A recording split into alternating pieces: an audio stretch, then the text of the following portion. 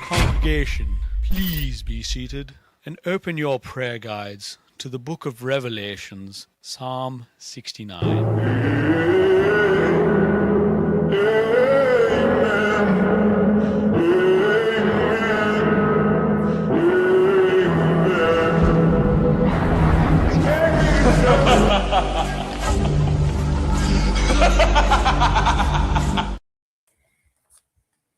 Boom, just like that, we are live. How you doing, Mr. Beckerman, Mr. Rad Art and Comics here with us this morning. Appreciate you guys as always. New intro. Morning. New intro, yes, new intro. Yeah, new intro. I thought I was making it last night. I had to bugger it up. I had to bugger up a little bit because YouTube didn't like it when I just put the regular song in there, so I had to make them sound all crazy. How did Band of Brothers go last night? Band of Brothers was so bad that there's got to be a joke. My Band of Brothers was so bad. How bad was it? How bad was it? I don't have a joke for it, but it was so bad I want to shoot myself in the face.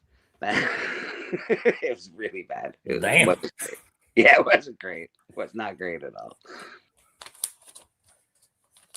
Ouch. Did anybody sell anything or? No. Well, Who Dat, I think, sold something to Matt, I think. But we didn't have a lot of people watch it. Astonishing Auction was going on last night. I popped in. I never said a word. I just popped in for like maybe 30 seconds of Boston Chris. And then immediately, like, my wife started asking me questions. I was like, you know what? I'll pop out of here. They don't even know I'm here. So. No, we always appreciate everyone that watches. It's it just was no buyers. Everybody, watching Astonishing, watching Sands. It's not easy. Yeah, it's hard out here for a pimp when you're trying to make the money for the rent. I feel like there's always so many sales going on. And I mean, I'm in a lot of comic groups, so you're going to get a lot of ads, but like all the groups I'm in right now, somebody's like, hey, don't forget my sale this day. Like, yeah. God dang. Hard to keep track of them all. Again, we only do it once a month for Band of Brothers. I try not to make my whole channel about selling comic books. But No. And nor did I mean it that way. Like, literally, I just think there's so many competing voices out there. Oh, so many in the market. So many people selling books for them. And to be honest, I was hoping at some point that Band of Brothers would pick up. That way, once a month we could offer like our friends a place to go, and if they needed something, they could, our Rad could sell some art, or whoever, somebody in the community could sell books, or whatever the case may be. So hoping that's the kind of thing that Band of Brothers would have turned into, but it's it is what it is. It's weird that the circles don't mix as much. The people who go to social medias like YouTube, whatever channel you're broadcasting through, they don't seem to mix into like this, like live stream hangouts. And vice versa. Like, the live streamers aren't really looking to buy, and the people who do buy aren't really looking in the live stream channels. Do buy? Oh my God. You are a WrestleMania fan, aren't you? Right. That do buy. Like a TKO lover. TKO lover, I knew it. And they may be saying bye-bye to Dubai for next WrestleMania season. Yeah. I'm not sure if they're running that anymore. Oh, really? Is that? Well, it's a little bit of an unsettled part of the world, isn't it? Well, it is. It is slightly, and it might affect tourism. It might indeed affect tourism. But I feel like it. Yeah. But I think TKO is such a money. The guys that own TKO, they're money whores, bro. Oh, it's a hot shot, man. They like, the Saudi prince will keep us safe. We'll just build a dome around it. It's fine. You watch. Have you You're gonna seen build a any wall. other? Because this is the time of year where we see financial disclosures, right? Yeah. Have you seen what Ari Emanuel got paid for 2025? Oh no, I did not. It's something like 62 or 63 point something million. That's fucking insane, bro. Oh my god. Jeez. I would be the busiest mother trucker you've ever seen if somebody was paying me that level of money. I'd be like opening the doors at TKO for people. Hey, how you doing? Like, anything I can get you? Want a glass of water? Yeah, Soda 63. pop? Yeah, that's a lot of cake, man. That's a lot of cake. I'd be probably dead with diabetes or That's 1 year. If you paid me that in 1 year, I'm done. I don't like yeah. enough to do more than a year of that. What happened to Bleecker? He died of cake and chocolate milk overdose. It's not working out for him. And why do the CEOs always seem so stressed out and bothered by press conferences? I just have a big old grin on my face. Yeah. If I Hey, made how you $8 doing? million a year, I would. Oh have yeah, nothing our but product kills dolphins and seals. And it did drive, our product did drive drunk through a preschool. Yeah. Yeah. Sorry about that, guys. What are you gonna do? What are you gonna do? There's crazy people out there. Can't help it. You seem really happy. So, oh yeah, have you seen my paychecks? I'll do this all day. What more bad news do you want? Somebody. But I'm with you as well, though. I think like I only need that job for 1 year. I don't like. Okay, is it how long would it take someone to go through $23 million? Like a normal person, not a Yeah, rich but this is person that 60. wants. So Yeah. figure after taxes, he's making at least half that. Yeah, If you give me after taxes 30-ish million, yeah. I will never work again. You will probably not see me. I mean, maybe in bins at a con or something, but even that, I might not go outside. I might just get everything delivered. Yeah, I'm not a big fan of people. I think you guys only get taxed 30% in the U.S. for that, so you'd be all right. Canada gets Well, the capital gains will Don't hit you they- though too. Don't they Yeah. About half. recommend? It's about half. Yeah. I don't know. No, let me be quiet. I don't know what I'm talking about. I I was gonna say, don't they say you need like almost $1 million to retire comfortably? Oh, I think it's more than that now. I think it's I like think Isn't it almost like 2 mil? Probably Probably. that now, yeah. But if you have 68, or okay, you work 5 years. 5 years, you got what? Almost $500 million. an obscene amount of money, and I don't need it. Like I was Exactly. good in the first year. I'll never leave the house I live in again. I'll be in a nicer house, but not a freaking estate either, because I don't need that. Who's going to clean all that? Jill's not up for that. Agreed. I'd probably have like a nice, I don't know, like a open concept 1 floor, one like kind of house, man. I really would. I'm just like, no, this is it. I don't want to clean all that shit. Who wants to clean that? Nobody wants that. Maybe a pool for comfort's sake. Yeah. Honestly, Like- I could just buy a building that had like one gigantic all-purpose room. Mm-hmm. Like the concept of walking between rooms is overrated to me. Even like if it could just all be in one spot, I'm with you. gigantic. I'll take the spot that you remember in the movie Ghost when they got that awesome apartment. I'll take that. Yeah, wasn't that like a library or something? It It's had like been a a 1 library. room. It's like a 1 room in like a factory kind of thing. It's like Yeah, but it was huge. Yeah. Yeah, I'd have gigantic bookcases and stuff, and one of those little librarian wheelie staircases, Absolutely. so that I could get the high stuff. I'd have like Darth Vader and stormtroopers everywhere. Just go nuts with it. But I within wouldn't my live- means. I wouldn't I live would beyond live my. within the year I worked. Yeah, but I wouldn't I'm not the kind of guy that's like, I need an island. I have to go to the Bahamas every other weekend. Like I don't know. As long as I got a nice place and a couple bucks in the bank, I'm pretty good. You lost me at leaving the house. We got Dan's Comic Corner in the chat. We got 23 Mach hanging out with us. Appreciate you guys. We are having a great morning, Dan. Well, great. Yeah, what up, Dan?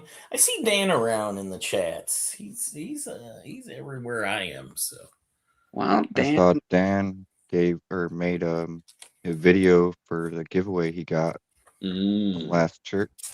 I saw that too. oh, cool. Dan got I'll have to go check it out. he got a really good giveaway. Actually, I don't think he knows Puritan. books are. Those are Rocketeer is a Dave Stevens book. There's a bunch of keys in that. You did really good, Dan. It's a great lot of books, buddy. Yeah. And of course, thanks to Patel for doing that for people. Yeah, Wherever you are, appreciate Patel. you, man. Very generous. Yeah, dude. Hopefully, I get to go on Astonishing tonight, and it's better than it's. Hey, how you doing, Troll? What's going on, brother?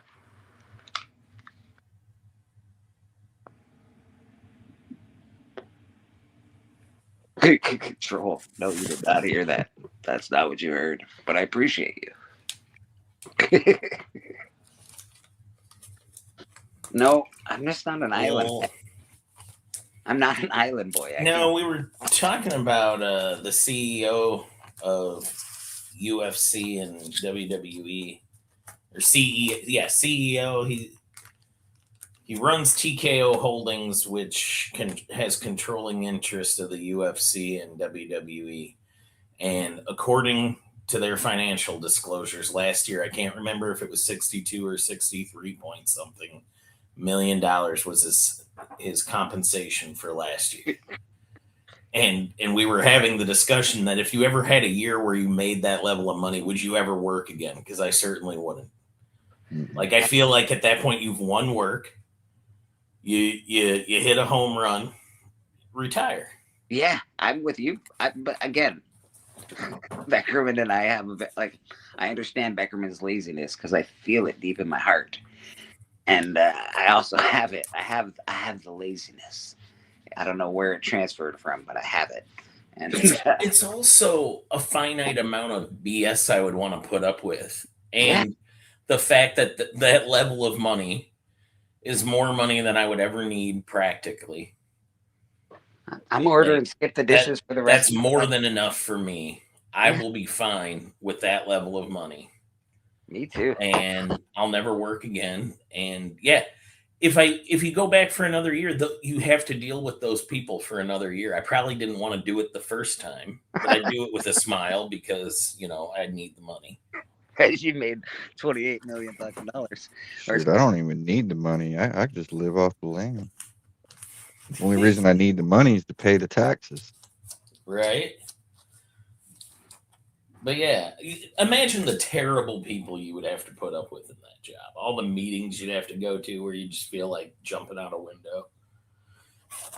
Biggie versus bring back WCW.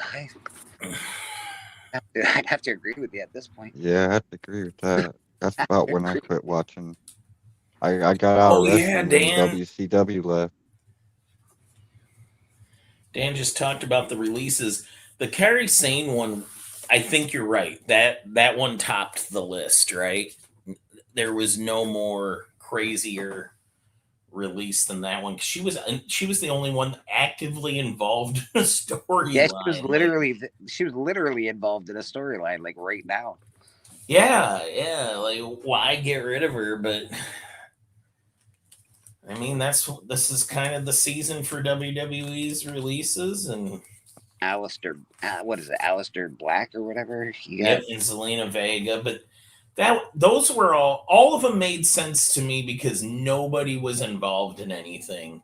And then you see that Kairi Sane one, and it's like, so they're just ending that. Like, that's not going anywhere else. That's done. That's not like them. Usually they wrap you up before one of those happens. Well, I've watched a lot of the YouTube commentators talk about the releases, and they all seem blown away by every release. They're like, oh my god, because outrage sells better. Yeah. You gotta have a clip with a guy making that face. Like, that's all of those. That is true. That is true. I think I call it the Swaggle House face. Yeah. 18 number 1 has the first appearance, Mr. T. That's cool. I have 18. I have 18 number 1 somewhere around here. I'm surprised Mr. T wasn't in there before then, though. Like, isn't there an ad or something with him in it? Probably. I'm sort of shocked too because Mr. T was a real big deal back in that age. Yeah, he was. Yeah, he's still kind of a big deal. He's still alive, ain't he? He might still be alive. I think he's a preacher or something. Like he's really religious now, which is cool, so super cool. But I think he's given up his just the fact he's still alive. Look how many he beat. I think he had cancer or something at some point. He certainly I think I did hear that. You know, he got real skinny. Yeah, I remember seeing him and he was real skinny. Hey Bobby, can you respond in the chat if you'll be joining us Friday with Brother Joe? Or are you guys using you both are coming, correct? I just want to make sure I'm finalizing my list today. Bonnie, I don't know if everybody's been paying attention. Who that's been tossing out a link. We've been sending it here at church. It's been coming out and going and all sorts of things. This is a vote for Bonnie. She actually made the top 1% of students, so she is in the quarterfinals. And that vote starts back up again, I think, in a day or two. So she'll be doing another round of voting. And if I didn't pay it, like, because I'm terrible at this stuff, where do you go to vote, and what am I doing? Who that drops? There's the link.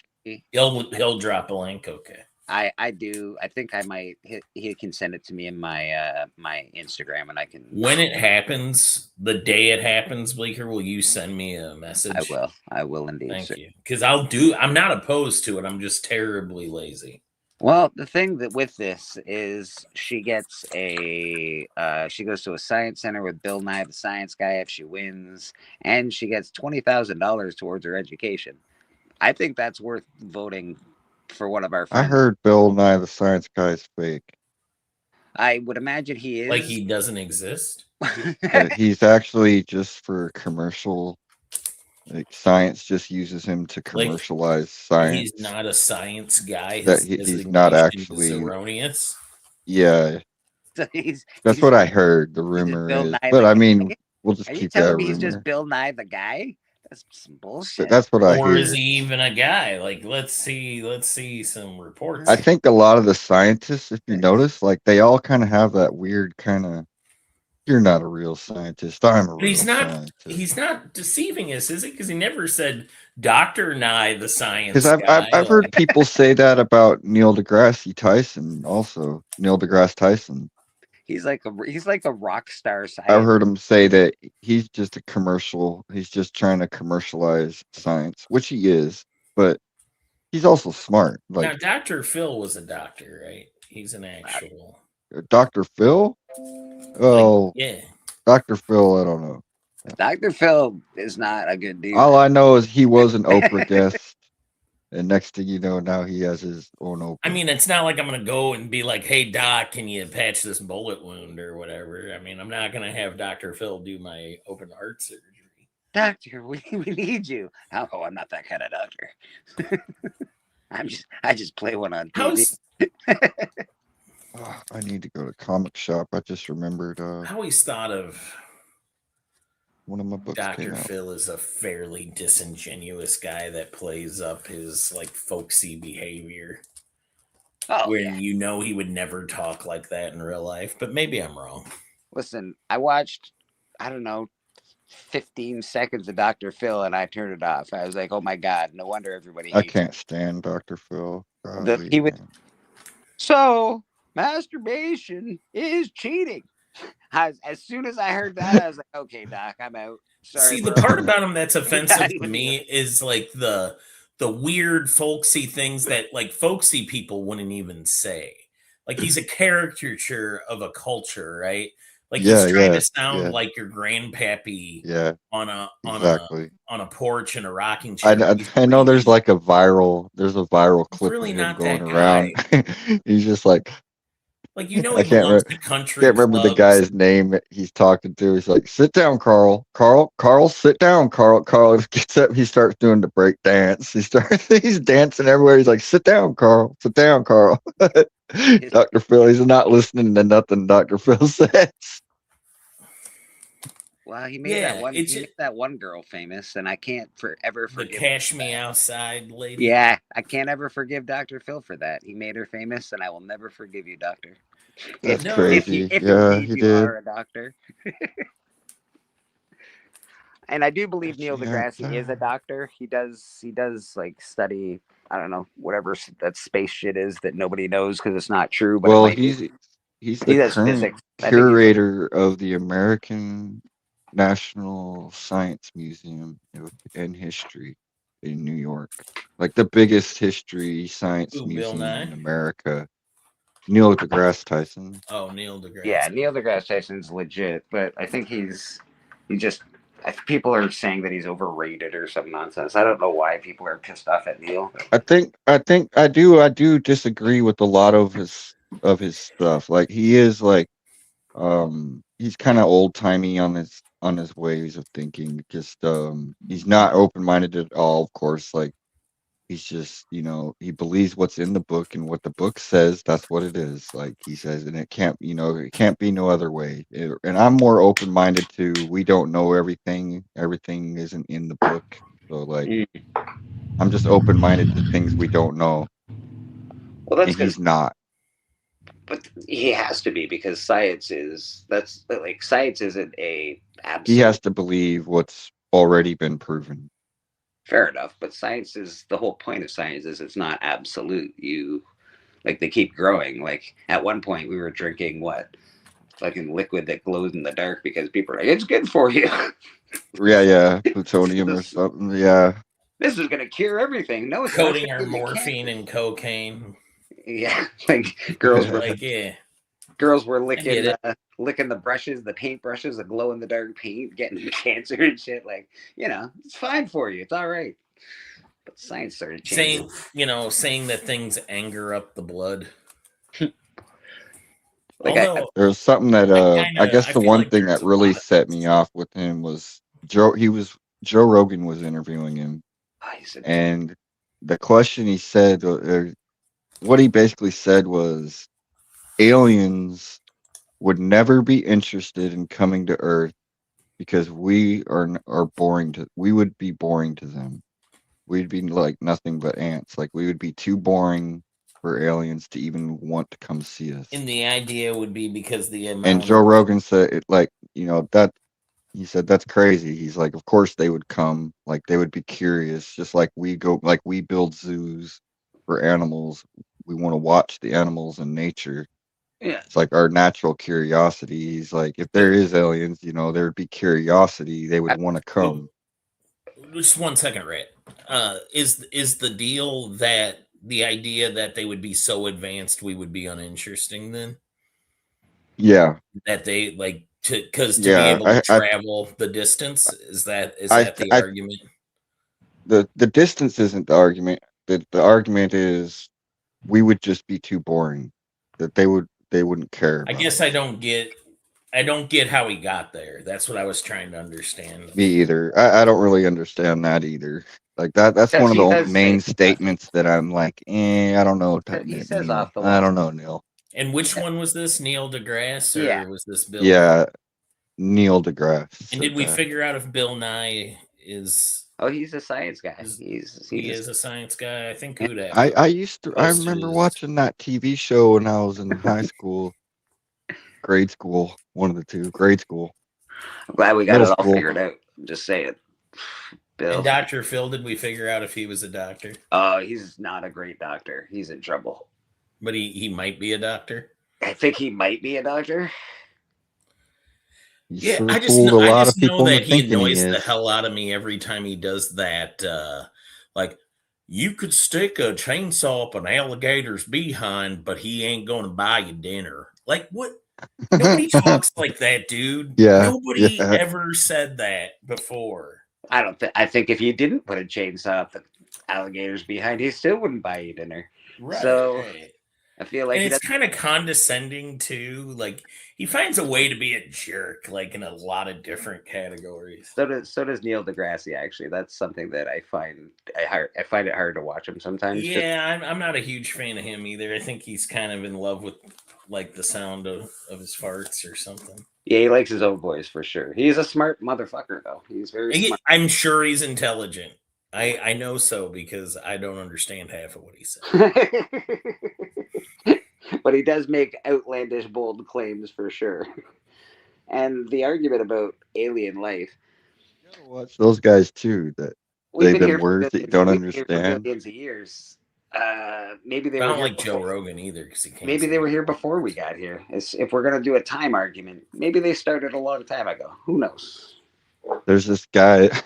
I was gonna say you have to watch those guys that try to fool you with big words because there's this guy I saw. He just started a YouTube channel and it's all about space weather. And he'll be like, "Oh, the sun is in solar convexes, and it's gonna merge into a unifying uniform." And and he starts using these big, huge words, trying to make you think like he's super smart, But it's like, I don't know how smart this is. I don't know if this is actually real words or not. Like this guy, he'd be linking all kinds of stuff together. Google says Dr. Phil he holds a PhD in clinical psychology. Boom. Yeah, he's not a doctor. He's just not a great person. That's all. We're getting to the bottom of these TV doctor mysteries, folks. Better watch. How do you feel about a PhD is like what, 8 years in like gym, like physical? I've met somebody that has a doctorate in physical education, and she actually did insist on people calling her a doctor. And I was kind of like, I think there needs to be a rule.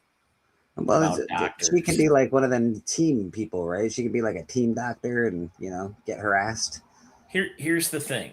I think for certain levels of doctors, like and I'm sure somebody's gonna come after me on this, but for doctors of like gym and for doctors like chiropractic or whatever, if you can't like help me if I've been shot and you can't like patch my bullet wound, or if somebody screams, "Is there a doctor in the house?" and you're not gonna raise your hand because you can't help that person, then you go by doctor, but we use your first name like chiropractors do. So you'd be Dr. Tim or Dr. Steve. and if you can respond to the call to adventure, then you get to be Doctor your last name.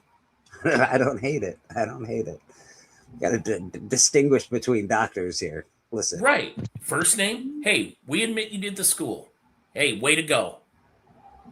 I mean, people who get their masters don't get to be called master. Bill Nye holds a Bachelor of Science degree in mechanical engineering from Cornell University, in fact. Well, good for him. Biggie Verse is in the house. K Munin in the house. He doesn't get to be a doctor. Wolverine's in the house. Appreciate everybody hanging out, stopping by. Bobby D. All right. But see, Wolverine by birth, I'd be willing to call your doctor, and then her first name. The way AI is these days, I mean, how hard is it to just say, "Hey, AI, create a background for me that says I'm a doctor"? I don't know, like, how legit are these credentials? I don't know. But that's what separates it. If somebody screams, "Is there a doctor in the house?" and you're like, "Yes, I can help you," then yes, we will call you Doctor. Yeah, Dr. Rad or Dr. Beckerman. Oh, Patel. JSS in the house. How you doing, JSS? You're a doctor, but have you actually saved anybody? First name is Beautiful, so she feels weird saying, "Hi, I'm Dr. Beautiful."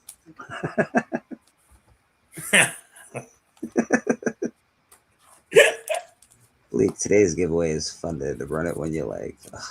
Patel, you're the man, buddy. I saw it come through. If you could Must drop be the on link, the if you could drop the cell link phone to that stream. tool, that'd be cool. Man, I'm rhyming and everything. If you could drop the link to the tool, that'd be cool, Patel. Holy smokes, did you draw that, Red? Yes. God damn. God damn.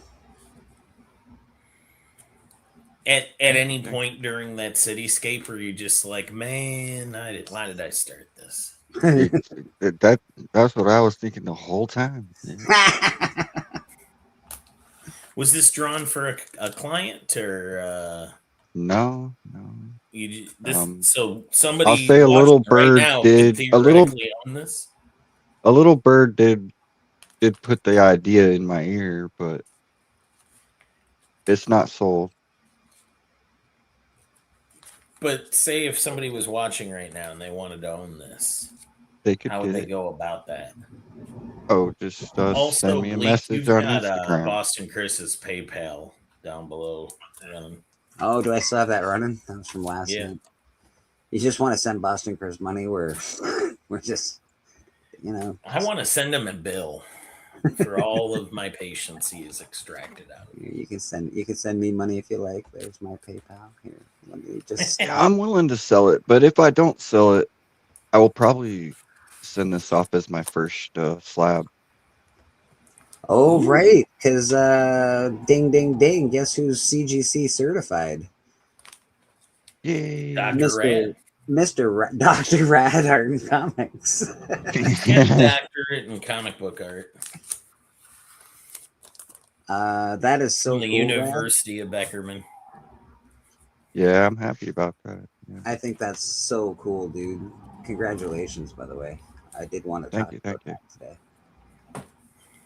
Yes, I'll be running on Astonishing tonight, JSS. For sure. Bobby, all the best. I'm guessing, where's Bobby going? Who's leaving? What did Bobby do? Something's happening. Somebody said all the best. Bobby ever answer my question? Is Brother Joe coming to wrestling? All right. Just saying hello. Did he shoot me a text? Maybe he did. No, he didn't. That son of a gun.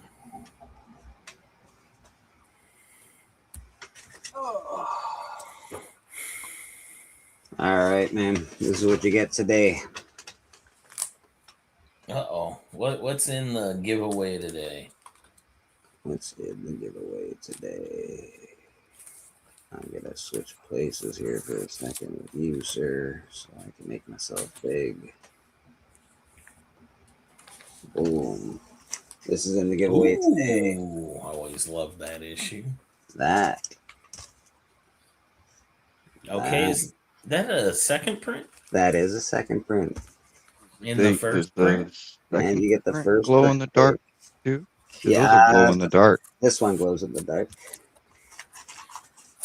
But if you add radium to the second one, it'll glow in the dark too. What's going to be the hashtag today? Ghost Rider. Thank you, sir. So that is the giveaway. Patel, Tan in the chat. He has generously donated books to give away, and we are going to do a hashtag. What a guy, man! He's very generous. He AOK or price tagged me or something. No, I would be an AOK because he paid from Izzy. I can't thank him enough, to be honest. So check him out. I did send him a link this morning, by the way, Tan. If you did want to pop on, you do have a link to the show. Hashtag. What are we gonna hashtag? Ghost Rider. Hashtag Ghost Rider. Hashtag Ghost Rider. That is the hashtag. Hashtag who's the real doctor.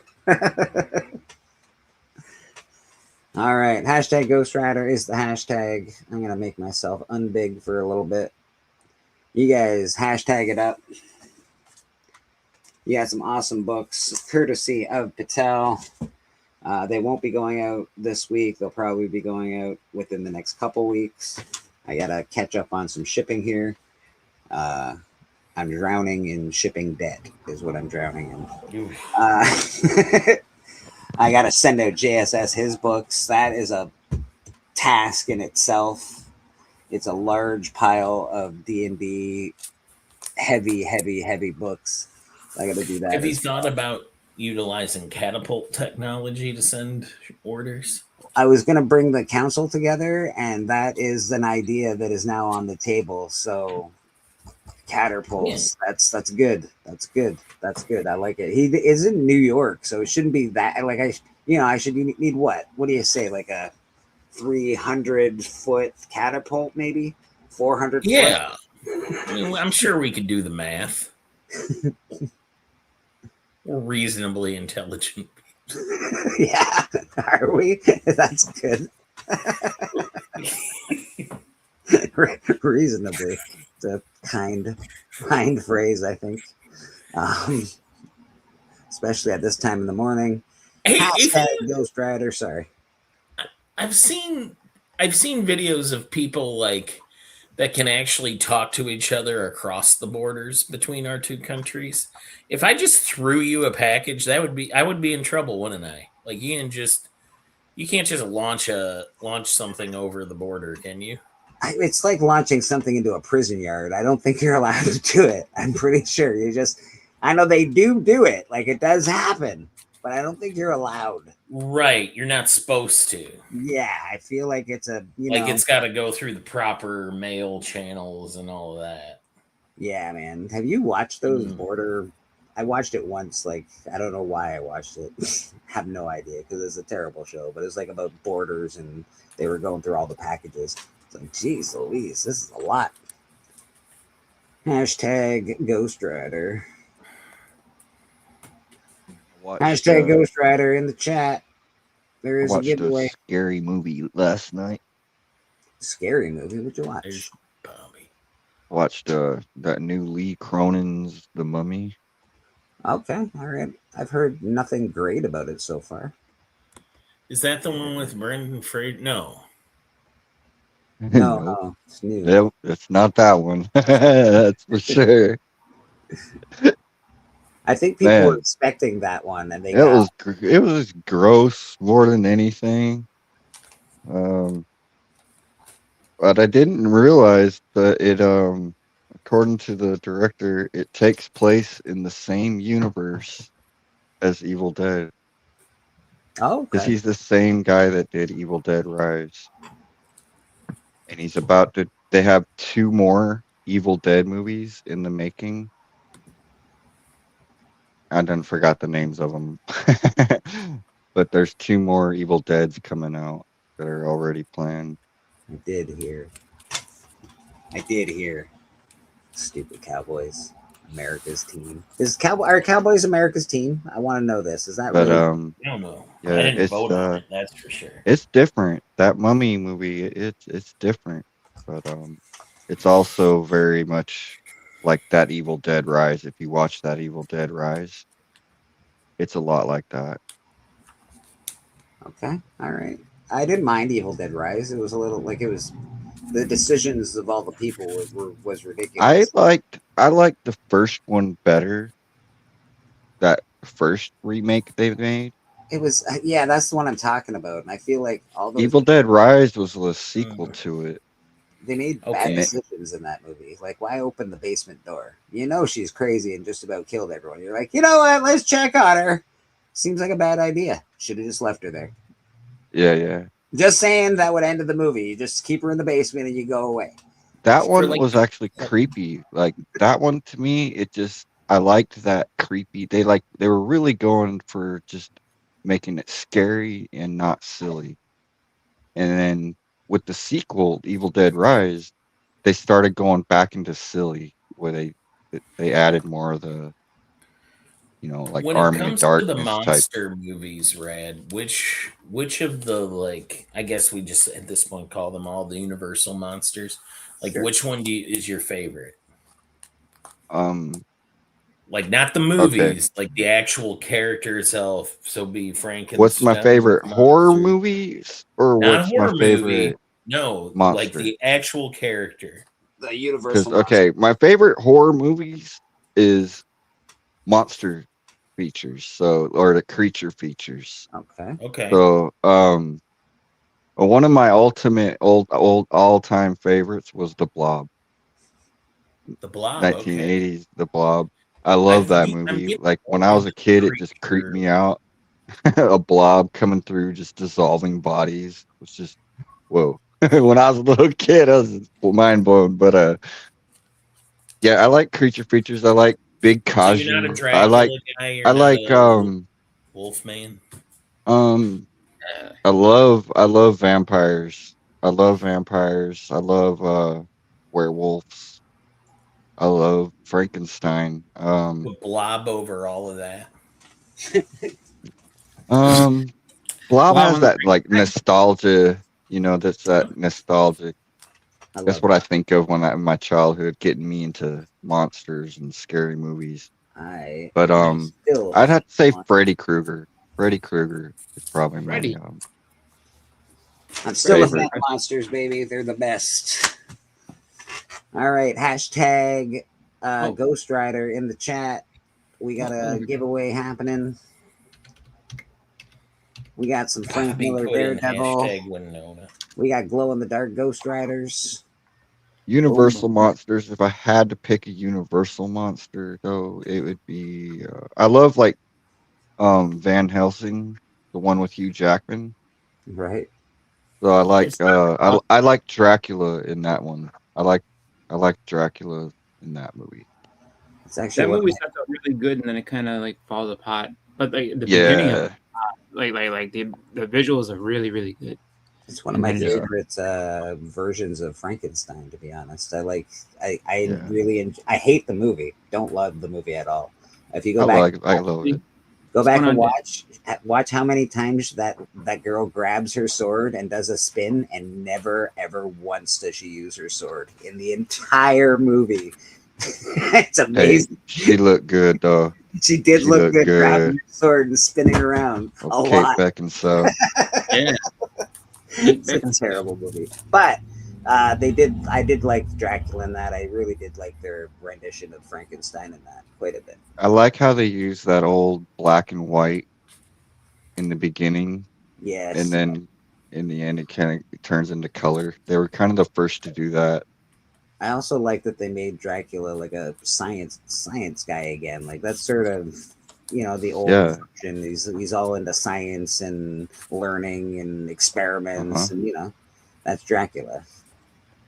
I also like the Japan anime Vampire Hunter D. Oh yeah, that's a great one. The Dracula in that is awesome. You can find Dracula in that one is Magnus Lee. Yeah, you can find that on whatchamacallit on YouTube right now, I believe. Yeah. There's two versions though. There's two. There's Vampire Hunter D, and then there's Vampire Hunter D Bloodlust. Yeah, do you know that Bloodlust has better animation? Yeah, it came out way later. But like that DVD for Bloodlust at one point got really expensive because like they took it out of print or whatever like that. Like pretty recently after it came out. And then I think they re-released it a little bit after that. But that one was cool. Like when you see actually the opening scene is awesome. Like when you have the carriage and it's rolling through the city and it's like a gothic medieval city or whatever. And as the vampire is like just riding through it, all the crosses on all the houses and stuff just start bending and crumpling and everything like that because he is so evil. He just like he can withstand the cross like it's nothing. So the presence of his evil just destroys all that. It's pretty cool. If the LWO were in Survivor Series, would they be a viable team against the likes of the Ha Foundation?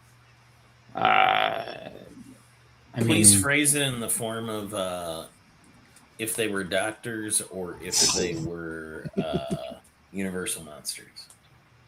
Well, in the case of my diagnosis of this would be that the LWO would end up losing. They wouldn't be a viable option to win the match, but they could be competitive for the first, I think, fall or two. After that, they wouldn't be able to save the patient anymore. It just would be too much. We got 9 people in this draw. We're gonna draw this very shortly. We're gonna do this in less than a minute. Less than a minute. and we will be drawing from the tool. There it is, right there. Hashtag Ghost Rider. You get a couple of books. This is courtesy of Kirtan in the chat. Oh, nice. Boom. Oh, the second. Boom. And speaking of tools, I just want to say good morning, Boston Chris. Good morning, Tools. Boston Chris. How dare you? Hey, tools are important. Yeah. I'd rather be called a utility. It was a compliment. I mean, Yeah. I don't know too many people that I've referred to as tools. Oh, they're good people.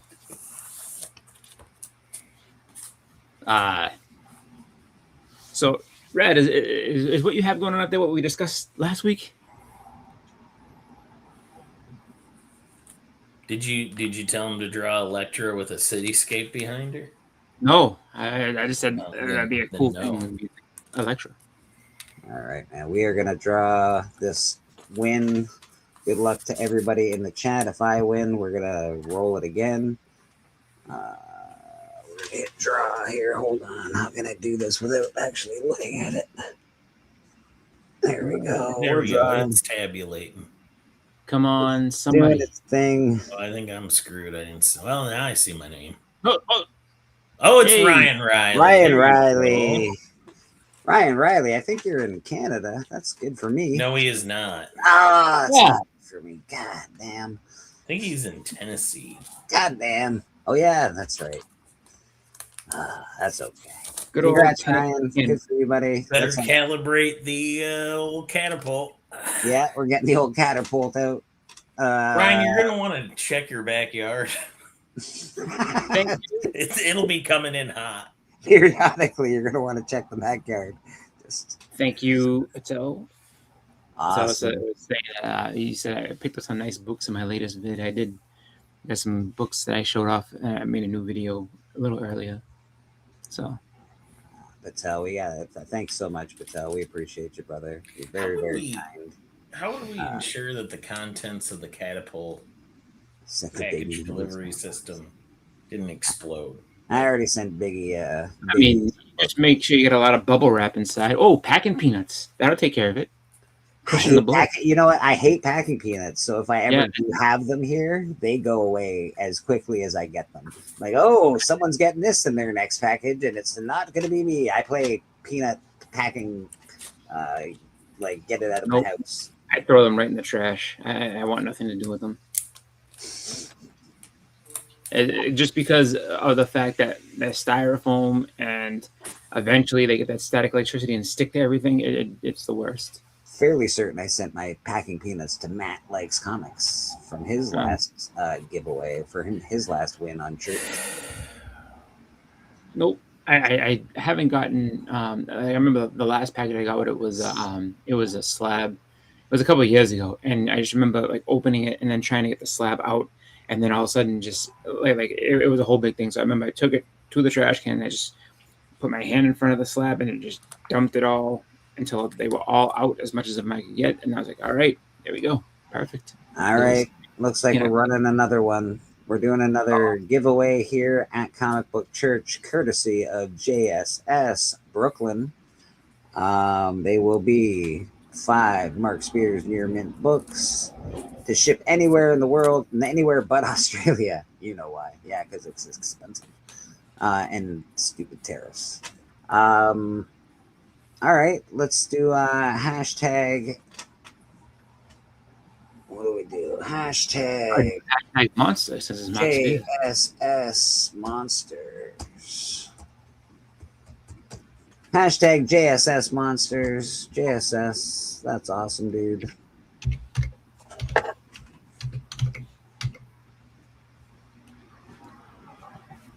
Keep putting your hashtags in, and we're going to run another giveaway soon.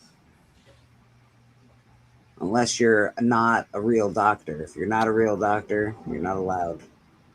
I don't play one on TV. Beckerman's in. Brian, The I'll say JSS monster sounds like some weird kind of ship.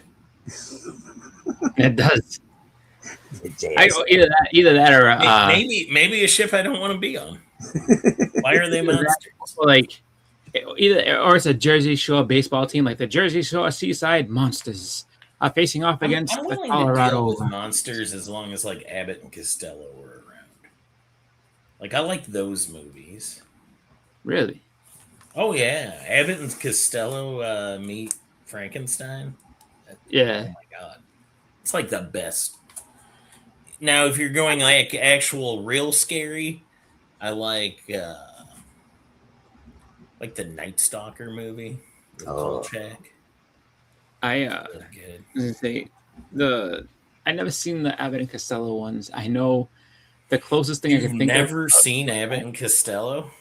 No, I've never seen the Abbott and Costello monster Meet movies. Frankenstein. That's a must, dude. You make that happen. I would say the closest thing to that that I can think of is like Young Frankenstein, which was hilarious. Do you know But Gary Demetrius Bleeker? No, but I know that he's give me the sour belches. I know he's gonna give the thing away to Biggie apparently. So that's fine. Yeah. he said you all should. Well, Yeah, he He's just on. keeps bringing it up. I think he might be a troll. Oh, That's what yeah. I'm trying to say. That's okay. Trolls are welcome. Yeah, I guess if a troll's gonna give Biggie stuff, I don't really have anything against it. We don't mind a troll or two. We don't live under a bridge. Especially Troll Fire. We like Troll that Fire. He's awesome. Yeah. Man. He gave me a hell of a deal on a great book, so Troll Fire is great. And don't forget, we're going to be on Astonishing Auctions Sunday night. Usually we are. I don't think Troll's on there Sunday nights. He's on there. I think he's on there Thursdays maybe. But always good books. He kind of shows up all over the place. Like I've seen sometimes he's on Sundays, sometimes he's not. Like I feel like the crew in the Astonishing Auctions always rotates, but for the most part, if there's anyone that you like that's on there, you can probably catch them just about every show. We got 9 entries so far in the JSS Brooklyn giveaway. That's 5 Mark Spears Monsters books, near mint condition. And the hashtag is JSS Brooklyn, JSS Monsters. Abbott and Costello meet movies, the smash hit Frankenstein, 1948. These films paired the duo with classic Universal monsters, including Dracula, Yeah. the Mummy, and the Invisible Man. Yeah, they played security guards in like this warehouse, and they were like about to get fired. Oh man. Rad, we got a question for the audience. May you explain the purpose of the glove that you wear while you're drawing? It's Tell just him trying it's to become tell me- habit at this point. Tell him you just think it's cool. Yeah, I feel like Gambit. I thought it was more of an anti-smudge. I thought it helped Yeah. you draw harder. It, Just like I've always imagined that, like it is fingerless just gloves make you anti-smudge. punch just harder. anti-smudge. Yeah, it's for smudging. But I think it makes me look cool is a much better answer. Yeah. I mean, I we're like all the- agreeing that fingerless awesome. gloves make you punch harder, right? Right? Way harder. Way harder.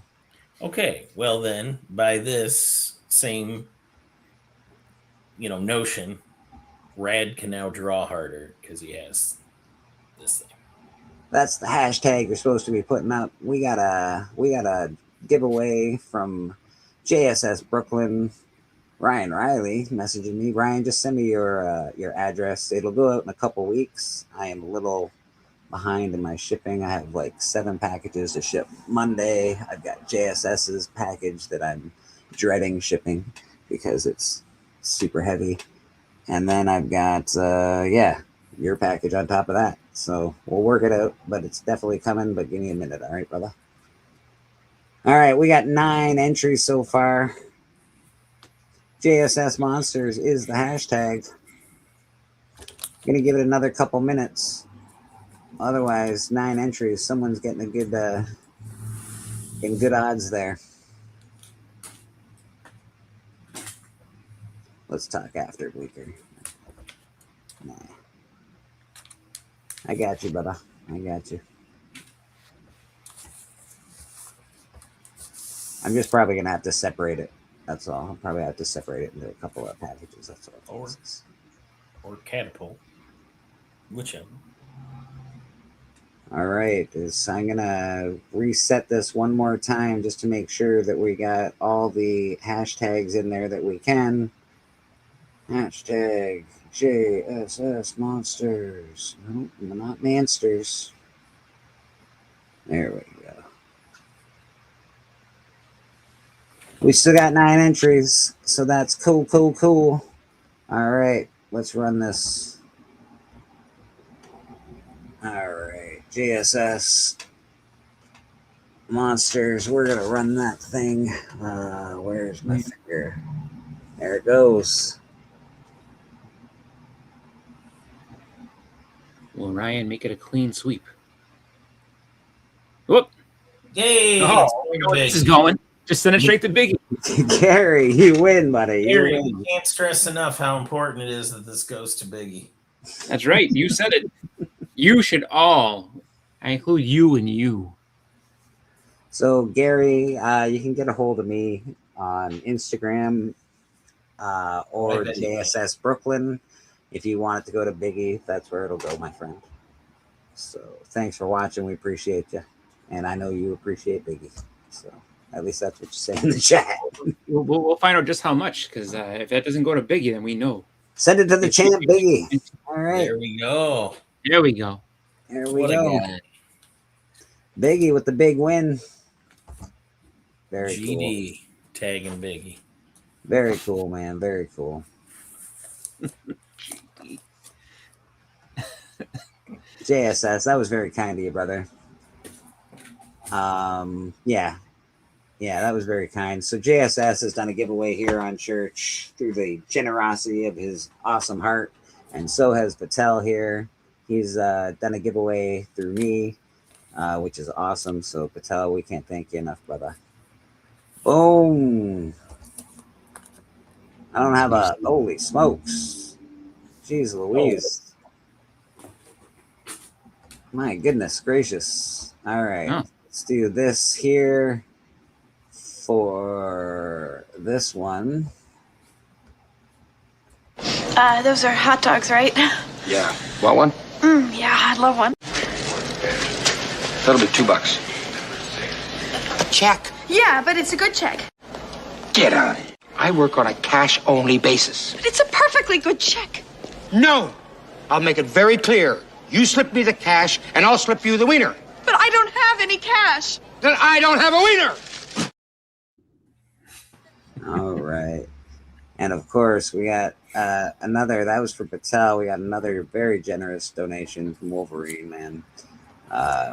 Thanks, brother. Honestly, really, thank you so much, man. So, Chris, show these books. Keeps the lights on here at Bleecker Street Comics, so we definitely appreciate it. I think we have seen a miracle, and this miracle is forgiveness. Yes, that's right. The Lord will extend his forgiveness. Yes, he will. But he ain't gonna do it for free. No. In order to be forgiven, you must go to the root of the word, which is give. Give. Give a Cough it up. Reverend Gator, I think this deserves a song. Thanks, folks. Appreciate you. What were you saying, Beckerman? Sorry, I didn't mean to cut you off. Oh, no. I was going to make everybody promise to go watch Boston Chris's video. Oh, yeah. So he gets the views. Yeah. If you're going to look at his books, otherwise look away. You have to turn your phone the opposite way. You'll hear us all say ooh and ah. Yeah. Nope, actually, you don't get to watch it. You got to okay. go give him the view. Yeah, It'll like. So. Oh yeah, I love that. So I got some X-Men 2099, but newsstands, which is pretty. Like at that time, that's when they're starting to phase out the newsstands. These are all in the 90s. So 5. Good morning, madam. Welcome, and don't look at these if you're not going to watch Boston Chris's channel. Yeah, if you're not watching Boston's video, you can't look at these books, madam. Look away. Yeah. Look away. I got number 6 here, which Ron Lim cover, so pretty cool. The Freak Show, introducing the Freak Show. This guy looks like he's already bleeding, so he's means business. I always like the X-Men 2099. You had the guy who his one hand gave life and the other one gave death. You don't want to shake the wrong hand with that guy, then. Right. Imagine like wiping. Oh yeah, that'd be trouble. Number 12. I'm sorry, number 7. It's like, you know him. I don't know him at all, but it's pretty cool. You know him as Tim, but now he's Skullfire. That's a cool cover, though. I give that credit. And then I think Ron Lim did most of these, so if you're a Ron Lim fan. And these are speaking to my 16-year-old bleaker self. He's going, yeah. I want to know about the Freak Show. What's the Freak Show? Cali Comics, since you have looked at these books, you do owe Boston Chris going to his channel and viewing his video of this all, and maybe hitting a like. I like that you're keeping this straight, Beckerman. I like you're really wrangling. Well, I do. I enforce the rules. That is true. If you ever watch Final Order Cutoff with Beckerman, don't talk about anything about except for the Final Order Cutoff. That's true. That is true. Beckerman and I are friends, and he kicked me out so fast. He was like, "That's it, Bleaker, you're done." He didn't even say that. I was just gone. Your baked potato eating ass. There you go. More. Weren't you the one that tried to talk about a potato or something? I think I was wanted to talk about drama. Like, let's talk about the drama. So actually, I found this yesterday in a shop, which is pretty cool. This is Tales of Astonish, number 11, but it also it's a reprint of Submariner number 1. So I think that is pretty fun. That's cool. And it's a newsstand, which is cool. So you don't see that often. I was like, oh, that's cool. Actually, like one of the weirdest books that I found in there too. Like I would have never thought that they put this in a newsstand, not because it's like, like it's just a title that like they were putting it on newsstands too, but Cage number 6 in a newsstand. Was that a Ken Ashley book?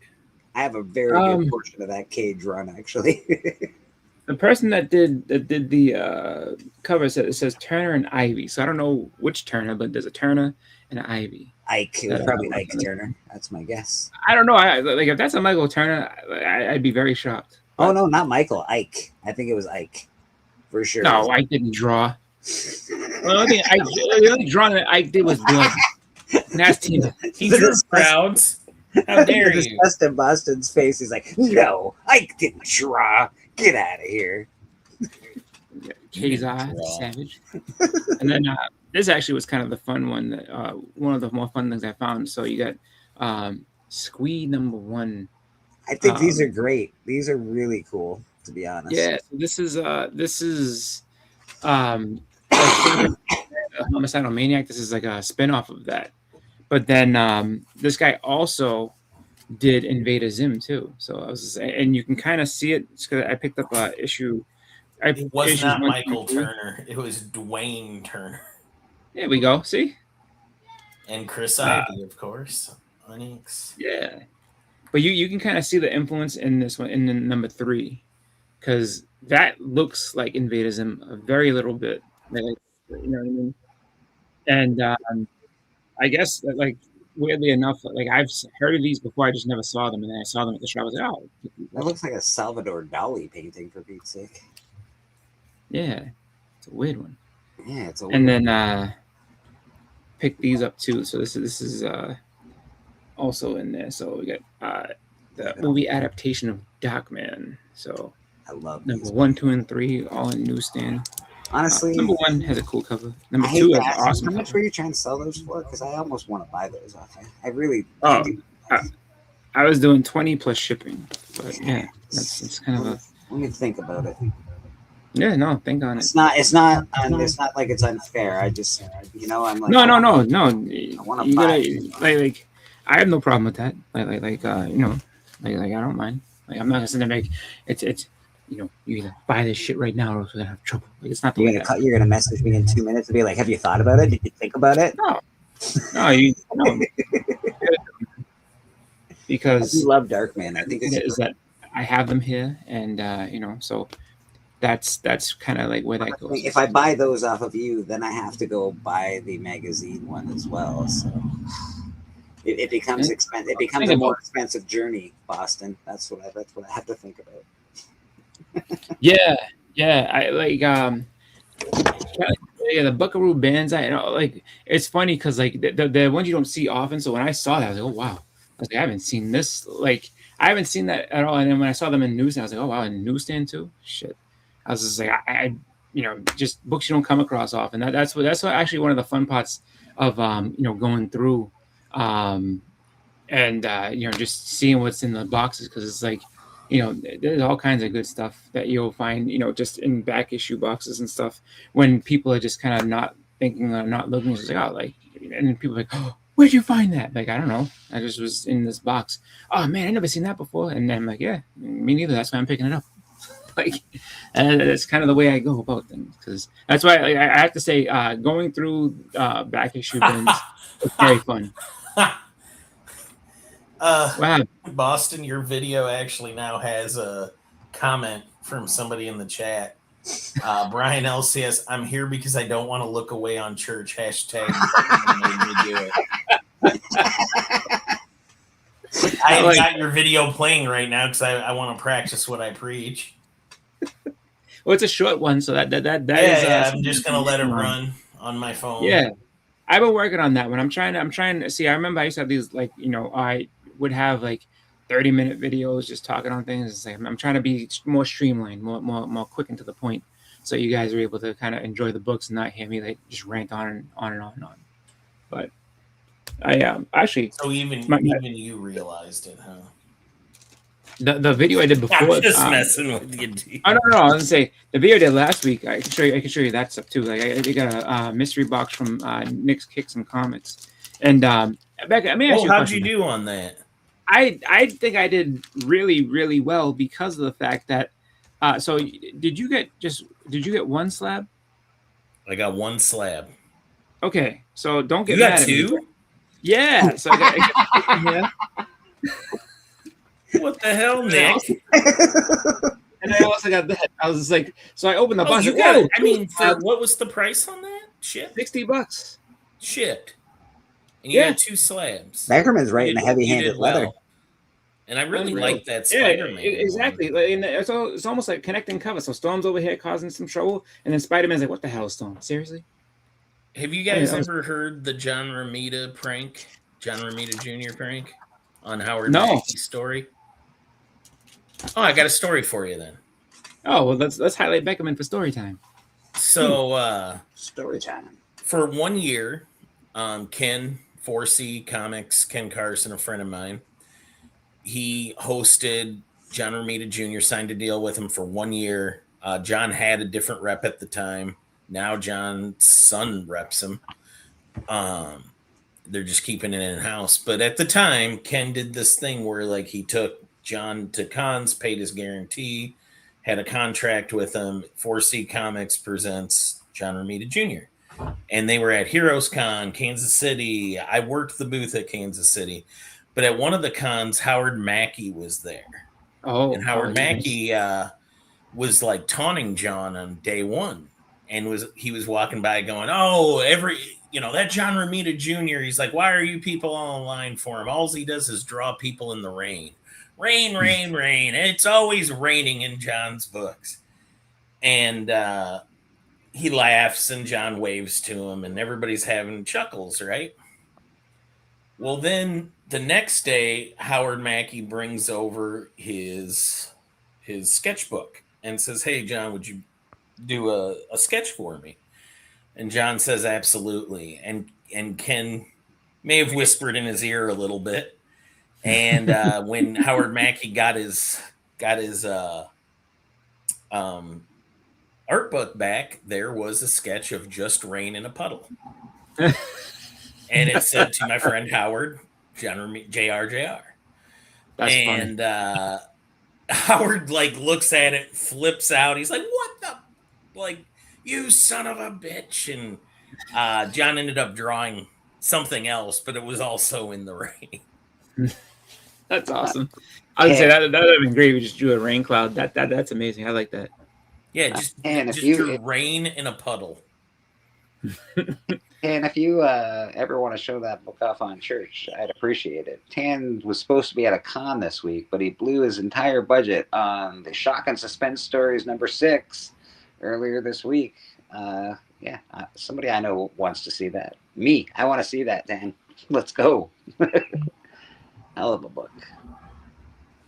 Actually, in the shop I was at yesterday, they actually had they have a book in there. It's very expensive. It's $950, but it was a book that was used in Seduction of the Innocent. I was like, oh wow.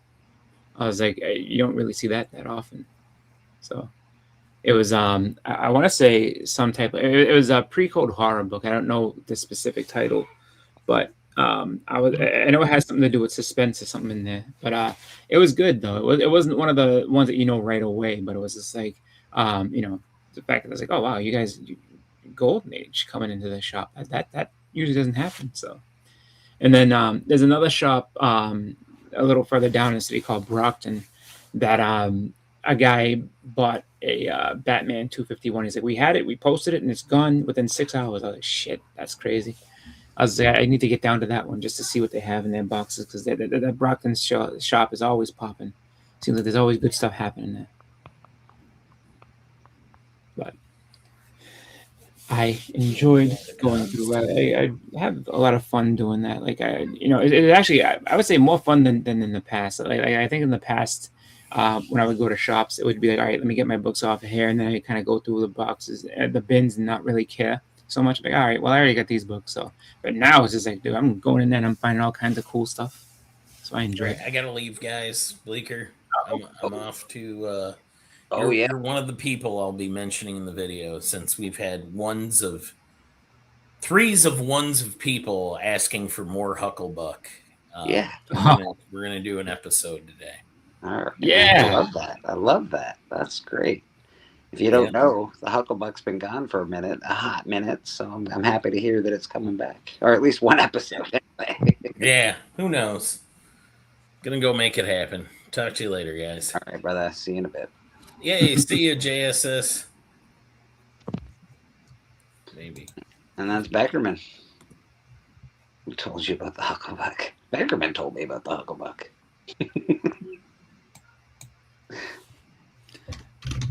Yeah, Boston. So you've been picking up some cool books lately. I haven't really picked up too much. I've got a couple of things coming from Houdat and from Tacoma Comics. Not too much stuff. Yeah, I've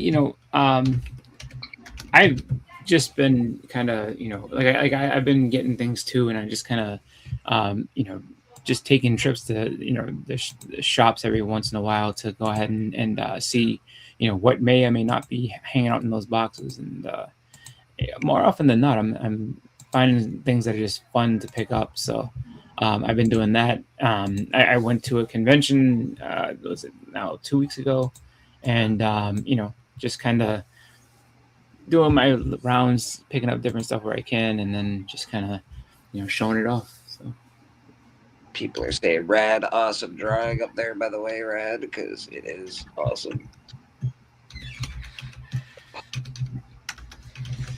And I know that, now, for me, what stinks is that I think it's definitely 2 of the next good trip days of checking things out are gonna be, I'm too busy to go for, which is gonna be sad, because the one show is coming up on the 23rd, and that is it's a free show, free admission. You just walk in the door, and it's a great show because they have a lot of good artists and stuff that go to it, especially for free. And that is my wife's cousin's graduation party from college, so I can't go. I gotta go to that. And then next week, party with college kids. You can go to the Comic-Con. Just say, I can't party with college kids anymore. I'm over that. Just No, it's more of a family get together thing, so I'm not going to complain. fucking family. But- They're the worst. But speaking of that, so then next weekend is going to be my daughter's birthday party. So and it's free comic book day. So I'm like, I'm not gonna get any free comics, but I will be, just going to. She's gonna have it at a roller rink called Roller World, and I don't even think she really knows how to skate. So this could be this could be an interesting party because it could either be, she learns how to skate and does great, or it could be just a bunch of kids falling down and getting hurt. So we don't know what's gonna happen. Bro, man, what? I worked at Value Village at one point in my life, not too long ago, and one of the girls there had a birthday party for herself, and they decided that they were going to go to the bouncy park, where you jump on all the trampolines and shit, and it was going to be a party there. Guess what? That girl, they had to call the fire trucks and people, and that girl had to be carried off because she broke both her goddamn knees jumping on the trampolines. So yeah, I'm just saying, adults, calm your tits. We're adults. We don't need to be jumping around like that.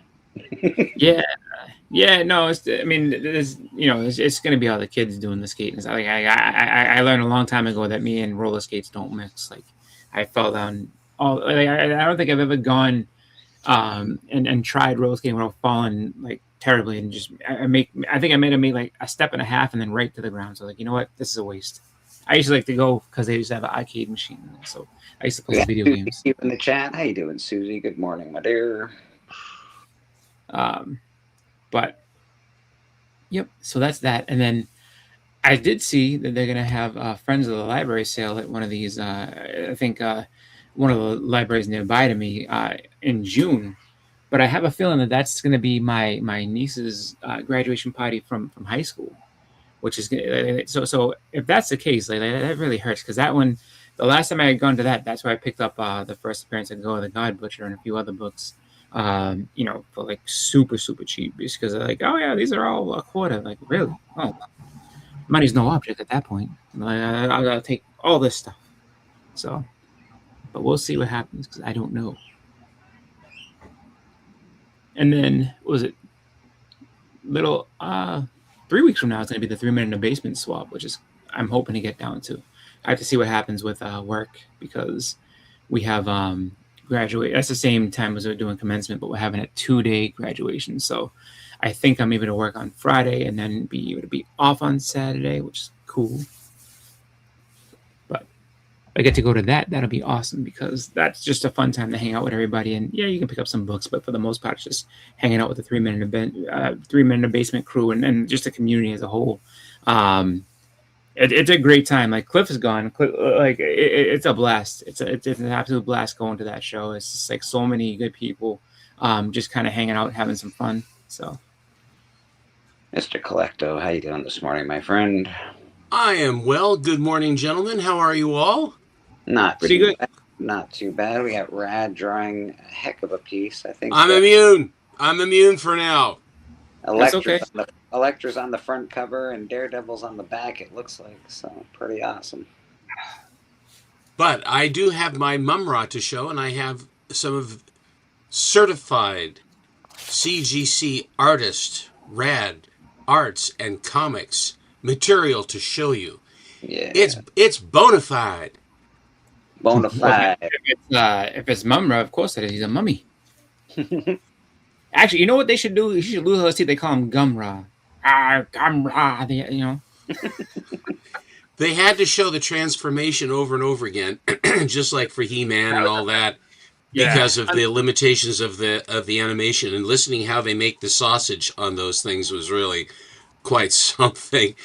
But the guy who did the voice was incredible. Like, he really made him sound menacing when he was changing.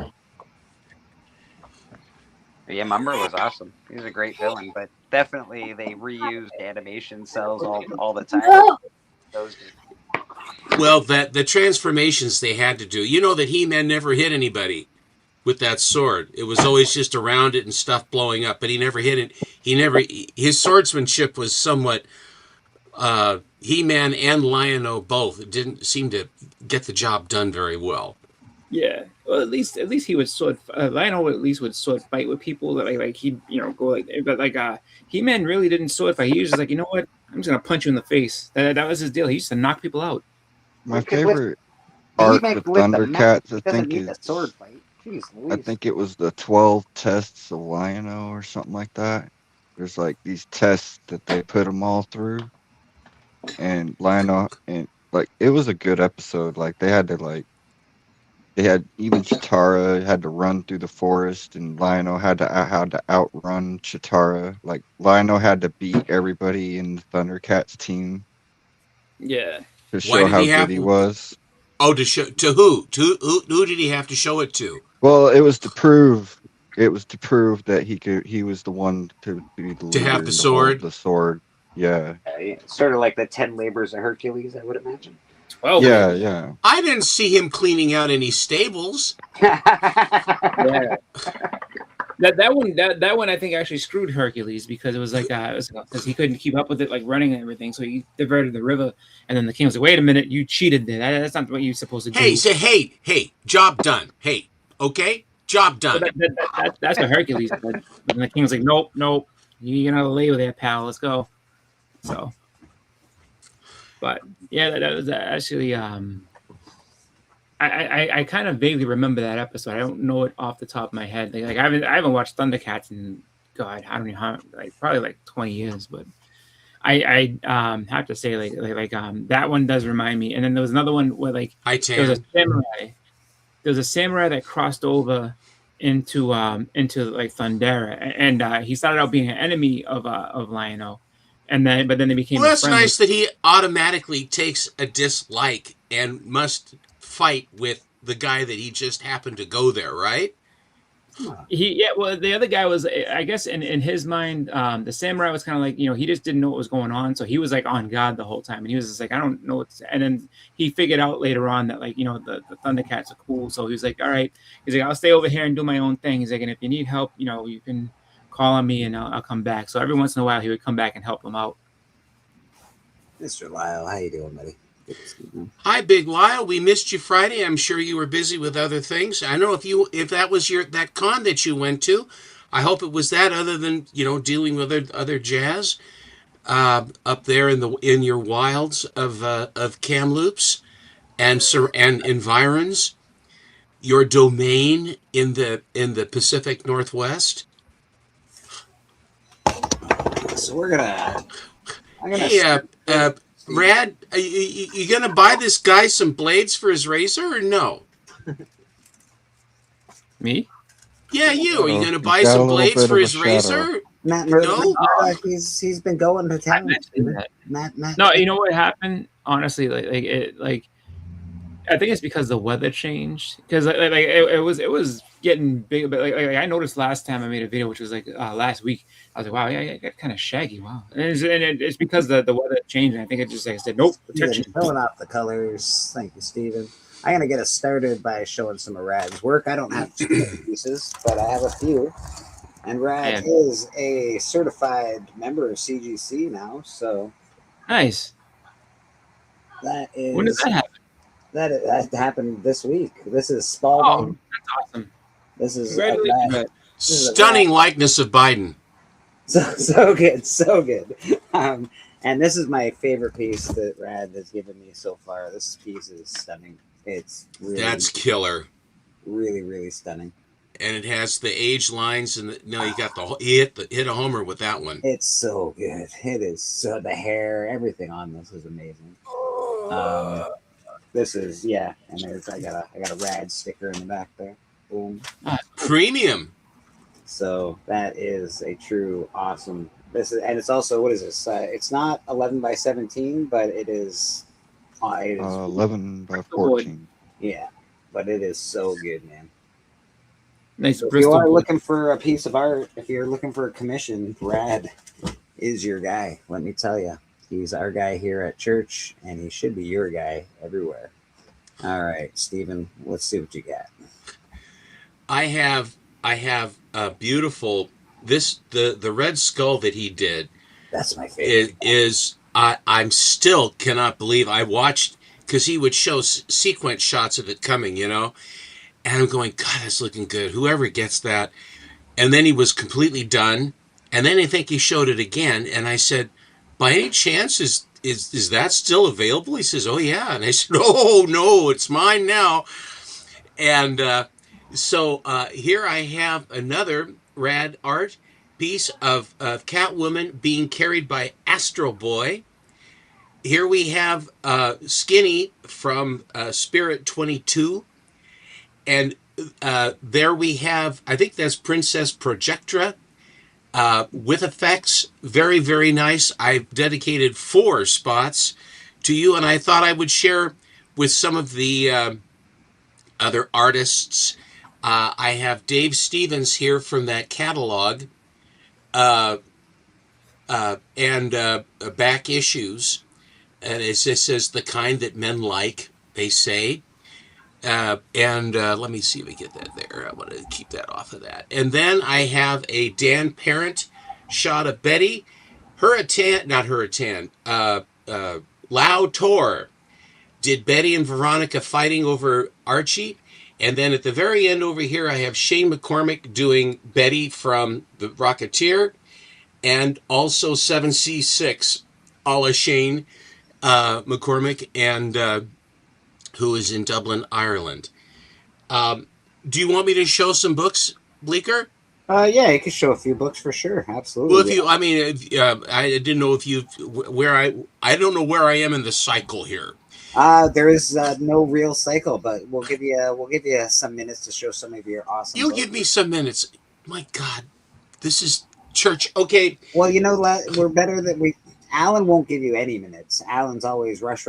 Steve, come on now, and like I'm just like, take the minutes, Steve. Take them. Take all the minutes. Thank you. I have 2 chunks to show today, and if my friend Trollfire is here today, I think he's cleaning his house or something. He was saying Mindy has him vacuuming the floors and cleaning windows. Oh I have to confess that is a wonderful image for me to think about. But seeing Mindy on the show, he's damn lucky, and he did well, and it would do well for him to do that. But before I get to, I have those Hulks that I threatened everyone with that I told you were so beautiful.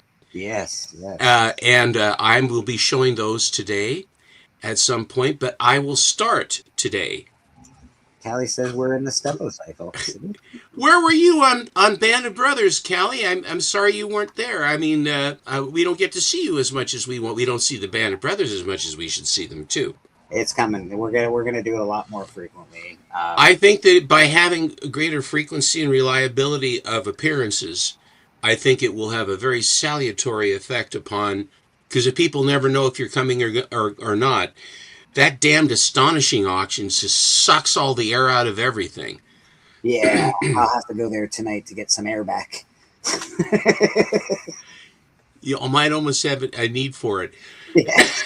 So, this was done by certified CGC artist, Rad Arts and Comics, Mr. Aaron Greenfield. Oh. Here is Mumra. This is before he turns into Mumra. That is so good. Brad, you really killed that, dude. Great stuff. Love it. Killer. Really good. So, before I show you the Hulks, I have various things. I have some... this was just a book that I saw of recent manufacture that I just thought just killed it. And I believe that is Zatana. Ooh. Zatana's... Yeah, I love that one. That's I not saw that Keong or whatever. I can't remember pronounce his name very well, but I saw the original art go for sale on the Comics Den channel. They were going around a Comic-Con, I don't know which one, and I think OAX or something. And yeah, it was really cool. I didn't think it was just inked. He inks that like black and white, and then they digital color but the black and white inks look great. I can imagine. Is that Eom? Oom? Who is EOM? Eom. Those are initials, aren't they, of a name? It's an Asian. It's an Asian. I realize that's because I mean we're getting a lot of very, very brilliant artists, and I always like to give credit where credit is due when you have an artist that does a spectacular job. I can't say their names. I feel aghast. Yeah. Here is an early Will Jack Gun Honey, one of the first. Oh yeah, you got this on Astonishing not too long ago, a couple weeks back. I think Captain Salty had this. I think so, yeah. Very cool. And now we are shifting into Matty Freeze books. Yes.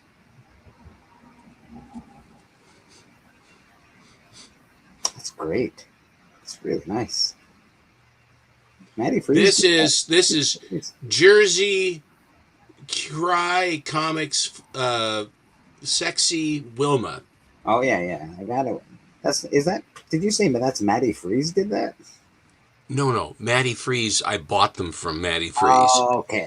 I'm like, geez Louise. Yeah, you have to ask because we're lousy with certified CGC artists now. They're cluttering up the landscape. Yeah. Sort of like jungle goddesses in the Belgian Congo. You can't swing on a rope and not run into one of them gals. But isn't that a pip?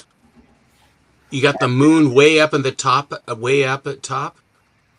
Just very, very nicely done. Just like Gladys Knight. I'm not a foot guy, but like I feel like there needs that. That's not what I heard. That's not what I heard about you. Nice looking feet on that cover. I'm just saying they were nice looking little toesies. So anyway, Mr. Dahmer, here we have Wilma. She woke up. Whoa, Wilma! Jeez Louise, Wilma. Here is where in the world is Carmen Santiago? Oh my goodness, she's right there. I can almost see her. She's Where'd she go? I totally lost her in the image. Yeah. Is that Carmen? I saw the middle of the book. I didn't really see what was around the book, weirdly enough. Here is Jersey Girl Spider Gwen. Oh, that's nice. I like Spider Gwen. I think she's drawn very well. Sort of an anime version. Yeah.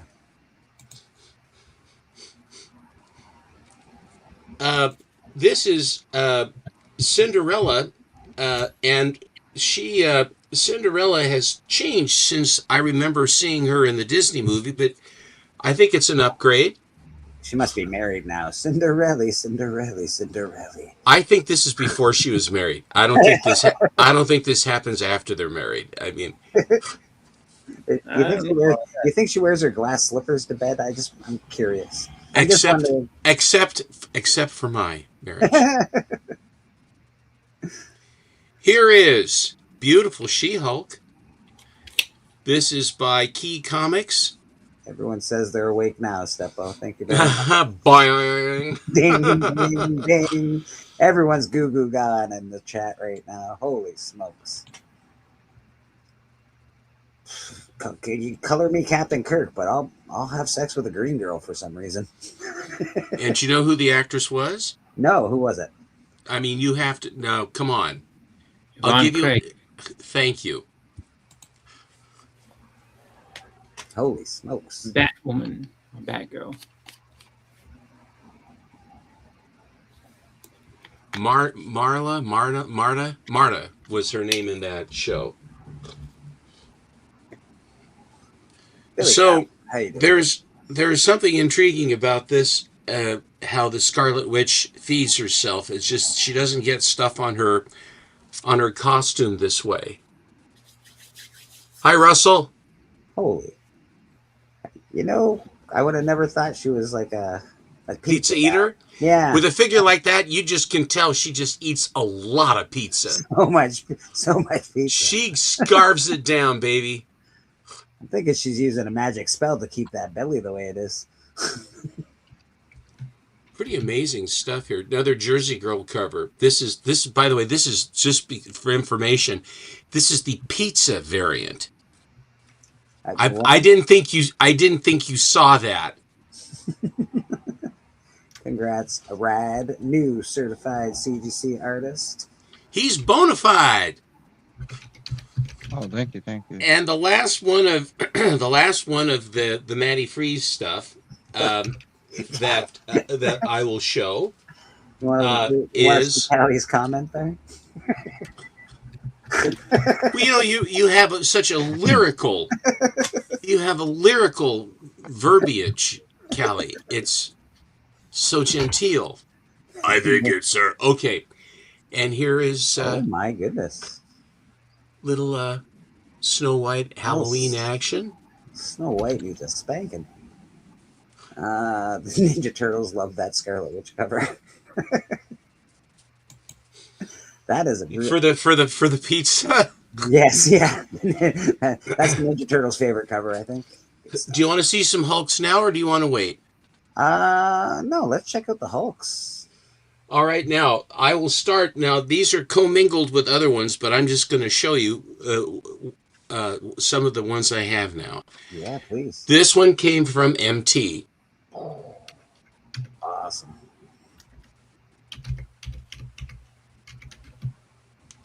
My lexicon is that of a caveman when you show such a great array of books.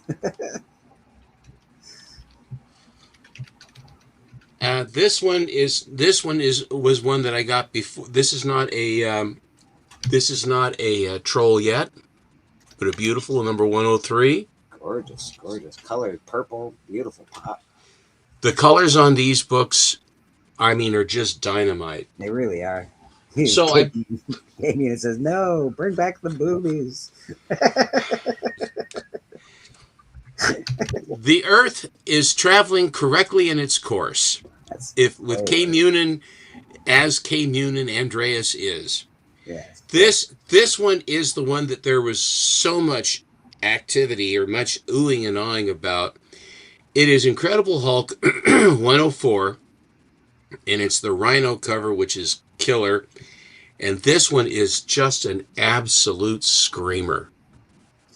Patel says they should just name your pedigree the Color Strike Pedigree. Mm-hmm. That would be an apt name for the Steppo collection. I agree. Isn't that thing just I mean, it is, the edges are razor sharp. When Brian Hall did they had been cleaned and pressed, but Bo Troll said, I want to, I'll have them cleaned and pressed for you, and on my dime. And I said, my gosh, thank you. So he sent them to Brian, and Brian's a big Hulk guy, and he was somewhat chagrined because it took him several years to get a lot of these together that were in the same grade or approaching the grade or whatever it is. But he was pea green with envy, which makes them so wonderful. This one I got from Val Petrocelli in Canada, and it's a screamer as well, this brown cover. I'm jealous of how sharp Steppo's eyes are for color on these books. I wish I had that patience and discerning discipline in my collection. It's something you got to learn over time. Thankfully, we've got Steppo here with us. We've got Doc, Man Cave Comics. We got people like that we can really learn a lot from. So this is a great book, by the way. This is they redid this cover with the Immortal Hulk #1. Oh yes, yes, yeah. Agreed. Yeah, it's exactly the same. I'm like, yep, there it is.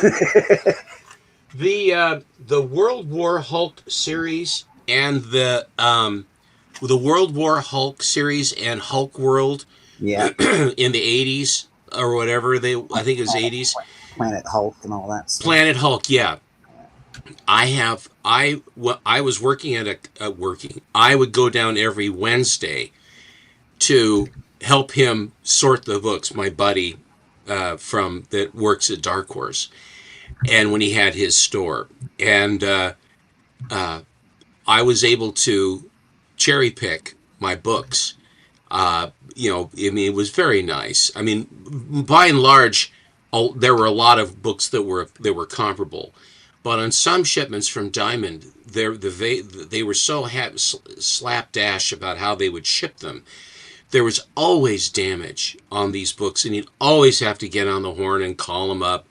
And then his representative, he'd have to go through the same thing week after week after. Same thing with Chris Simons. Yeah. Had to call him up. Hey, you shorted me 15 copies of thus and so, and I've got about 10 books that are totally damaged from the way they were shipped. When was this? Like in the 80s, Steppo? In the 90s? This was in the 80s that I put together my runs of all of those, and they're beautiful, beautiful books. I kept them. I mean, I still have them. I think that those series were good. This one is, I don't believe you, in 2020 and 2019, when Diamond was still around, things had not changed at all. My LCS was constantly calling them, you damaged all my books, the books are damaged, like constantly. No, didn't get your books this week, they got damaged from Diamond, we had to send them back, and they're sending us more next week, yada yada yada, constantly. And the problem with that is the people that have boxes and want to get their books, they want to get their books and then they might go somewhere else because they say, who knows when and if I'm going to even get them. Mm-hmm. So it hurt the dealer. I mean, they were basically crapping on their customers, just left, right, and center. It was not good. This one is, I don't know, this is not a troll book either, but this is just another nice one. 10 rings, half the Mandarin. Oh.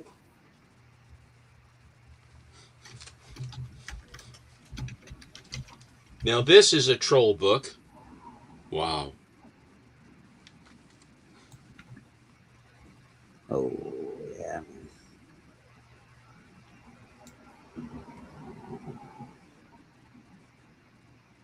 These things are they're ray guns. They're beautiful. This is not a troll book, but this is my copy of this particular book. Oh, nice. That's a good book. I think I sold you that book, actually. Pretty. That was my price. Huh. This was how it came. I don't believe this one was you. No, because the one that I sold you is a really nice copy, actually. I think you have a couple of those in your collection, sir.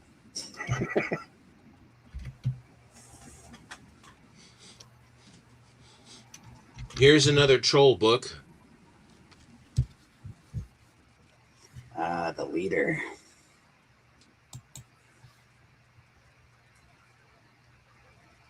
Very cool. In Green Lantern, who did Hector Hammond turn into? That what's it called? That weird guy with the head. Yeah. What did he have a name? Like in the Green Lantern movie, which I actually did like. Oh, I hated that. As soon as he started screaming and yelling, I was like, dude, I hope this guy dies very soon. Well, he played the role. I hated his guts, so it was a good show. It's like Superman, the Luthor guy that plays Luthor. I hate his guts. The guy is a great actor because I really hate him. So, the man you love to hate. This is another troll book. This is Hulk 116. And it is a beaut. Very, very nice. Yeah, these are gorgeous books. Maybe it isn't. Maybe that. So you got rid of a lot of your main Hulk collection at one point. Oh, 1 through 6. Yeah. 1 through 6 went away to Yaniv, and that was part of the deal for the Detective 31. Oh, God dang, man. That's cool. Yeah, that's. They served their purpose for me. Yeah. Because they had appreciated at the time that I owned them. To make, appreciation helped a lot on that. This is a troll book. And when I say Stephen had 1 through 6, I assure you they weren't rags. They were very, very nice copies. Oh yeah. The one Hulk 1 was a 7.5 white pager. I know. I'm aware. It blows my mind. That is a book. That is a book. Holy smokes. I keep coming back to that wasn't. This was my first copy. And then there's the troll copy. Good Lord. Yeah. Everything is backward, and so am I. This is the troll copy, and this was the one I had before. But they're both just, the white covers are just amazing. Cali Comics. You don't have to do that, sir. I very much appreciate it. Thank you so much. Let's give you some love. I can't give you that because YouTube doesn't like it. I can do this one, though. Okay, you had a balance of 93 cents. All right. And at an average of 2.25% interest over a period of 1,000 years, that comes to $4.3 billion.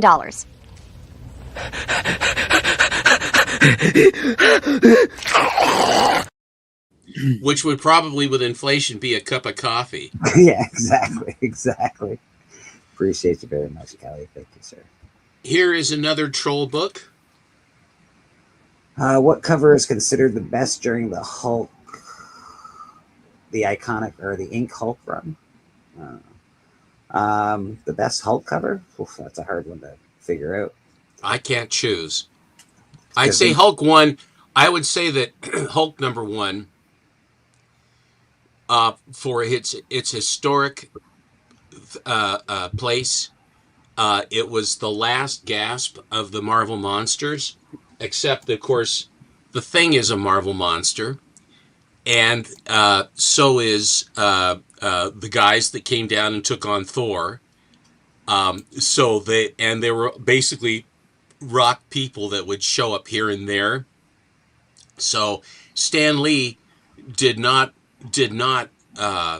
give up on them, but the public really did, because the Marvel Monsters and the Good Girl covers that they ran up into, they really basically ran themselves into the ground.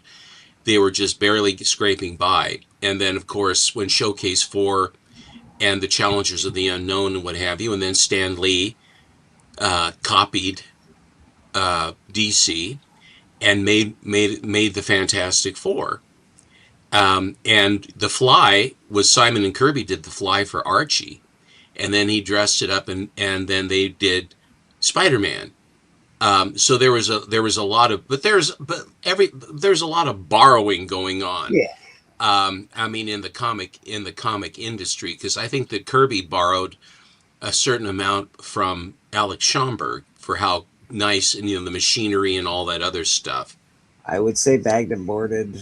If you're honestly looking for the best covers for Hulk, I know the Hulk run, very, very, very nice covers, but I would look into the Rampaging Hulk, the magazine. Those covers are truly, truly amazing, man.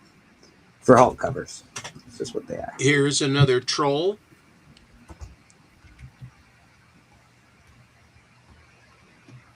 Beautiful stuff. Troll's getting a lot of love on Church these days. We appreciate you. Well, I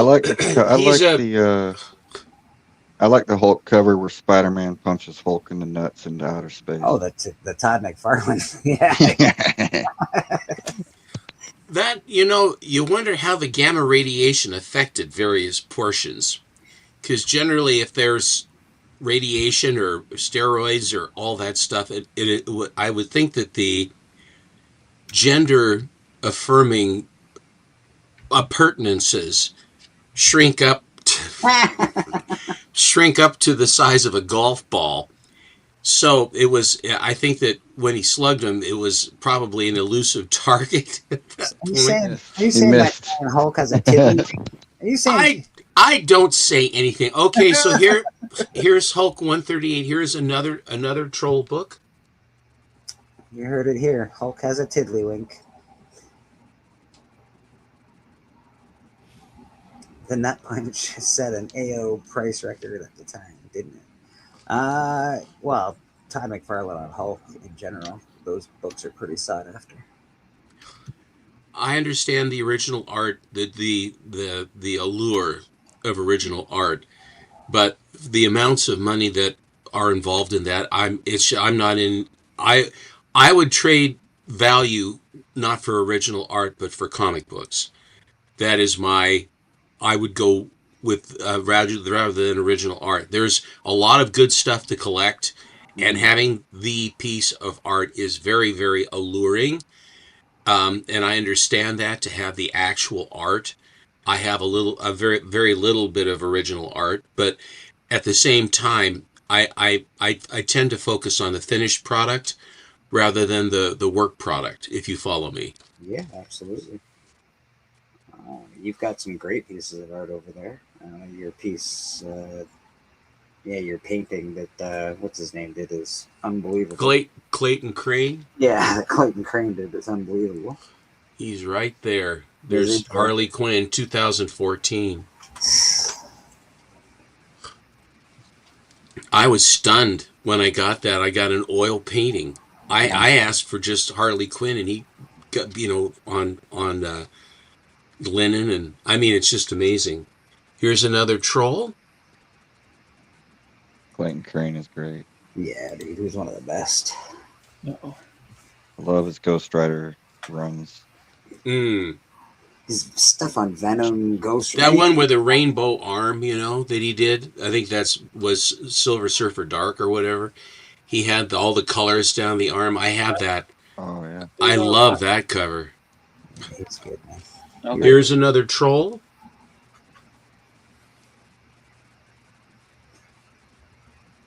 I keep saying here's another troll, but it just looks like the Hulk.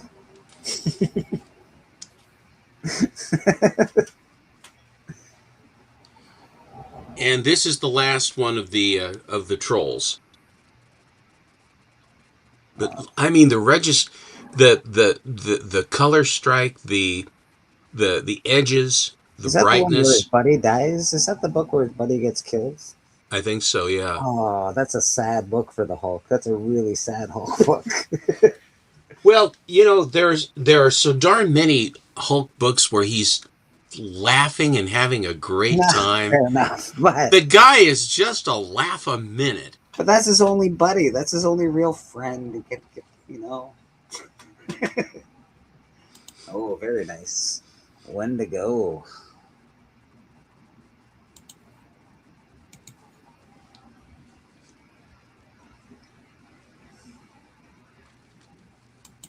Nut Punch would be a cool punk band name.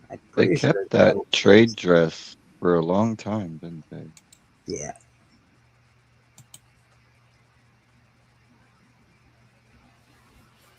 Great Hulks. Great Hulk stuff.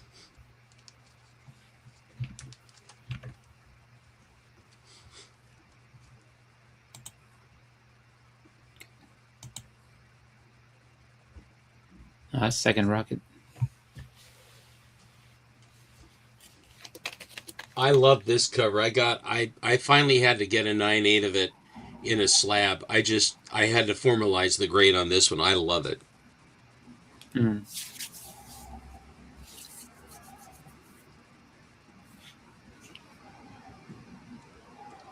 Just a few more. Yeah, Susan, of course. Here is my copy, my raw copy of this book. I have an 8.0 or an 8.5 slab of this one as well.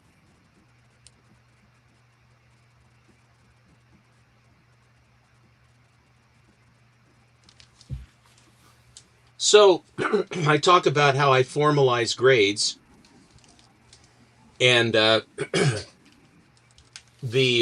here is one that I had a 9.4 signed by McFarland. I wanted to try to get a 9.6 or a 9.8 reasonably, because this book just doesn't. It is a blue chip of the books, and I managed to find a 9.6 white pager of this one. It's a gorgeous book, yeah. Todd, obviously, he has issues with that book because what the color is. But, the white spot by his cowl, yeah, and the gap up at the top. I think what it does is it makes it a little bit notorious, which is nice. Agreed. And I'd have to agree with you. Todd should be thanking his lucky stars. This one is this is from December 26th, 1963. And it is the last issue of The Black Cat. And this particular book, it has the Lee Elias cover, and it's the last issue. And it was when, Harvey still had it. Oh, I think Lady Fantastic has shown this off once. It's a gorgeous cover. Beautiful book. And the last I have is new, are new to my collection, but very happy to have them. It's a run that was done in 1955, just as the code came into effect. And they are reprint stories from the Golden Age featuring, thanks, Kelly, featuring Matt Baker art. And they are from Ajax Farrell. They are not, they got the rights to do this. And there are only 3 issues in the set. And they picked up the numbering from something, and I can't remember. Alan would probably know. But this is Voodoo number 20. Oh, very cool. They just need to put a C of vodka. Vodka. I could use a little vodka right now. That is gorgeous. A lot of action on that cover. Like, it just looks like it's coming right off the page at you. Strong like bull. Strong. Here is issue 21.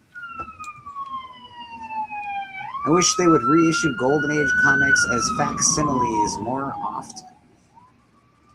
They really don't. Yeah, they don't do enough. Like, they're all reissuing all these, Superman 1s and all that stuff, but they're really not like and this is 22. This is the last one. 20, 21, and 22. There's only 3 in the run. There you go. There you go. Indeed. Steppo showing off some really, really amazing books today. Appreciate you, Steppo. My pleasure. Did we lose? Oh, yeah, we lost. Cool Octopus. Brad, can we see the other side of that comic as well, sir? I'd love to see the Elektra part of that comic. I know you've sort of been switching back and forth. There's Elektra. That is amazing. The cityscape in the background, Elektra, and then you've got Daredevil on the back. Really, really, really awesome.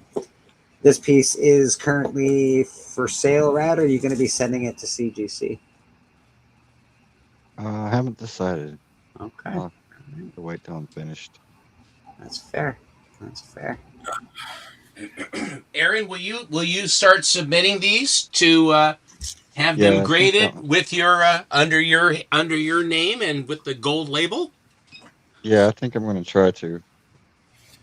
I think that if you have since you are certified and have gone to the trouble to do it, I see no reason why you shouldn't do like what Maddie does, because I think that it's fun to have, but obviously you're going to want to shoot for 9/8 if you can. That's going to be the tricky part. No pressure, okay? No pressure. No pressure. Yeah. Yeah, Rad, awesome, man. This piece of art, these are so good, dude. So good. If you're not familiar with Rad Art and Comics, he does commissions for the community. He's an artist, as you can see. He's awesome. He's also CGC certified. So he can send that piece of art, that book that you get off him with his drawings on it, he can send it right to CGC for you, which is fantastic. So, Rad, you're awesome, dude. Yeah. Hit him up on Instagram. Make him work. He already works hard, but make him work more. Invest in your art, brother. I agree. I think it makes you, as Steven said earlier, bona fide, certified, bona fide. I think it gives you more value to your art. I think it adds a little more, man. More to your portfolio, dude. I think a lot of people would not go to the trouble. Yeah. Yeah, I think it's really cool. Oh. I don't know if everybody saw, but I did make a new intro for church. I'm gonna play it again because I haven't played it enough yet, and I just think it's cool. It's a cool intro for church. Here it is.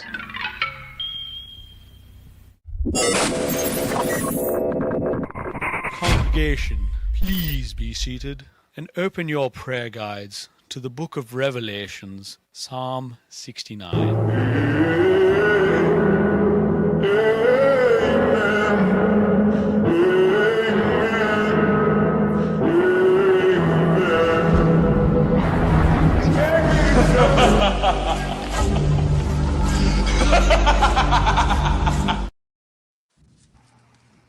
Well, he seems to enjoy his work. Yeah, that's the new intro for church. I messed around with it. I just had the regular song there for a while, and YouTube said, "No, sir, you can't do that." So I had to put it through some voice changing stuff and make it a little different. But we're allowed to do it at church without any copyright, which is good. How can they copyright church? I mean, really? They copyright the music, which that amen comes from Hosier. Take me to church. And I wish I could use more of the song because he actually says Sunday mornings get more bleak and stuff like that. I'm like, it's so perfect for church. I wish I could use this whole song.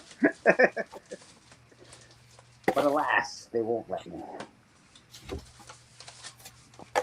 K Munion's taking off. K Munion, appreciate you being here, brother. Thanks very much. Have a great rest of your day.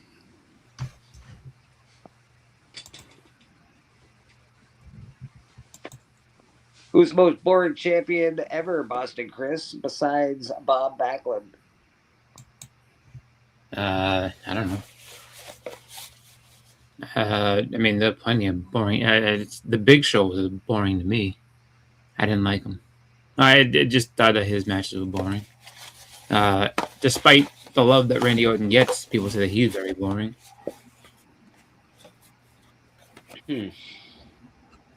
Yeah, I don't know who the most boring champion was. There's plenty of boring people that, you already know where this is going to go. There's plenty of boring people.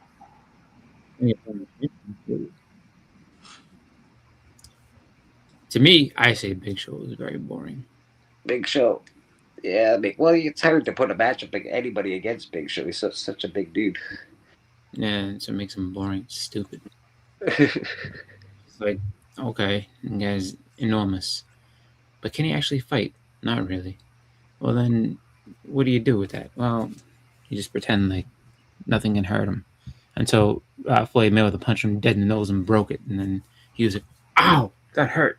And that hurt me. Yes, Paul Orndorff was a great wrestler, but I'm a fan of Big John Studd.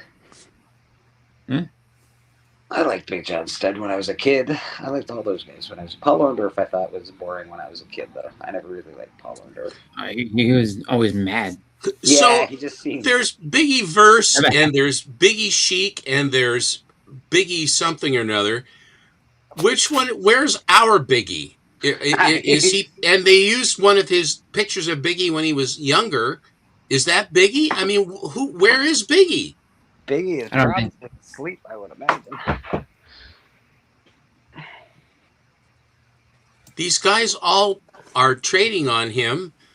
I guess it's flattering, supposedly. Yeah, man. We all need some. We all need some. You know, I could use some mini bleakers kicking around. That'd be all right. There's only one Biggie Shack. Just like there's only one Rad Art in comics. That's coming along beautifully, Rad. Thanks. All right, let's get into some comic book stuff. Did you watch the latest episode of Daredevil? They're not the latest episode. No, I've watched up to 4, I think. It's been pretty good. It's been great so far. Really Is it on Disney? Yes. They finally had a really good Daredevil Kingpin fight. Oh, that's fun. That's exciting. I won't give Disney any money. So, I mean, knowingly. And so I'm missing out on all that stuff. No, that's fair. That's fair. Understandable. Take a stand. Believe what you believe. That's just absolutely cool. What do we got going on here? Let's see if I can add this and add that. Boom, add that. There it is. All right. Mad Cave Studios 51, number 2. This might just be comics that are coming out this week. I don't know. Can't find the keys of the week too much anymore. This looks very cool. Just the cover. Escape from New York meets 30 Days of Night in a Mad Max future. That is right up my alley. They're basically trying to sell this to me. Avatar 6 is a post-apocalyptic story about a group of prisoners attempting to escape an Alcatraz-sized complex while being hunted by monstrous vampires. Yeah, I'm absolutely in on this. So what you got to do for that, if you go back up to the top, and I guess there's a little button that says keys only. There you go. Keys right only? under where. Yeah. Hey, look at that. Thanks, boss. So yeah, those ones that you talked about on, I guess like they're not the ones that shoot the focus of the thing. Yeah, they're just coming out this week, but I really did like that Avatar book. Batman, Wonder Woman, Truth number 1, one shot that teams up Wonder Woman and Batman to find the stolen lasso of truth. I don't know if it's an actual key, but it's a one shot. There's 4 variants to it. And it's Wonder Woman's on the cover, so you're going to get some good stuff. What do we got here? We got this one. That second one looks like a Turner homage. Huh. Yeah, it won't let me make it big. Interesting. That's weird. Yeah, I can't press on any of the covers to make them big. Weird. Okay. All right, key collector. My move.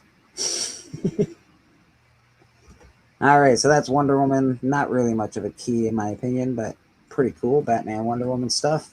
We got Captain America number 10. Possible first team appearance of the Red Hulks. An all-Hulk strike team as referenced in the next issue. So this is a possible first appearance. If you're picking up Captain America, you get the Red Hulk team in this. Again, it won't let me click on covers anymore for some reason, but that's okay. These are all the extra covers. Nothing that I'm looking at that says, please buy me right now. I have to have you. Yeah, no great covers in here, in my opinion. You might like something, but it's not my bag. Not my bag. Oh, we got comics giveaway day. Yeah, instead of calling it a free comic book day, why are they changing that? Why is it like? Because that's weird. Like, I don't think that's what they call it, but because this one, that's very strange. In this issue, you'll find stories from across the 20th century studios, from Alien to Predator to Planet of the Apes. Saladin Ahmed presents a tale set on a planet that's already succumbed to xenomorphs. And in Jordan Morris' story, blah, blah, blah, I don't know how to pronounce that, Warrior stalks one of Earth's greatest fighters. Yautja. Yautja, that's it. And return to the Planet of the Apes. I don't know. Seems pretty convoluted, but sounds fun. So apparently it seems like only the Marvel books are called Comics Giveaway Day. Like, so I guess they've decided to brand their books differently than Free Comic Book Day. It's like, now this is Comic Giveaway Day. Okay, whatever you say. This might be important. They're gonna keep banking on this. Comics Giveaway Day, The Amazing Spider-Man, Queen in Black. This is the road to Amazing Spider-Man 1000 takes a big turn here as fate bears down on Peter Parker. Again? The Queen in Black has been coronated, and Mary Jane Watson as Venom is not ready for her. The eldest has taken control of the Hulk, and what happens next will make every past Hulk battle look like it's a skirmish featuring Joe Kelly, Al Ewing, Philip Kennedy Johnson, and art by John Romita Jr. That's pretty cool. Ivan Not Sure and Nick Klein. Interesting. Looks like it's just one cover. That's what you get. Pretty cool. We got more Comics Giveaway Day. This is Armageddon X-Men, prelude to Avengers Armageddon event. They're doing another event. Jesus. All right. This thing that you can't make the cover as big is stupid. It is. Maybe they're updating something's weird, but yeah, you can't it's weird because it's only with the new books. If you go to the other stuff, you can make it a little bigger, but something with new books, I don't know why they won't let you. If they're trying to promote them to not allow you to blow them up to look at them, it seems counterintuitive. Am I missing something? No. It's most likely a bug or something that they didn't. It's not functioning because if you put your mouse over it, it has the little point. So it's supposed to do it. Something just when they loaded it in, it didn't go incorrect. Yeah. I have found this with Instagram, where now you have to hit back buttons to go back up into the pictures, and then shift, and a whole bunch of, they keep changing how it works. So sometimes, and then the thing about it is, maybe it's just that being a human, that once you figure it out and it's familiar to you, it's not, basically it's almost second nature. You just go through it. Okay, now here, now here, now here. But when they change up something or put the button in a different spot, it takes a while for me, at least for me, to know what I'm supposed to be doing. I get now what did they do? But I don't know if they're refining it. If they had a good system, also the controls to adjust the picture, and also framing, and a lot of that other stuff, which I use extensively. I have to do quite a bit of massaging of the material when I make a post to try to make my point. And then you have to, when they change the controls on you, it catches me, and it's, I would say of all the irritations to have, all my problems should be that bad.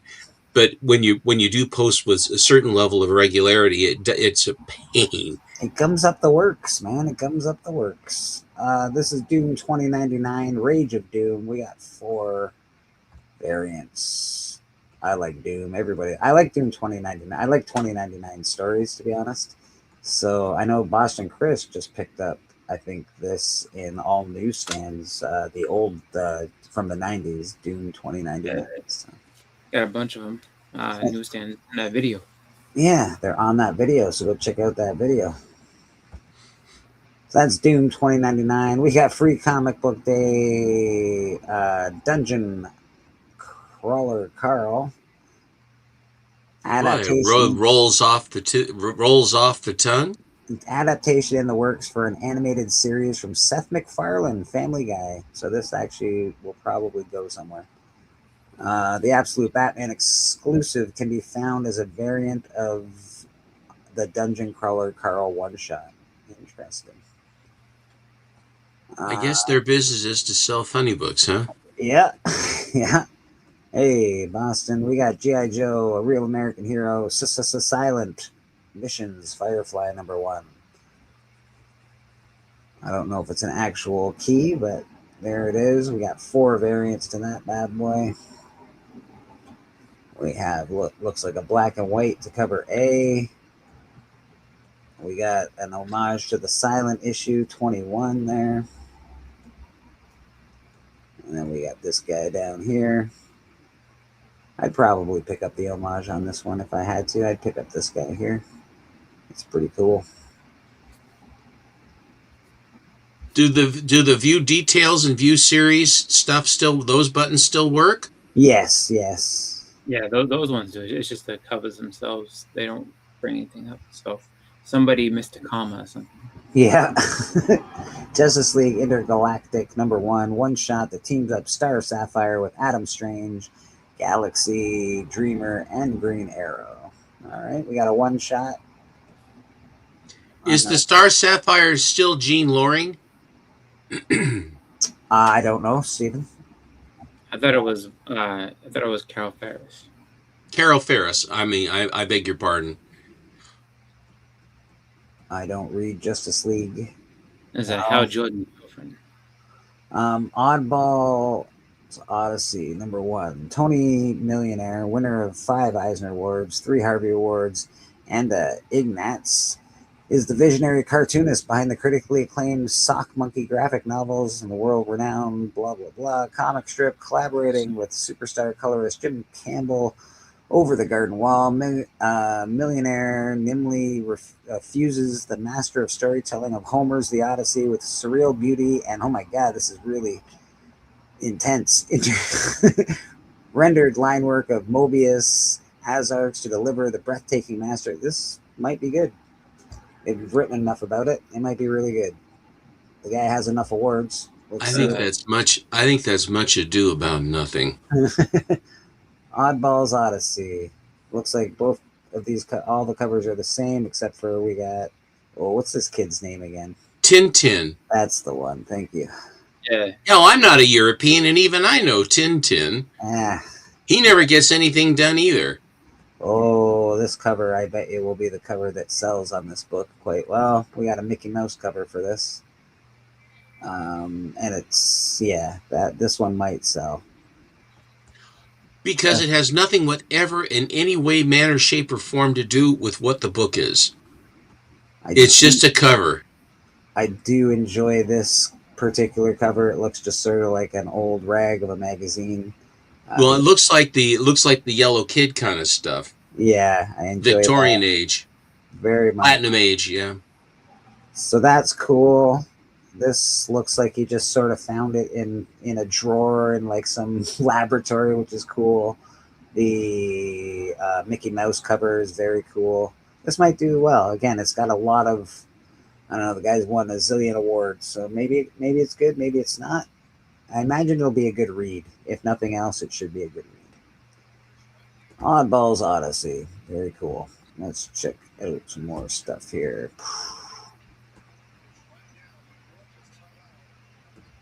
That's Justice League Oddballs Odyssey. There you go. We got Red Roots #1. The lives of a professional killer and high school teacher are bound by a terrifying, mysterious force. All right. Not much of a synopsis on that one. That one's short and sweet. We got 8 covers. We got a cat cover. You know someone's going to buy it because there's a cat on it. Oh, we got black and white covers. This is an Image #1 as well. These tend to do pretty well. A lot of people just pick them up because there's #1s on them. Oh, looks like we got a, what is this, a Hellboy sort of homage, or is this a this might be a... Mignola? Yeah, it might be a Mignola book. Let's see. Mike Mignola. Yeah, Mike Mignola. Yeah. It's like, that looks an awful lot like Hellboy stuff. Oh, it sure does. He is consistent. Turns out it is. I do love this blank, actually, Rat. I don't know if you're looking, but this blank is pretty cool. It's got the roots coming out of the roots word. It's pretty neat. All right, that's Red Roots #1, Image #1. We got Swamp Thing 1989 #1. I believe this is a story that didn't get written back in 1989, and they are publishing it now. So the continuation of Swamp Thing series that concluded at issue number 88, despite the story having already been written. So this is the conclusion of the Swamp Thing, I believe. So you should probably get that if you're a Swamp Thing fan. This is intense. I think they're doing a little Jesus Christ pose on this thing. Holy smokes! I wonder how religious. Did they put a crown of thorns in his They head? sure did. They sure did. That is a little. It's a lot. That's a lot. I'm not saying it's not cool, but I'm saying it's going to be that's controversial to say the least. Oy.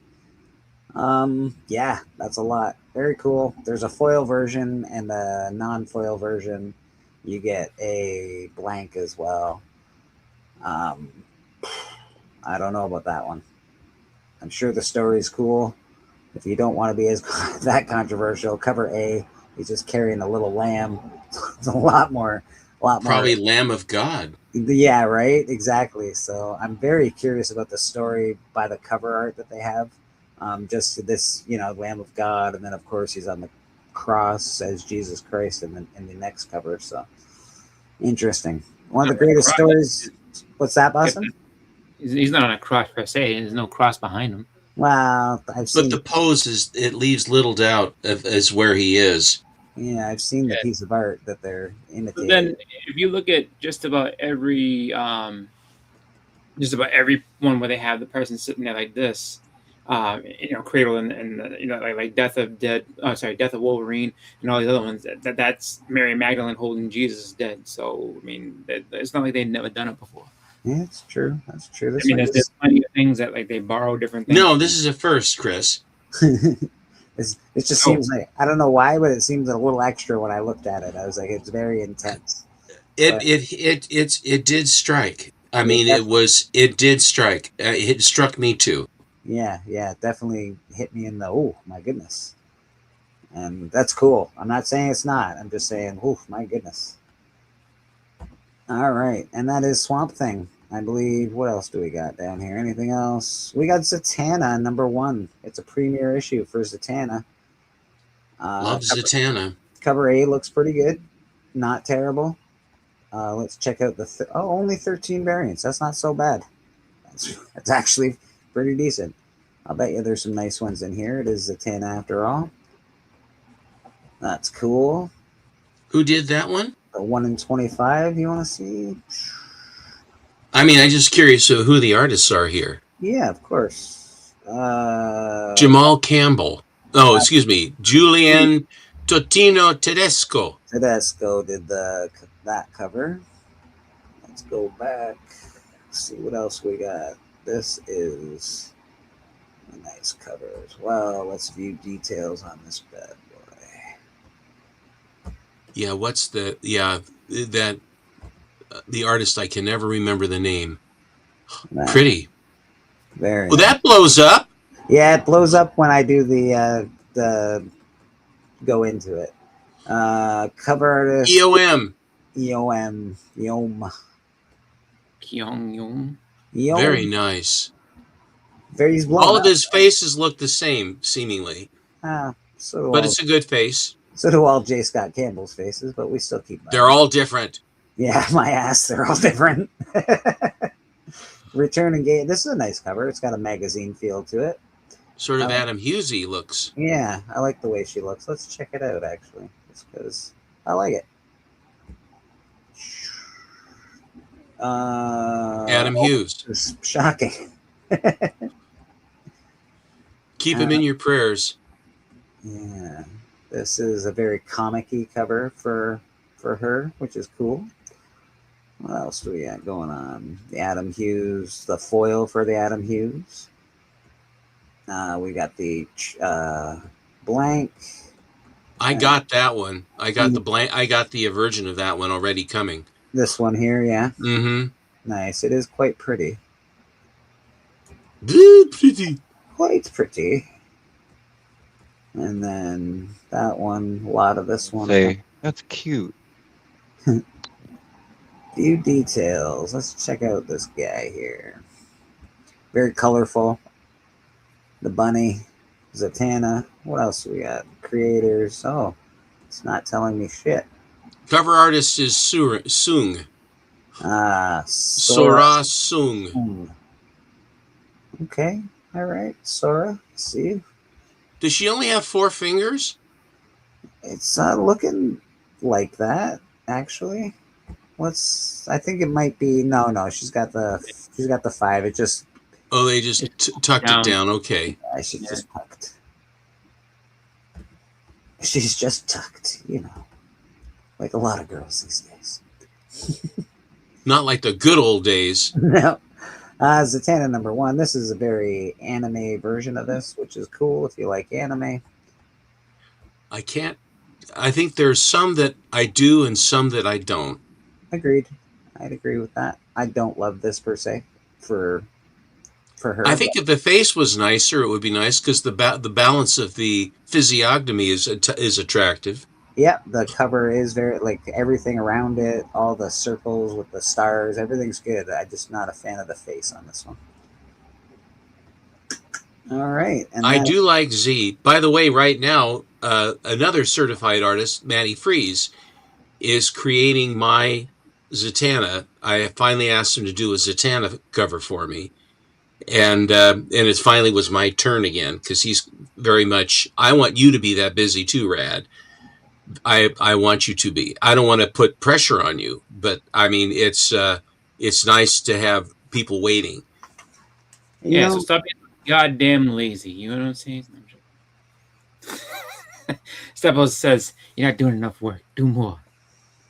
Why don't you quit that job of yours? I never ever said Brad was lazy.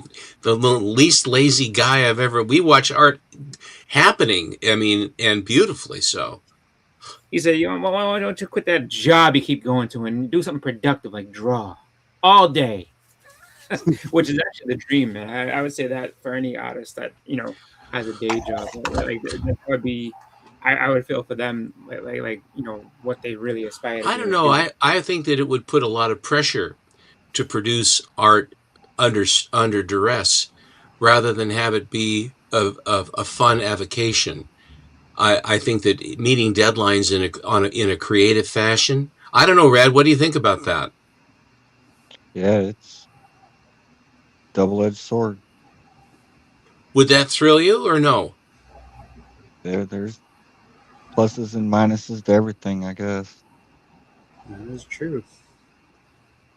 I don't want this egalitarian answer. I want controversy. Tell me something good, Rad.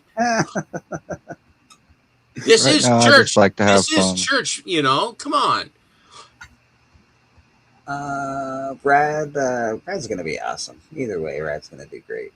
Although I do like to say here at church, we want all of our friends to succeed. Success. I want everyone I know to succeed. So, Rad, I want you to succeed to your fullest potential, my friend. Even you, Rad. Even you. Even you. Lost Fantasy, but don't succeed too quickly because I need you to do some comic books. Lost Fantasy number 1.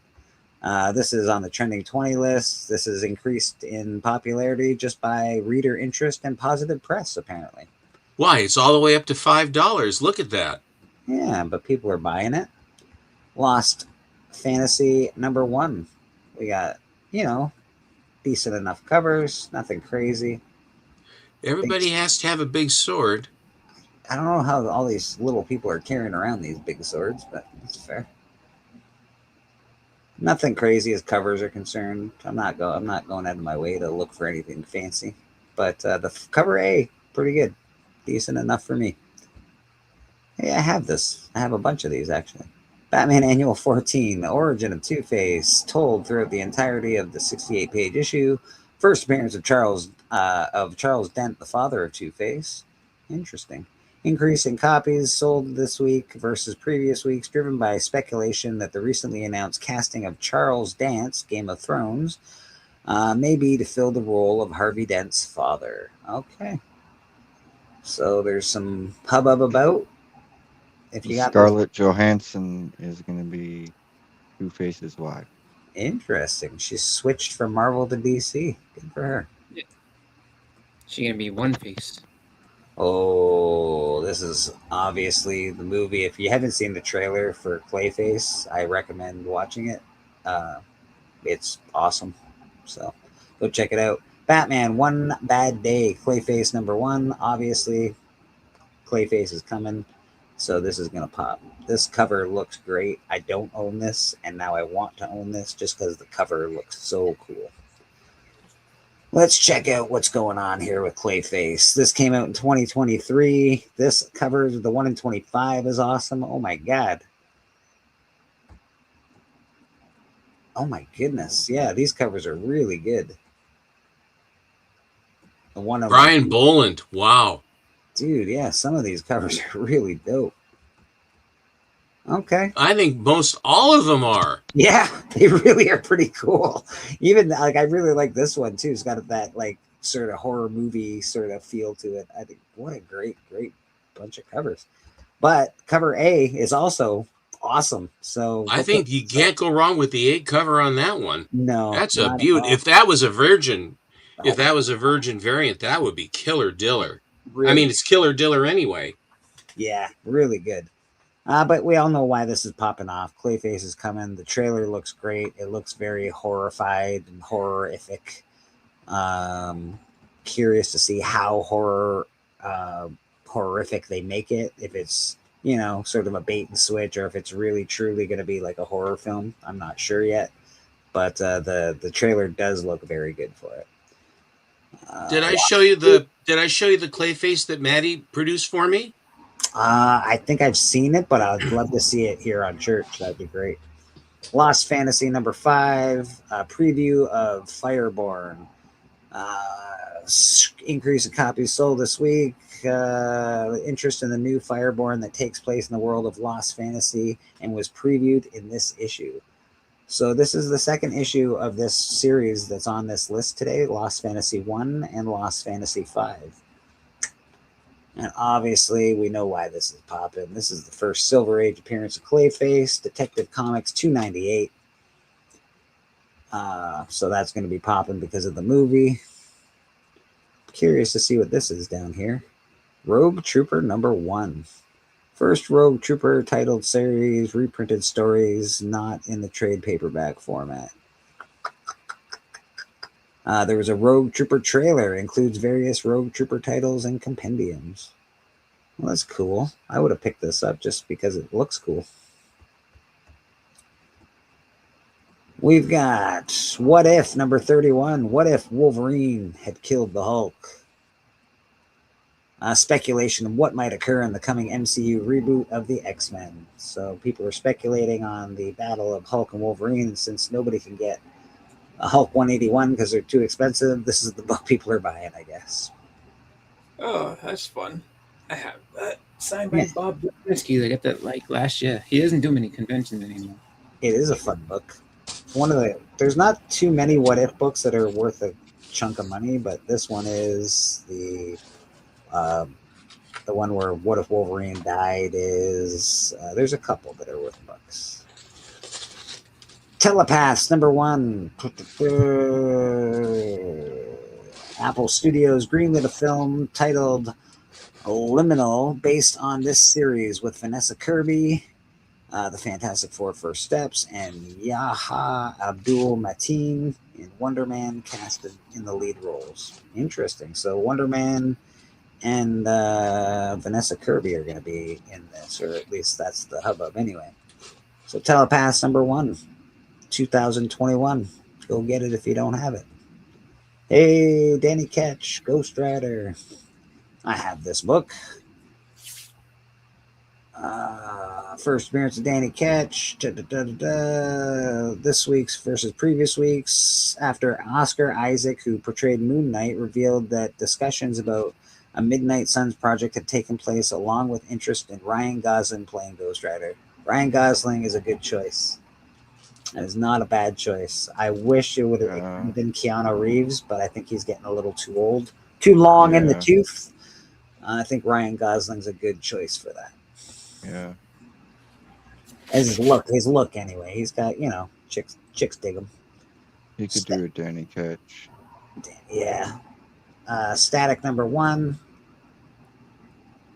Variety reiterated a prior report that a live-action static project is in development at Warner Brothers. This book's always on and off the hot list. If you haven't got it, just go pick it up, just for safety's sake. I never bought this book. I didn't really want this book, but I have the blue one with the poster. Yeah, there's a couple variants to this, but you should just go pick it up because there is a lot of hubbub about this character in the last 5, 6, 7 years or so. This is The Death of Elektra, skewered by Bullseye, I believe part of the Frank Miller story. If you haven't read Frank Miller's Daredevil, do yourself a favor, stop reading anything Daredevil and just go read Frank Miller's Daredevil. It's the best Daredevil you'll read. Elektra will return in a live action after Elodie Young posted workout photos to Instagram. All right, so somebody posted some workout photos and people are like, she's coming back, baby. So go get your Daredevil at 181s. We got the Phantom #1. Boom. Origin of the Phantom. This is a gold key. You don't often see gold keys on here, which is great. I have that set. I think I may be missing one, maybe, but I have that whole set of painted covers. I got those a long time ago. They're absolutely amazing. Tremendous covers. All these gold key comics have some really nice covers. Well, not all of them, but a lot. Does it show? I can't remember who did the painting on it. If you could see, sure can. I keep forgetting the guy's name, and it's terrible. And George Wilson. Yeah, George Wilson. Thank you. So in high grade, this is a pretty expensive book, $450, probably more, I would imagine. I think it's a lot. I think it's be a lot more expensive in high grade for that. Me too. Commented by Dennis the Menace was a painter. Is that what happened? Because that was Mr. Wilson's first name too. Was George Wilson. George Wilson. Oh, right. Is that Mr. Wilson's first name? Nice. Yeah, Mr. Wilson and the Menace. So he was painting. No wonder why he used to get pissed off at Dennis. Like, Dennis, please, I have to get this done. I have a deadline. Leave me alone. The first Mr. Wilson was Joseph Kearns. I remember Walter Matthau. I saw the old show, but I remember the Walter Matthau one with Christopher Lloyd. No, that one was a good one. Sure. I have like 25 boxes of Bloody Punisher books, but I don't have this series. Of course. All right. Punisher. I think I have like 1 to 4, but I don't have all of them. The Armory, 30-page inventory of the Punisher's weapon of vigilante warfare. No real reason that this is popping off besides everybody is hot with the Punisher right now. We know he's coming. The Disney show. He's going to be Spider-Man. Yeah. He's coming. And they've obviously, John Berthal is continuing the role, which is cool. Superman, Man of Steel #1. I have all of these books. There's like a miniature set of these books too. They're like smaller. I have them as well. And this book in particular is the first book ever to have a variant cover. And I'm talking a real variant, not a Canadian Price variant or a newsstand versus direct. This actually is the first cover to have a different cover for the same book. So there it is, the Man of Steel. The cover that I'm talking about, I think it'll probably be in here. Let's go check it out. There it is right there. There's your first variant cover ever. I think we all know that, but why not say it? Superman, Man of Steel, DC versus Marvel Comics, 1996. This is great. Lobo, Wolverine, heading the two teams. DC and Marvel have done another crossover recently. Spider-Man versus Superman, Superman versus Spider-Man. So these books are starting to get a little love. People are buying them up because they enjoyed that crossover, I imagine. Invincible returns #1. First appearance of a Grand Regent Thrag, a Viltrumite of immense power. There are 35 variants to this book. I'm not getting into all the variants, but we all know Invincible is popping. Kirkman can't miss. Shemite that would wipe his ass with Superman's cape. I said that to somebody was saying something like they did some type of thing and compare like there's no way Superman would get the shit kicked out of him and he would literally wipe his ass with his cape after he killed him. Like that was thanks. Very probable. I love this movie. This is a scary movie from when I was a kid. I thought this movie freaked me out. I think I was 14 when I saw it, and it was great. So I really would like to read this Event Horizon Dark Descent book. I might have to look for it. There's 10 variants to it. This week versus the previous week after this week's release of Event Horizon Inferno. So there was another Event Horizon release this week, and this book's popped off because people liked it. That's cool. We got Daredevil. Oh, sorry. The director of Event Horizon. Yeah. Also directed Mortal Kombat. Nice.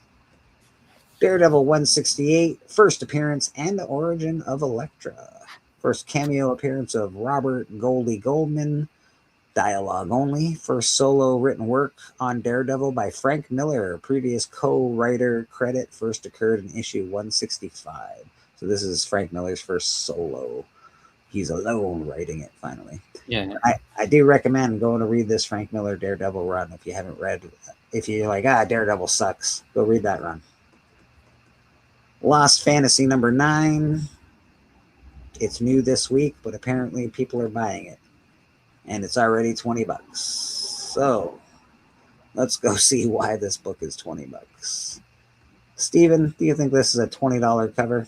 Not so much. I figured as much. I figured you might say that. Let's go see what's happening down here. Timmy Heeg, Franklin Jones, Kate Blanchett is the cover artist. Are you fucking kidding me? Cat. Oh, Cat. Oh, my God. I was like, Kate Blanchett? What? No wonder it's popping off. All right. Cat Blanchett. There you go. Lost Fantasy number 9. No real reason to me why it should be $20. I wouldn't pay $20 for it, but if you want, go give her. Fireborn number 1, first appearance of Fireborn, preceded by a preview of Fireborn number 1 in Lost Fantasy number 5. We went over that today. Oh, I think this book itself is just it's because it's that lady being the cover artist, that Cat Blanchett lady. So apparently that this is a expensive variant, I guess. Because that's, I mean, it's not saying anything else about the book other than that, like that one variant. I guess this one. So then they have, they got Invincible and Batman 1, Absolute Batman 1.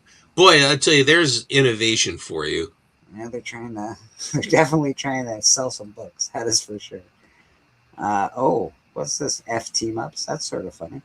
It's making fun of I Hate Fairyland. Yeah, I like that. That's pretty funny.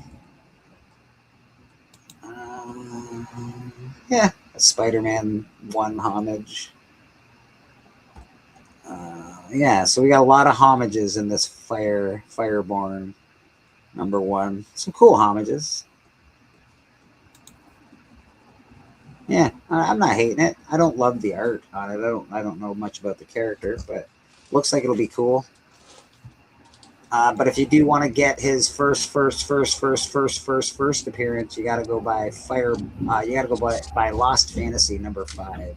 Apparently, there's a preview in there. You know me, I'm not one for preview books. I don't consider them first appearances, but I don't know. Some books are. The Malibu Spawn one seems to be like holding strong. There's a few that hold strong. So who knows? But check it out. It looks pretty cool. And that's it for Trending 20 and Keys of the Week. Let's get back to over here and see what's going on. I've got this. I brought him out. If I could show you. Sure. Boston Chris, how does one become a member of the Black Order Comic Club? Is that Biggie which is Biggie? Which one is our Biggie? Our Biggie is not in the chat. No. Immortal Biggie Shack. What is his handle? I mean, all these other Biggies that are coming in. Who are these people? They're people. So one Instagram and ask him. I don't know. That's kind of what I did. The real Biggie is having issues with the link. Fair enough. He was here earlier. Fair enough. Whoever it is, they're Biggie lovers, man. Bobby Delgado, what's that? Boom, Bobby with us. How you doing, sir? Good, brother. Good. Hey, oh, that's the Matty Freeze. I'm not Biggie. Apex, how you doing, Apex? That is a great Matty Freeze, by the way. I don't know where Matty Freeze normally sells his books and his art. I know he does it on Astonishing Auctions. That's pretty much it. Is that pretty much the only spot? Yeah, that's. I don't know if he's on Whatnot. No, I thought it was. I have no idea. I thought it was a Whatnot guy. They are the Biggie Army. We are Biggie. Apex, what's going on with it? Hey, these are great. These are really great.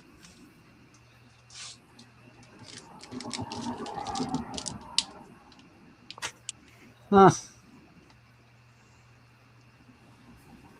Hello. Yeah. Ooh, Baroness indeed. Baroness looks like she's going to topple over if she starts walking.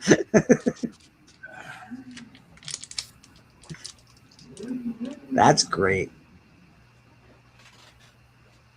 The blues, the shade, like all the colors he used on that are really good.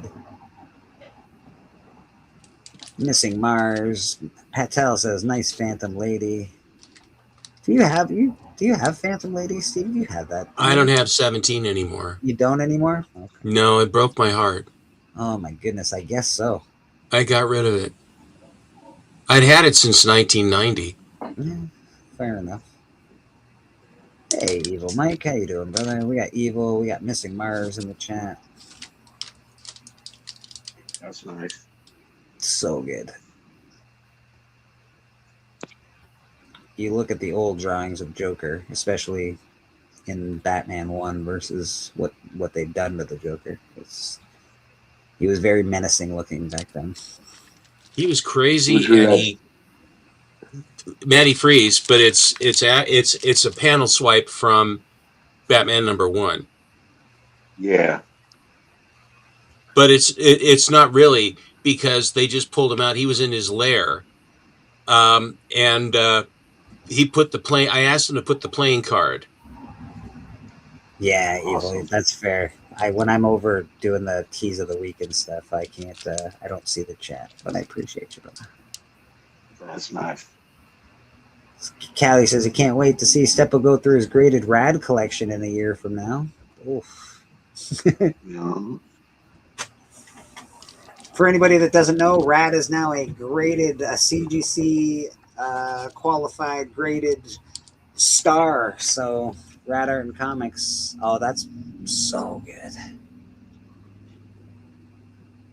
That is so good. The background on this I took from Superman, where it tickles. Yeah. Where the black cover, and then the lightning bolts, but then refined, and then there's a green aura around it. It's a Wayne Boring cover, but it felt like just like Schuster. I mean, very, very much like Schuster. And but I wanted him to bring it out, because it is one of those, I can't remember, what do you call it? It's like a picture frame of the Weird Tales 74, Captain America Weird Tales 74. But this is just, great. Rad. And the last one I have is... Evil Mike is saying, Aaron, you got approved by CGC, so this is the first time Mike Evil is hearing it. But yes, he definitely got approved by CGC, Mike. How do you do that? Hell yeah. Congratulations. Like, what's that process like? We can go through that. We'll go through that. I prefer not to. It was a headache. This was Joe Shuster's the original sketch of Lois Lane from an actress that they found in the newspaper. They put in an ad to have her come up to their office, and Siegel married her. I mean, that became Mrs. Siegel. Maddie has took a couple licenses with this one. A couple? You don't say. I feel like I got my X-ray specs on. Yeah. Was she wearing that? Well, those are all my Maddies. I have got another couple. I have a She-Hulk coming. I have a Spider-Gwen coming, and I have that Marilyn Monroe send-up of the Batwoman Weird Tales cover coming. Those are currently at CGC. And then I've got that Zatana coming. So it looks like they did their interview on the couch. Yeah, I'm wondering if she wore that to the interview. That's all I'm wondering. She didn't. She's very. She was basically a model by profession, and they had various ones up. And the minute she came through the door, they said, "This is our Lois Lane." And if you Google Schuster's, Jerry Siegel's wife, then you can see, the similarity. Schuster, he squared her up a little bit. Schuster's art is really amazing. I appreciate his art quite a bit. He was quite challenged. He had very bad eyesight, and he also had a hell of a time keeping up. So the number of his output, his production, and then they kicked him loose, which was terrible the way they did. And he was doing naughty stuff, where he would have Clark and Lois. You've seen that book, where they have them, and it's like torture. How do you kick Schuster out? That's crazy to me. You know what, Schuster, get out of here. They did the same to Siegel, and Siegel wrote all these poison letters for years, cursing them and their family. It's really, really no bueno. Bobby would make a great B-movie villain. He's actually part of the Rogues Gallery for Batman. I don't know if you know that, but and he wears his good church mask. Is that an Ultraman?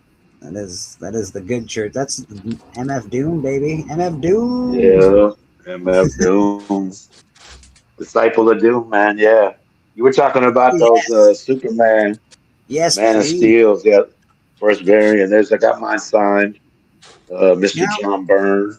Never mind these stupid Superman John Byrne books. I hear tell Bobby has his own Superman book out this week. Yeah. There's number 2. I got the whole little miniseries signed. Yeah. Number 3. Did DC not give Schuster and Siegel some form of pension after public outcry? It took years, but I think they wound up giving them credit on the movies. I don't know if they got pensions.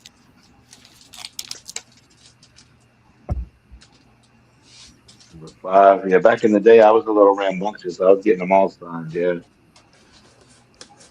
John Byrne, number 6. And then this was that variant cover. Yeah, the very first one. Yeah, I got mine signed real big right there. I've seen a better version of that variant cover, Bobby. Do you happen to have that over there? Yeah, I got it, man. This was the facsimile that just came out. Yeah, I did a facsimile. And this is, as far as I know, this is the first fabric. Yeah. Da-da-da. Yeah. I knew I saw a better version of that somewhere, and there it is. Yeah. Man of Steel, ripping off his duds, going into action. Bobby Delgado, the church choir leader here at Comic Book Church. Man, appreciate you, Bobby. Thank you, bro. That part of the KC crew. Yep. We got wrestling this Friday. Wrestling this Friday? That's cool. Is it in the regular spot, or is it like when they mix the promotions again? I believe it's in the regular spot. So yeah, we'll have Brother Joe and his little dog too. Yeah. Nice. Yeah. I enjoy watching it. I like because when you get to see this wrestling promotion that Bobby and the boys go to, they sit in the front row on a certain side, and the camera that they use to film the show is behind them. So it's like you're sitting with all your buddies. It's like, I'm sitting with Bobby. I'm sitting with Beckerman. You know, Beckerman's wife is usually there. Marcus is usually there. There's, you guys always have a flag. Yeah, we got Jim McFoon and Jason Aaron coming now. Yeah, and supposedly Scotty Young's gonna be at this next one. Ooh. Yeah, our crew's growing, man. Brad, that's cool. That is off the page. I like it. Yeah. The devil, baby. The devil. Hell's Kitchen. Very cool, Yes, right? sir. Very cool. The area I patrol in is in Hell's Bathroom. Yeah, it's just off of Hell's Kitchen. But yeah. Well, someone's got to patrol it. Someone's got to patrol out there. These streets are mean, baby. These streets are mean. Yeah, that's the worst area. Right around the Devil's Toilet. That's the worst, man. We lost Marcus. Yeah. Marcus used to, be like the patrol these mean comic community streets. Mm-hmm. He still comes around, but now he comes in disguises. Yeah. Mm-hmm. So got a few of the books to get for the Yellow Suit Daredevil run. Yeah, the Yellow Suit's cool. I like that that's the only thing that I liked about the She-Hulk TV series was they did show the yellow Daredevil suit. I thought that was pretty cool. Yeah. Legion of Comics in the chat. How you doing, brother? Good to see you. I like popping on Legions on Friday mornings. He does the Friday morning Legion show, and it's awesome. I'm usually there Friday mornings. This week I didn't pop on, but usually I like to hang out there. It's a good spot to go. I usually get there before I have to go to work. Pretty cool, man. I've seen. Do you guys see how many trailers? Do you guys see how much cool stuff is coming out for us nerds? I know there's other stuff coming out, but I just watched the Spider-Man Noir trailer. I watched the Mortal Kombat 2 trailer, Masters of the Universe trailer. I got to watch the Clayface trailer. There's a lot of stuff coming out for us, man. This is turning out to be a good year for nerddom, I think. Mm-hmm. Brad, they come out. What's that? No, I was gonna say till they come out, then everybody don't like it, and then what happened and shit.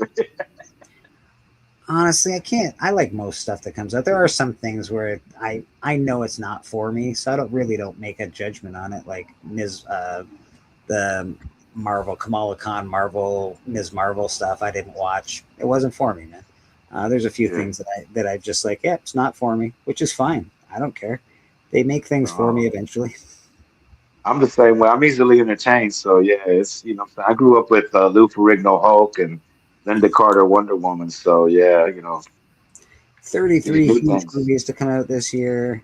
Apex says he's got Spider-Man Noir #1. How much has that book gone up? A lot, actually. Spider-Man Noir #1 is through the roof at the moment. Yeah.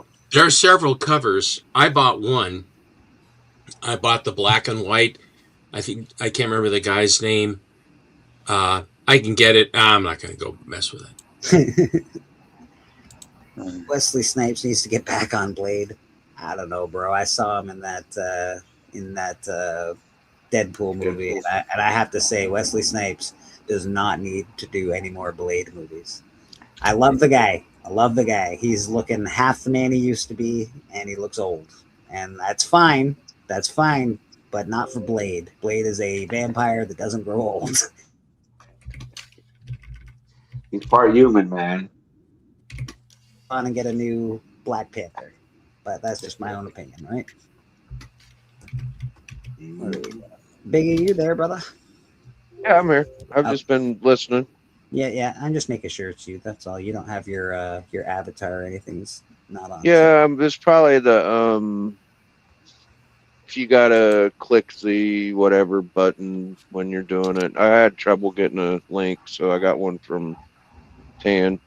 Oh, weird. I sent you a link, or the link through the chat, and I sent it to your email this morning. Oh, I didn't see the one in the chat. My bad.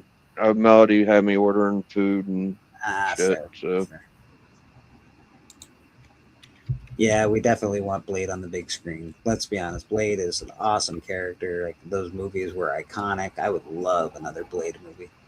And I'm a huge vampire guy. I'm sort of over the vampire craze, but man, I would still really love to see another Blade movie, man. Those are great. $180 for Spider Noir. That's not too bad, actually. Is that like Evil Mike? Is that like a 9.8 copy, or is it like just like a raw copy? I wouldn't think that's the first appearance big book, because the big first appearance book's like a $600 or $700 book, right? I feel like, yeah, the first appearance of Spider-Man Noir is like super expensive. Let me just look up Spider-Man Noir for a second. Amazing Spider-Man number 4, first appearance and origin of Sandman. Yep. Oh yeah, I wanted to go through these actually. So Amazing Spider-Man 73. Silvermane has been he's going to be in the movie. Amazing Spider-Man 73 is the book that you're going to want to buy for that. It is the first appearance of Silvermane, and it's not super expensive, so it's not a bad book to buy. It's not cheap, but it's not super expensive. First appearance of Peter Parker's clone, first appearance of Tombstone, Spider-Man Noir, number an alternate blah blah blah, first appearance of Vulture Noir. So it's not the first appearance of Spider-Man Noir. Interesting. Oh yes, it is. First appearance of Spider-Man Noir, an alternate reality version of Spider-Man who operated during the Great Depression. 180 according to Key Collector, but I'm sure if you went on eBay to look at this, it's probably closer to like $300. 550 for a 9.6. That's Canadian, so about 350 American. Yeah. 950 for a 9.8. That's Canadian. Oh. So it's $700 American for a 9.8 of that book. So yeah, a 9.8 is very expensive. Yeah. They've always watch what you gotta watch what you say, Evil. You gotta be careful there, man. They always are. They always were a little expensive, but 9.8s are just astronomically expensive right now. I looked them up whenever the Nick Cage stuff came out, and the issue 2 ain't so bad. It's not So too if bad. you want a second appearance, maybe do that, right? Yeah, honestly, it's not too bad. The Spider-Man, if you wanted to buy in now, it's not a best time to buy in, obviously. I would never recommend to do that now. But if you wanted to, if you felt the need to, it's not out of the question to get a first Spider-Man Noir. It's going to be harder to get the bad guys like Silvermanes and all those characters before you get the Spider-Man Noir. Daredevil's on the back, Electro on the front. Okay. Yeah. Rad's killing it on this, man. Yeah. Yo. Yeah, that's the current fair market value. Gatekeeper, member for 6 months. Boom, Gatekeeper. I appreciate you, bro. Thank you, sir. Let's give you some love. Yeah. She always fingers me every day. Papa, that's not what that means. So what are you trying to say? That she can finger me, but I cannot finger her? That's definitely not what that means. Hey, I am the head of the household. I can finger anybody I want. I can finger anybody in this restaurant. You. No, not you.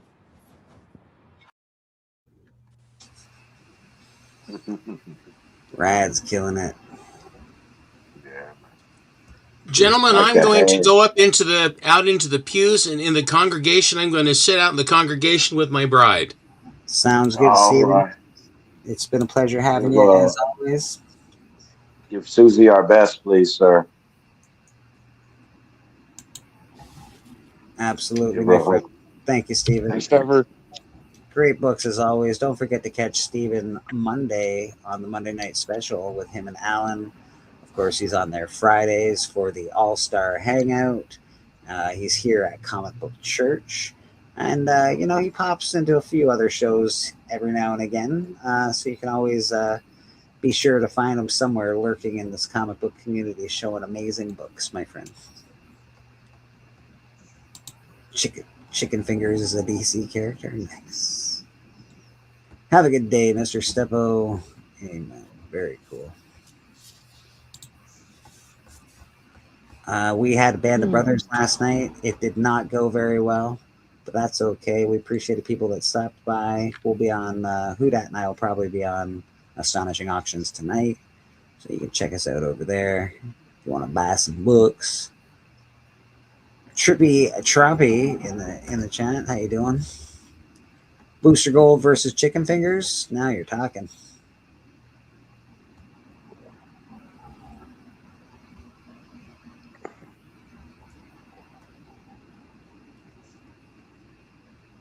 So what's everybody else looking forward to? I think I'll be on Dan's Comic Corner next Friday, or the Friday coming up. I believe I'll be on. Are you going to be there, Boston? Yeah, I was supposed to be on this week, but then I had something come up, so I couldn't do it.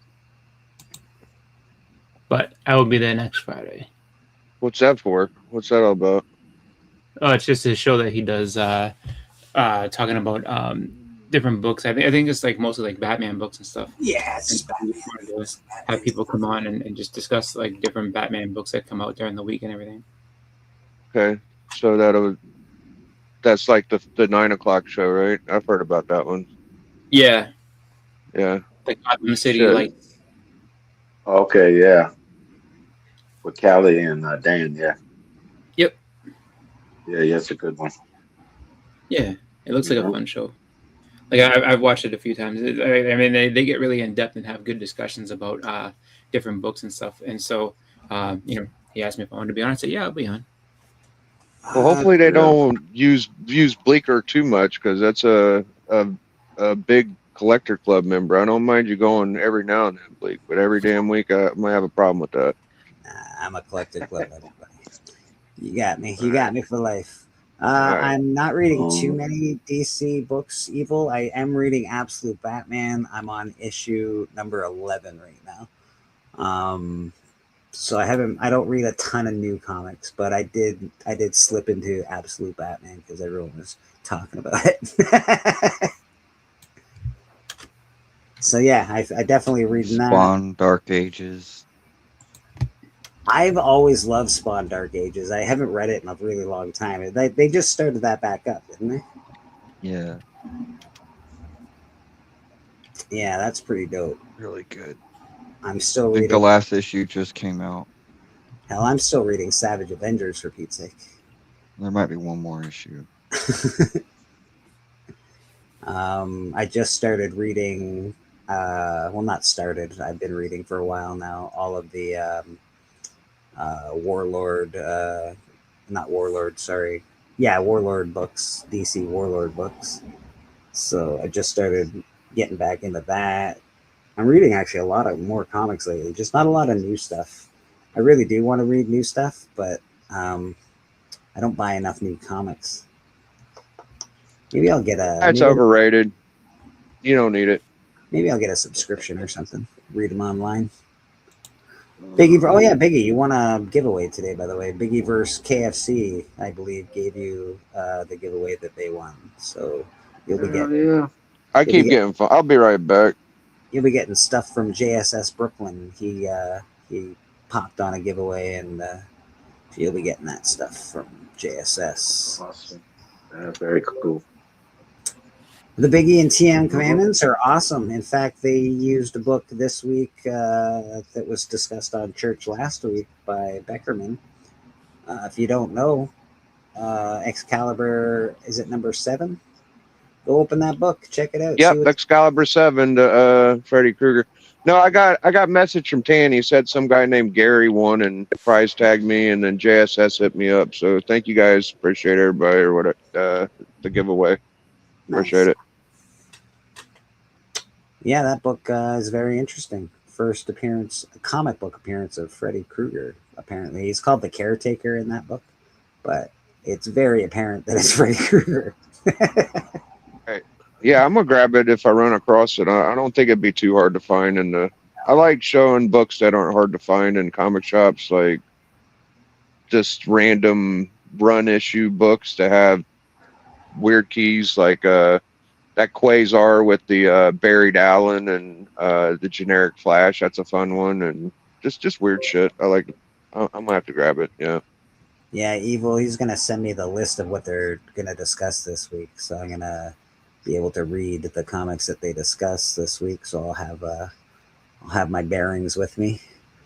Dan, send me those books so I have some time to read them. Don't send them to me Friday, please. I do work all week, so I need the reading list, bro. Biggie Verse says he's all about them Biggie Shack and TM Hot Commandments. Hot Commandments are good, man. One of my favorite spec shows on the YouTubes. Probably the only really interesting one that you don't have to read a list to get to.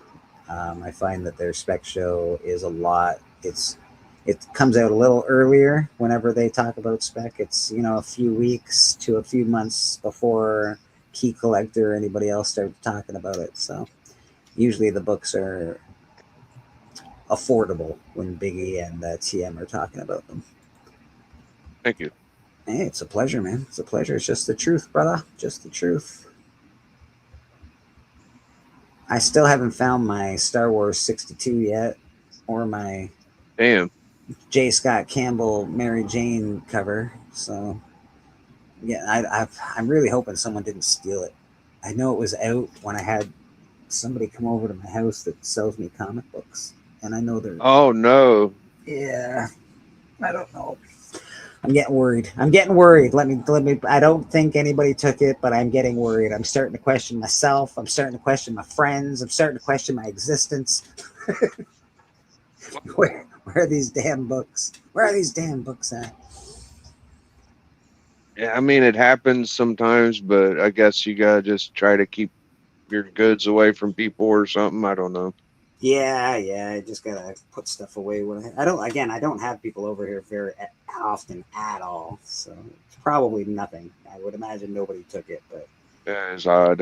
It don't seem normal. I've known you for a while, and I've never heard you say anything like that. So I'd imagine that probably ain't the case. But who knows? It's just my brain. My brain's being stupid. That's all. We'll figure it out, though. We'll figure it out. Here's the scary thing, Bleak. Like the thing that makes me worry. I've seen my boys do this. Actually, is they'll sell some books and accidentally stuff a book in there that they didn't mean to. Yeah. That's thought about that definitely too. that's definitely something that could happen. Yeah, man. Telesphere Studios is developing The Vault, a team-focused live-action anthology series that will be made tribute to Stan Lee. Interesting. I found this book in my collection not too long ago, and I just put it back here. It's a really, really clean copy of this, actually. And you want to talk about some Stan Lee action? There he is. Great. Hell yeah. Yeah, man. I don't think any of these guys are with us today, but pretty cool book.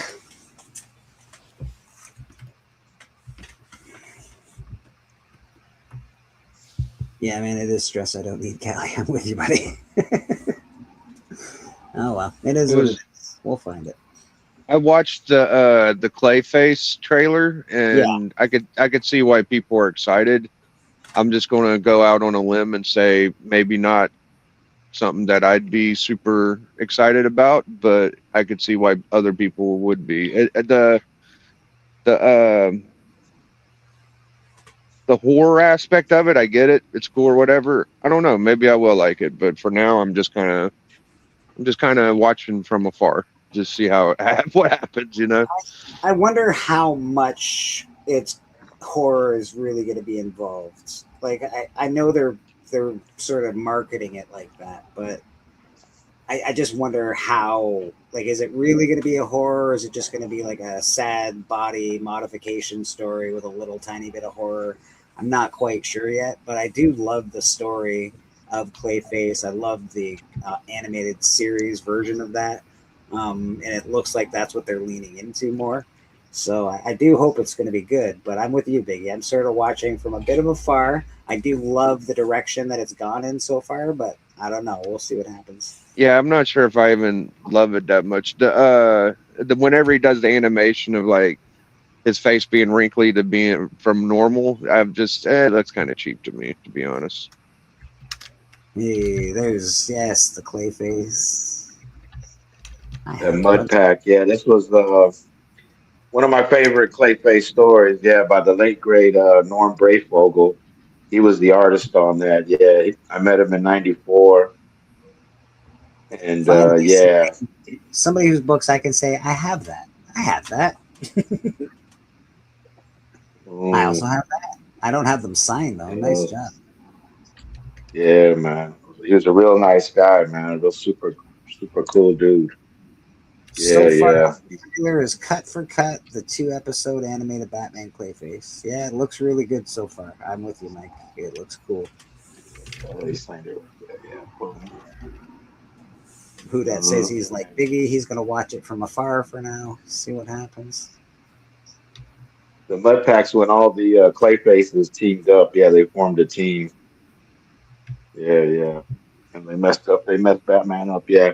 These were Norm Brayfogle, yeah. And the first one and the last one had these little mini posters in there, so I had him sign it on the mini poster too. Yeah, these are cool. The fact that when Clayface kills you, he goes into your body and like suffocates you. It's just a horrific way to go. You know, Clayface, man, that dude, his name is Mud. Yeah. Well, he's the original face morphing guy, because what all characters we got? We got Clayface, Sandman, Metamorpho, kind of, right? Like he could do it too, I guess. Chameleon, okay, right on. There's a few, but I'd say Clayface is the original. Like he's probably the oldest, I would guess. Yeah, because he was a Golden Age character, wasn't he?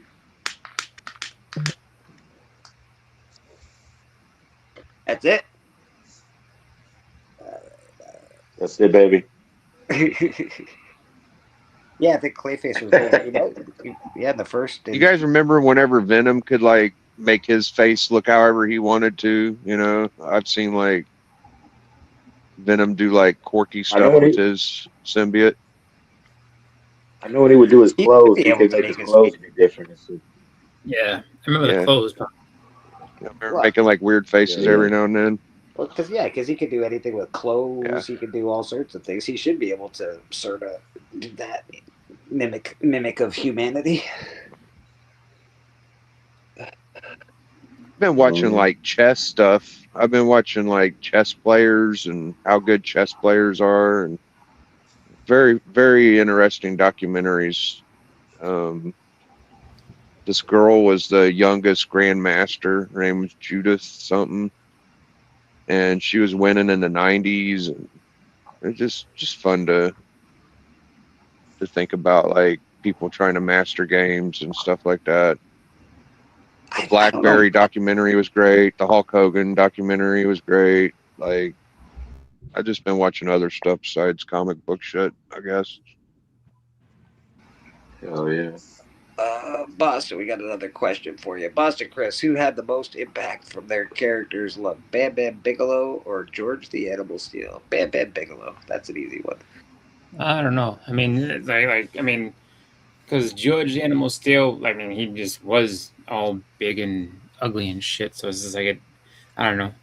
I mean, it kind of like the same. I mean, Bam Bam for the most part was like he spoke and he could say what he was getting on his mind, and then they made George the Animal Steel like he originally used to be someone who could talk and say whatever, but then he was like somebody who they just made him kind of like grunt and all that rest of that type of stuff to make him more scary, and gave him the green tongue, and he used to eat the turnbuckles and stuff like that. So it's just like, I mean, George the Animal Steel was more based on looks than anything else.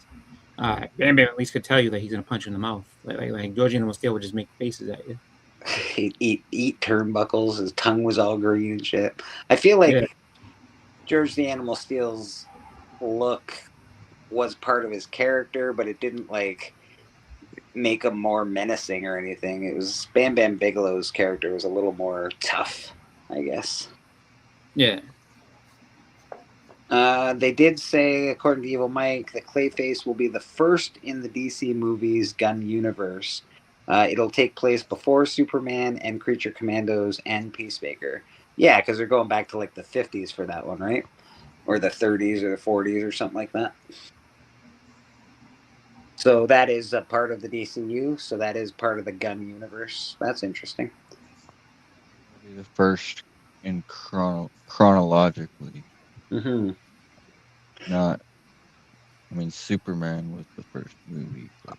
So they've done this with DC now. What, we've got the Penguin, which was an absolute amazing series. We've gotten now we're going to get Clayface, which I'm sure will be very good. Whodot does make a point where, Clayface with no Batman, so it's just a horror movie, not inside the DC universe. It is inside the DC universe, but it is hard. Sometimes it can be difficult to watch, right? Because like all the Spider-Man bad guy movies from Sony, they were sort of shit. They didn't do very well. They weren't. You know why? I mean, and this is the problem that like a lot of people don't talk about with because here's the deal. So Spider-Man villain movies with no Spider-Man, they haven't done so hot, but it's because they don't have the right people trying to make them, but that's fine.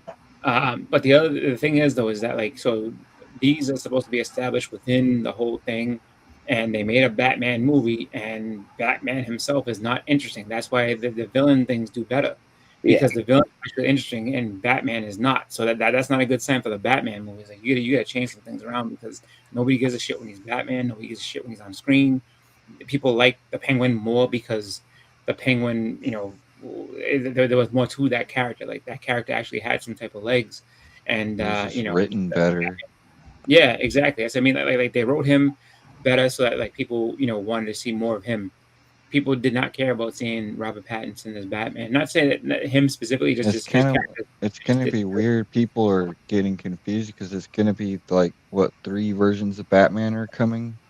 We're gonna have that's the other thing, Vampire Dust Batman. We're gonna have Matt Reeves Batman, basically, and then we're gonna have Brave and the Bold. It's gonna have a different version of Batman.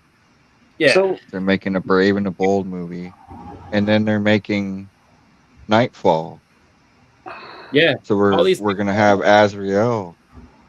It's a lot. It's a lot, and it's like trying to get people to understand. And if they don't cross over, then it's really weird that you're making all these different movies at the same relatively within the same space. It's like, dude, so none of this is connected. No, it's all different people saying like this is what I'm doing, and it seems like if they were gonna do that over like 20 years or something like that, that would make sense. But it's like I'm curious how close they're all gonna be coming out together, because it's like if you have 3 even Matt Reeves Batman and Ben Affleck Batman was kind of confusing to people, because like that's not Batman. The Batman I saw was that was supposed to be Ben Affleck. Like no, that's a completely different side project.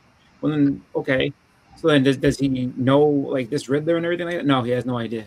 Okay, so the Joker that was in Justice League and everything, that's and with Matt Reeves, no, there's a different Joker in that movie. Like what? So how does this confuse a lot of people? That's interesting. Evil Mike has made a couple of points that I'd like to talk about. They did say Clayface will be the first of the DC movies. Blah blah blah. The Batman is separate from the gun universe, so Pattinson's Batman is separate from the gun universe. But is Penguin separate from the gun universe? That's the first convolution. Yeah, because that came separating universes. And then because they're actually both DC. Is Clayface just not a part of that universe at all? So Clayface is not a part of the Penguin universe, is not a part of the Batman universe. So it's just separate. Penguin and Batman are in the same, but that's the whole problem with all this shit, is that like you at some point you have to think about it, where it's just like because in the end of it all, the reason when these things don't work well, no matter who it's what company it is, when they don't work well and there's a shared universe shit, they're like, wow, we're trying to cater to like the regular people and this and that, and so we didn't make a good story just because we didn't want to overwhelm people. This is like, well, this shit's gonna overwhelm the fuck out of everybody because it's like it doesn't make any sense, and you're going way too deep on this stuff because you want to have 8 different things, and it's just like, just I don't know, like I don't even know how you kind of do it, but like the fact that the one thing I can say is at least in Marvel's side, they didn't let people make like, all right, we're gonna have this version of this character, and then we're gonna make a completely different version just because it's gonna be standalone, separate. I mean, because think about it. What actually now really, if you think about it, there's 3 separate Jokers in that whole thing. There's the Jared Leto Joker. There's the one that was in the Matt Reeves Batman, and there's the what's it called, the Joaquin Phoenix one. You have 3 Jokers in that same space. That like the only one that did well was the Joaquin Phoenix one. Let's be honest. Yeah. That movie made over $1 billion. I know not everybody liked it. That's why we're getting Clayface. Yeah, that's exactly why we're getting Clayface. But and that's fine. I'm saying it, like for the casual person that just sees movies and doesn't really know all this stuff like deep. That's gonna confuse the hell out of me. Like, who is this guy? Like that's not the guy that I know. Like that's it would be like same thing as like when I was little, like when they had the 1989 Batman and like it was a joke on The Simpsons, and they had Adam West on there. He's like, hey, do you guys, he's how come no one dressed up as Robin? He goes, who the hell is Robin? Because they never had a Robin in that one until later on. And it's just like, but that's the thing, is it's like you have people that like don't really know this stuff, and it's just like, all right, because in the end of it all, everything they do for the most part, even though it's there's fan service and this and that, for the most part, like your dollar they already counted. They're not worried about our money. They know we'll go and see these things. It's the casual people that they try and like my wife, for instance, doesn't know any of this shit, and she'll sit there and be like, "What the fuck is this?" She's like, "I don't understand why." So that guy that was in that movie is not the same person.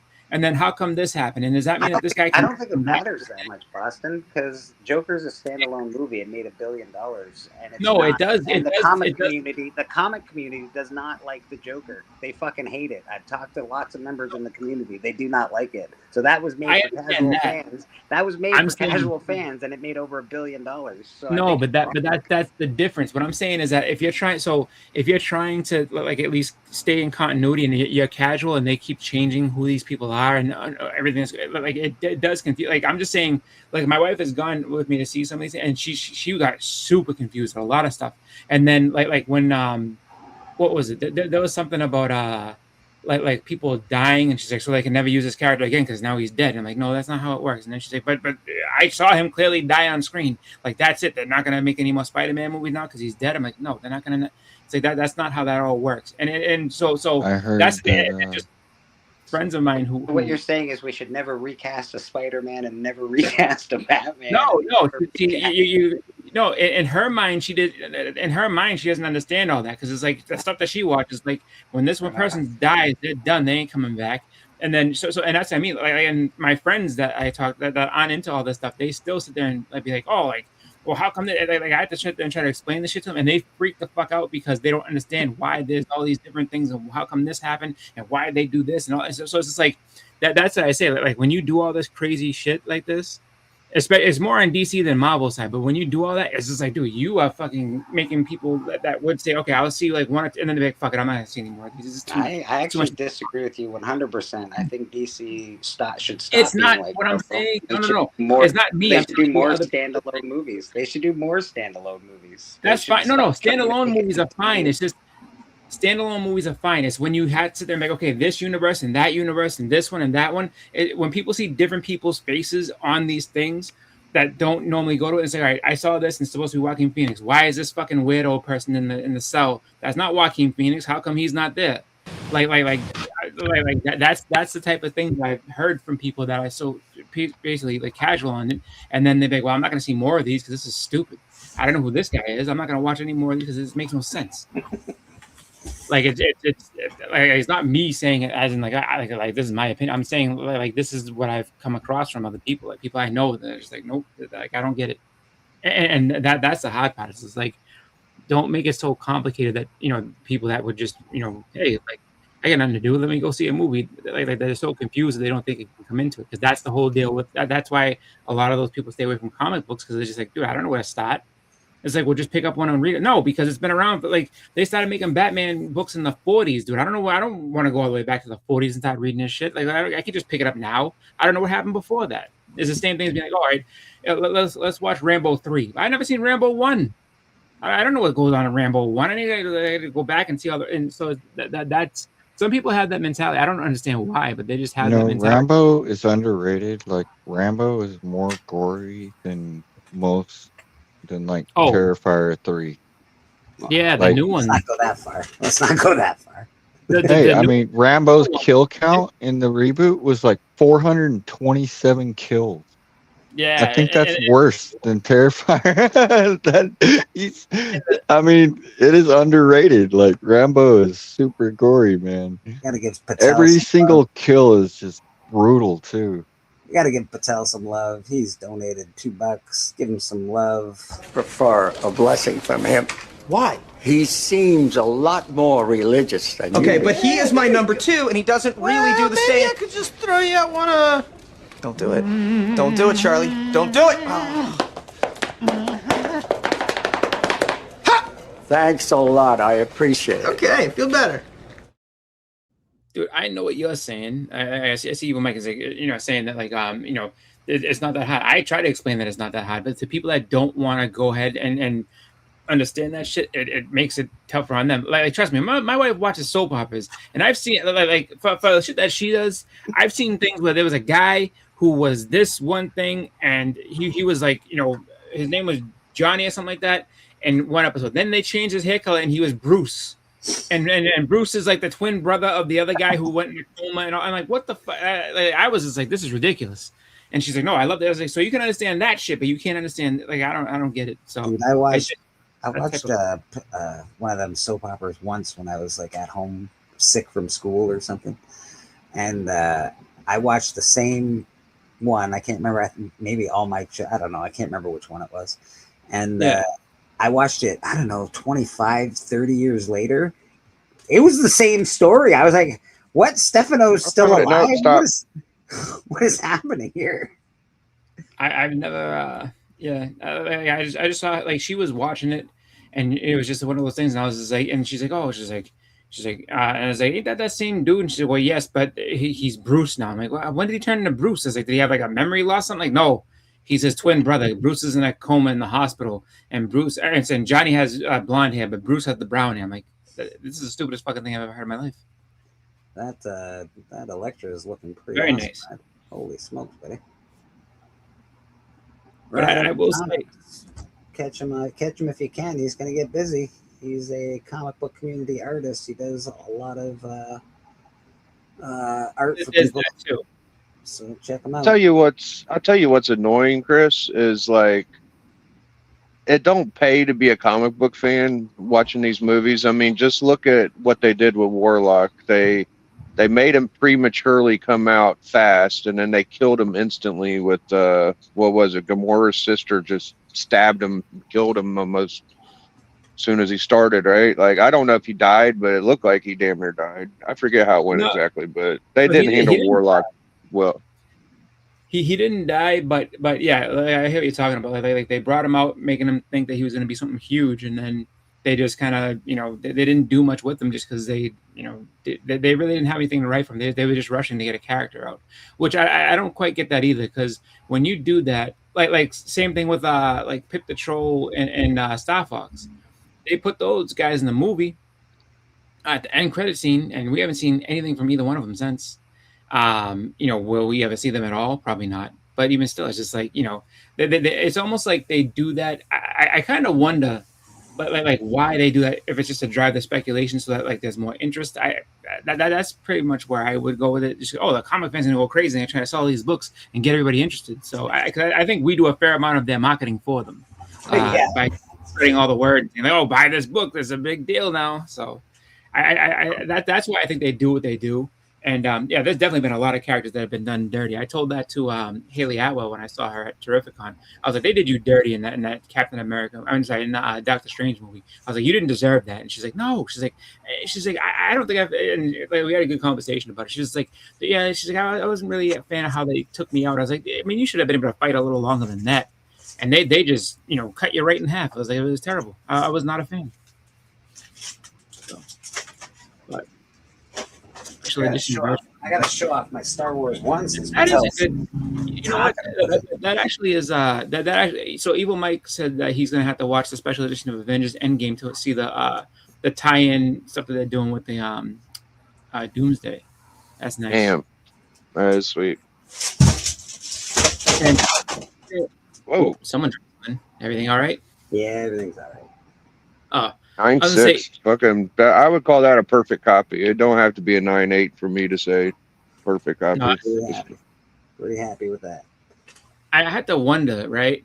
So you have an extra 10 minutes of footage, and I'm sure it's going to be spliced throughout the entire movie. Like, it's not just going to be like, oh, here's a straight 10-minute section.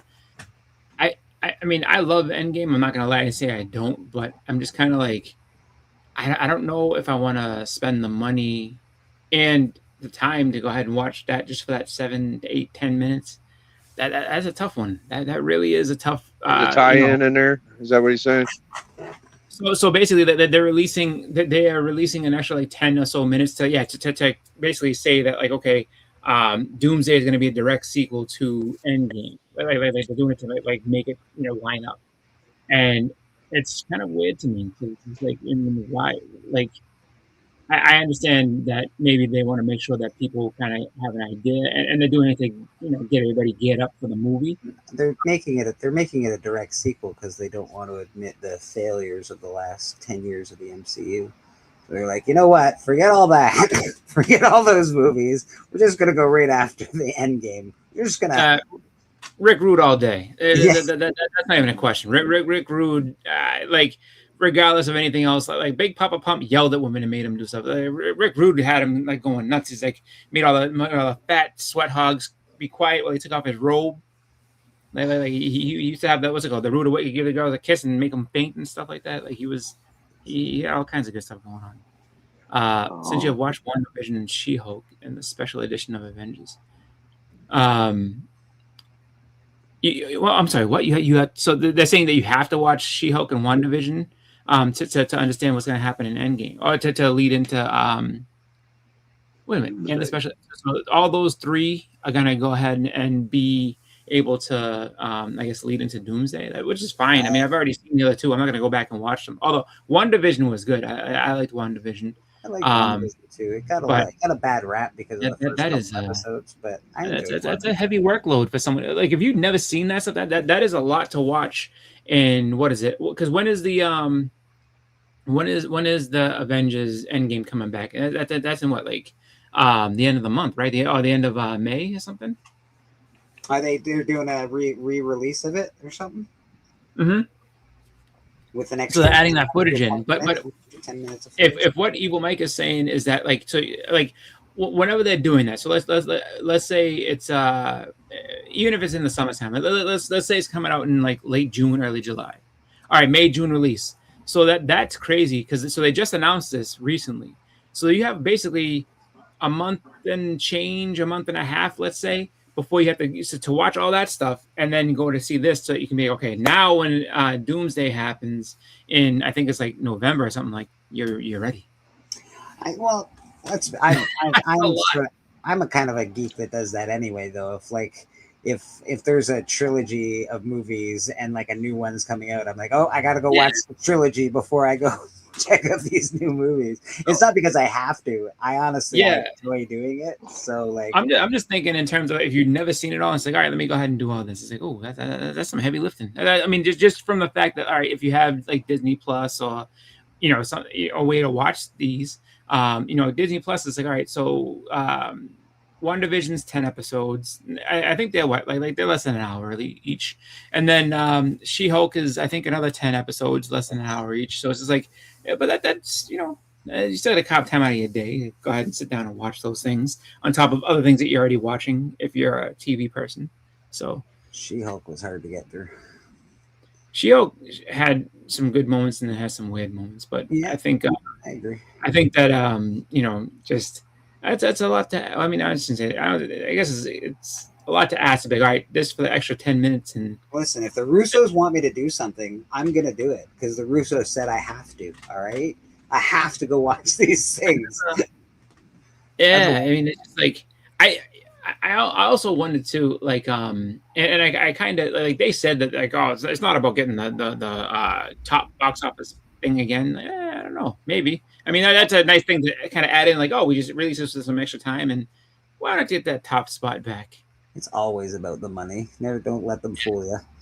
When That's they good. say, well, they say the worder is they expected everybody to have watched all the MCU movies and shows, but they said the vital watches were WandaVision, She-Hulk, and the special edition. I mean, I will say, like I'll say that in terms of it, I mean, it'd be good to see some of the stuff pay off, just because of the fact that, a lot of people kind of felt like they abandoned, like WandaVision specifically, just because like that it didn't really lead to anything, other than the Agatha show, which the Agatha show was good too. Like that was actually surprisingly good. I thought we were going to get more White Vision, to be honest. I thought that like something. Was I think I think he's still looming somewhere. They just didn't, because he didn't do anything. He just flew away. He didn't get destroyed or anything like that. So he could be around somewhere. He's just doing his vision thing, He's on a vision quest. Is that what we're calling it? Yeah, exactly. He's out there doing his thing, and the regular Vision just they they converted him into. I think, as far as I know, they converted him into the White Vision. The broken pots and all that jazz. Yes, yeah. I don't know. I don't know if there's going to be two versions of Vision or if they're just going to continue with the White Vision. I'm not sure what's going to happen. I would think that you could do both, or it could be something where he gets his memory back or something. I don't know. And then all this color, the stone gives him all his colors back or something. It's like White Gandalf. Yes, Gandalf the White. I remember like the White Vision was actually the first version that I knew of because of the Avengers video game. Because I was never really into Avengers as a kid. I was more into X-Men like when I was younger. And then so when that came on, I was like, okay. I knew Captain America. I just didn't really know the Avengers team that well. And then so I didn't know that he was like, what's this colored thing? I'm like, I like that better than the White Vision, because the White Vision was just so bland. But in that game he was awesome. Like he was one of the best characters in the game. I get it. Then, my first introduction to Dr. Doom was in a Spider-Man show, so I figured Dr. Doom was a Spider-Man bad guy. Had no idea, none whatsoever, about the Fantastic Four. My introduction to Dr. Doom was the Secret Wars toys. I didn't know who he was. And then Magneto. Because those came out when I was like very little. I think I was like 3 or something when those came out. I mean, either I was 3 when I got them. Dr. Doom was very prominent in Spider-Man and His Amazing Friends, so I just assumed he was a Spider-Man villain. I never even realized he wasn't until I got a little older. I don't know why. There was a kid that I went to preschool with, and he called Kang the Conqueror. I didn't know his name was even Kang. I just knew Kang the Conqueror, the little Secret Wars guy. He used to call him Doom Doctor. This is Dr. Doom, and that's Doom Doctor. Oh, okay. So that's what I thought his name was for like the longest time. I was like, his name is Doom Doctor. And then I knew who Dr. Octopus was. And then Magneto, my father, when he was like, and this is Magneto. So I was like, Magneto. So when I saw the X-Men show, the Kitty Pryde cartoon, when they're like, look, it's Magneto. I was like, who is Magneto? That's Magneto. So don't tell me. My father knows. He told me his name is Magneto, not Magneto. So my father didn't know anything about comic books. He just would buy them and give them to me here and there. So, but yeah, that was a fun time because there was all kinds of like just good stuff, and so that's how I got to know them. And then I remember I used to do crossover because I used to have the Justice League, the superpowers toys. So I had them, and I had the Hall of Justice, and everything like that. So and I had a little carrying case. So I used to sit there and of course, once I got that little wrestling ring, I was like, well, now we're gonna have to have fights and stuff. So those are my wrestlers. My wrestling roster was like, Hawkman and Superman and Aquaman and Magneto and Iron Man and what's it called, Spider-Man and who else? I was shocked that you mentioned that. That reminded me. my Mortal Kombat game, Mortal Kombat 1. It's the newest one. Yeah. They got new skins for the movie. You know what's crazy is that I would recommend to anybody if you don't play the games but you want to watch the actual story unfold that they tell, you can go on YouTube and it's basically a giant movie of all the cutscenes. It's really yeah. good. It's really yeah. really good. Yeah, it is. I was just like I remember just as I was playing the games, I used to like want to speed through the fights just to see like what was coming up next in the story. I was like, oh, this is awesome. And Mortal Kombat 1's really good too. Yeah, they added some cool skins. I got like a Jean-Claude Van Damme skin. Oh yeah. Yeah. Awesome. From Bloodsport. He's got the Bloodsport shorts and all. Yeah. I know that the trailer looks really good for Mortal Kombat too. Yeah. Like I was like, all right, I could watch this movie. I have no problem with this. It's like they took it back for reshoots, so hopefully it's higher quality than it was. I'll tell you. Yeah. The only problem I had with the other movie was that like it just once they started doing the stuff with like the ancestor they need to take themselves seriously. Like quit making it a joke. Take it serious. Like you gotta take it serious. Yeah, because people would watch it. People would absolutely sit there and be okay. Like if you made this no, this is a legit movie. Like we're gonna make big things happen with this. But as soon as you wink at the camera, I'm out. Yeah. Wait, you got enough people that like know Mortal Kombat and want to see it done well. So of course, like make it as serious as possible. Like, look, we're going for Oscars on this thing. Oscars. People big shit. All right, let's go. Let's see what we can do. I never watched I never watched the animated Mortal Kombat movies. Apparently they're good. Steve and Lucky says they're good. Yeah, the DC animated stuff has always been good, and the Mortal Kombat movie was pretty good. There is a movie that's pretty good. I like the YouTube movie or TV show. Right. That had Michael J. White. Oh. Yeah. That ended really quickly. Like that because that was doing pretty well on YouTube, I thought. Mortal Kombat Legacy, I think is what it's called. It's really good. Yeah. Very hardcore. It took itself real serious. Yeah, and then but it ended really abruptly. I was hoping it would have been on, longer than it was. It was like 2 seasons. I think it's 2 seasons. Yeah, I thought they would have had longer. They were making it for free, so I didn't expect it to go forever. You know what was cool is that was around the same time I think that Cobra Kai had come up, because Cobra Kai started on YouTube. Like a lot of people are like, oh, is it Netflix? No, it started on YouTube. You had to have YouTube Red, I think it was, to be able to watch it. So, and that was they got 2 seasons of that, and then Netflix got it, and then we got the rest of the seasons, and and the Mortal Kombat was on the same time. I think like right around that same time that they were doing that, and then The Boys was really good. Did you watch The Boys? I haven't seen the first season. I watched the first episode so far. I can't wait to get into The Boys. I might do that after we jump off of here. Actually, I finished. I finished Follow. Really Follow's the last thing I watched all the way through. And then I hop on and see Invincible. I've been waiting for that. Just like I wanted to completely finish so I can just binge it. I'm not waiting a week. I heard that the next episode is going to have a reunion of those 2 guys from Supernatural. Oh, yeah. I heard that too, that his brother is coming to play a character as well. Yeah.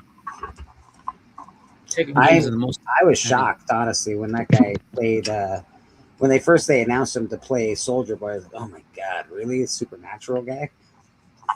So I eat my own words, because that guy did an awesome job.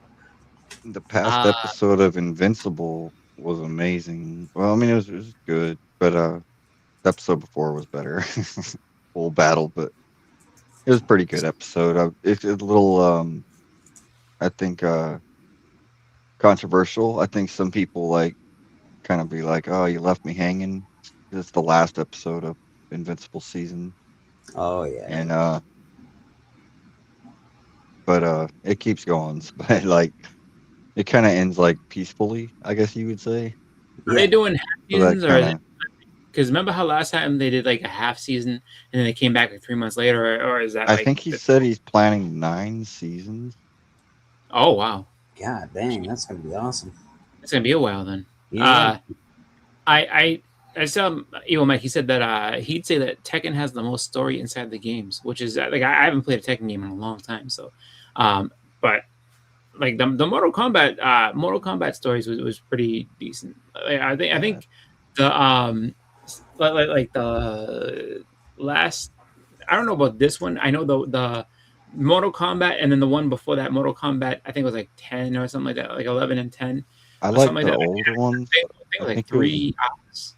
Are I Street think it was Fighter and on Mortal PS2. Kombat? Are they coming out at the The- same time? Street Fighter and Mortal Kombat, like as far as movies are concerned. They're not I far want to say, apart. yeah, they're close. That's a mistake, but I think that Injustice was one of the games that started that trend because Injustice has this big long story. Again, you can watch the entire Injustice like story play out. You know, on YouTube. It's like Yeah, there's a that's a whole good big watch. That's a good yeah. watch. They did a good Cutscenes. job. I like Black Invincible, Adam, and that Injustice was really good. Invincible Yeah. has been great, but the animation department has been getting major flack for this season. Are they just is it just not as good this season as it has been? The lighting. Well, it's a 4-man crew. There's only 4 people doing all Oh. the animation. Okay. So there's not as good. Like season 1 had better lighting. Like you Yeah. could see the lighting and the shadowing was a lot better in season 1 as it is to now. But the foundational lines are still there. Okay. Alright. Yeah, so I never even crossed my radar, and then I saw this show, and I'm like, oh my god, how did I not pick up these comics? Oh.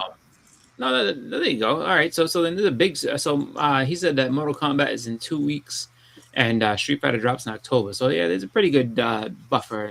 That's between good. the two. That's actually good for both of them, for both properties, because Yeah. I still think, and I know it's controversial. I think Street Fighter is going to do really well. I really think it's going to do awesome. I hope Mortal Kombat does good. I couldn't believe. I didn't think about that. I didn't see it because I didn't know who everybody was going to be, the whole cast. But when I saw that Polka Dot Man is going to be on Bison, I was like, "What? Are you serious? Polka Dot Man? The guy's Kombat like, pretty tall." appealed to me more when I was playing video games because of the way you play Street Fighter. All the special moves are swiping motions. So you gotta do like a half circle towards or a half circle away. And that would wear my thumb out. Like my thumb would just get wear out trying to do all these half circles. Where in Mortal Kombat, it's always tap. So you could tap forward, or back forward, back forward square, back forward square. So I could tap my buttons and it wouldn't wear my thumb out as fast. Half And circle. I could play it longer. Rad is not a Zangief player because Zangief was all about full circles and Oh, backwards. full circles for sure. Yeah. No, He was- I like Sagat. My cousin Street Bonnie was Fighter. actually really good with Zangief, like really good. Like if she so she would be one of those people like if she could hit you one move, it's over. Just because she would sit there and just string those throws together, she'd power drive you, then catch you and backflip you. It was like wow. I mean, so if you was fast enough not to let her get her hands on you, she couldn't do much. But if she did, it was over. I was like, wow, she was really good. And then she was also pretty good with Balrog. Like so, it would be one of those things where it's like, okay, you beat me with Zangief, but now Balrog time, and she would wear you out with Balrog. She was very good with Balrog. Mike says movies from this point on, every 2 weeks is going to have a major movie release. That's not good. That's terrible because that means that that means that my daughter's in that because they sprinkle kids movies in there too. Yeah. I bet the movies every goddamn week. Steve Lucky says he has arthritis in his left thumb from Super Street Fighter 2 Turbo. I used to play a lot of Street Fighter. Me too, brother. I was Ken and I was Argyle usually. I used to be Ken and Ryu. Guile was kind of like Guile was like good. Ken and Sagat. Cammy was tough too. Yeah, if you knew Cammy was fast, and she was fast, strong. Yeah, I liked Argyle. Chun-Li was, yeah, I like Chun-Li. Chun-Li, yeah, she was hard to beat. But I like, yeah, I like that And actor that's Honda. playing Bison. I like that David Dismotion. He's a great actor. actor. David Dismotion. Not as Yeah, Bison though. Polka Dot Man. No, I think he'll do good, man. Yeah, I met him. He wrote a comic for Image. Yeah, that what was her name? Unless he's wearing platform shoes, Macabre, he's way yeah. Well, let's be honest though. Bison's like suit puffs up and everything. I assume that's what Bison's jacked. Like he's Diesel. But is he though? Because I know that they sort of made him. That was like his power up in the original movie. No, in the original Street Fighter movie, it just gave him CPR. But other than that, like he was big. Like actually, what will ruin seeing Polka Dot Man as M. Bison will be seeing because someone put an image of John Cena as M. Bison. I was like, now there's your Bison. That's your Bison right there. That's pretty good. I'm not gonna lie. Yeah, I mean, they had Mr. Adams playing him. Yeah, Mr. Adams could do it. I think David Dismotion can do it. Julia, Raul Julia, was hilarious. He was great. I don't care what movie that man was in. Amazing. Kids movies are 3 months of space, depending on taste. Next big kids movie is the live action Moana. Yeah, no, we'll be the we saw the trailer. What was that actor? He played as that movie with the lead singer of The Cure. Hold on. The lead singer of The Cure was in a movie? How long ago are we talking? He was in a TV show, iRobot. Oh, iRobot. Or not iRobot, not iRobot. That's Will Smith. Mr. Robot? Mr. Robot. Oh, yeah. He was in that guy. Yeah. I heard he's cast as Apocalypse. He'll do good. He also played the lead singer of Queen and was amazing. And he also he was amazing in he could be M. Bison. He's a great actor. He could. I mean, he could be, I guess, but I don't know. I just look at like M. Bison. M. Bison is like he's got all kinds of Russian. He's supposed to be Russian, so like something like that. Yeah. Although he fights in Thailand, which is weird because him and Sagat both fight in Thailand, which is weird. But I know that he definitely has power. Like he's the one that like corrupts everybody just because he's got the psycho power. I think they're gonna make his jacket get all puffy and he's gonna get big that way. I think that's gonna be part of has to. Yeah, it's gonna be part of the movie. But his jacket is the thing that does it. Like he has his own power. Like that psycho power is how he powers up and kills everybody. Yeah, I know. But they'll figure it out. I think he's a great actor. If anyone can do it, he can do it. Yeah. If you look at M. Bison from the animated, yeah, he's thick. He's definitely thick. Absolutely. Oh yeah, he's huge. He's big. He's huge. Even in the games, like he's huge. Even when he's not powered up, he's huge. Yeah, he really is. You're not wrong. He's got huge hands, even like his chin, his hand, like he is a big dude. Yeah, it used to be annoying. That stupid. Like I remember the move that used to drive me nuts. That he used to do.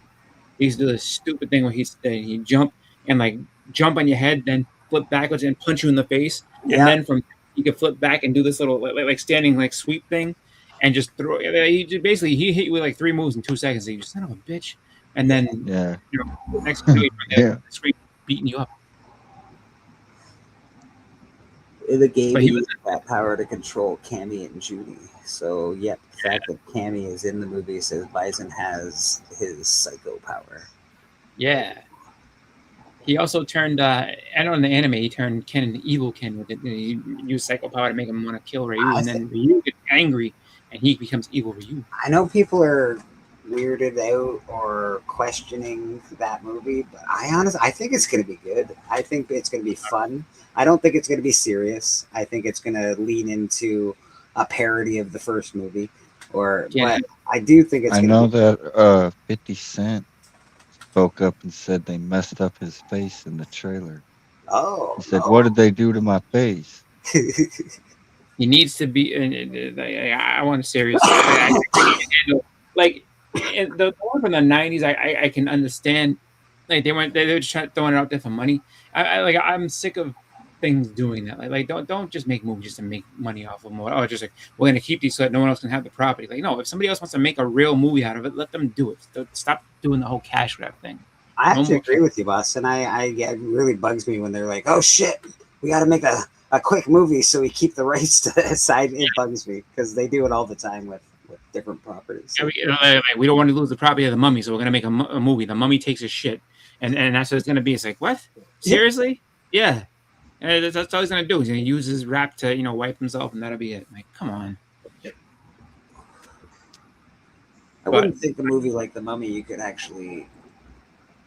Like, I think anyone could use The Mummy, right? Like Universal monsters, basically. Mummies and vampires and werewolves. And I think you can't call it Mummy. Yeah, you can't call it The Mummy. You can't call it Dracula. You can't call it Frankenstein or whatever.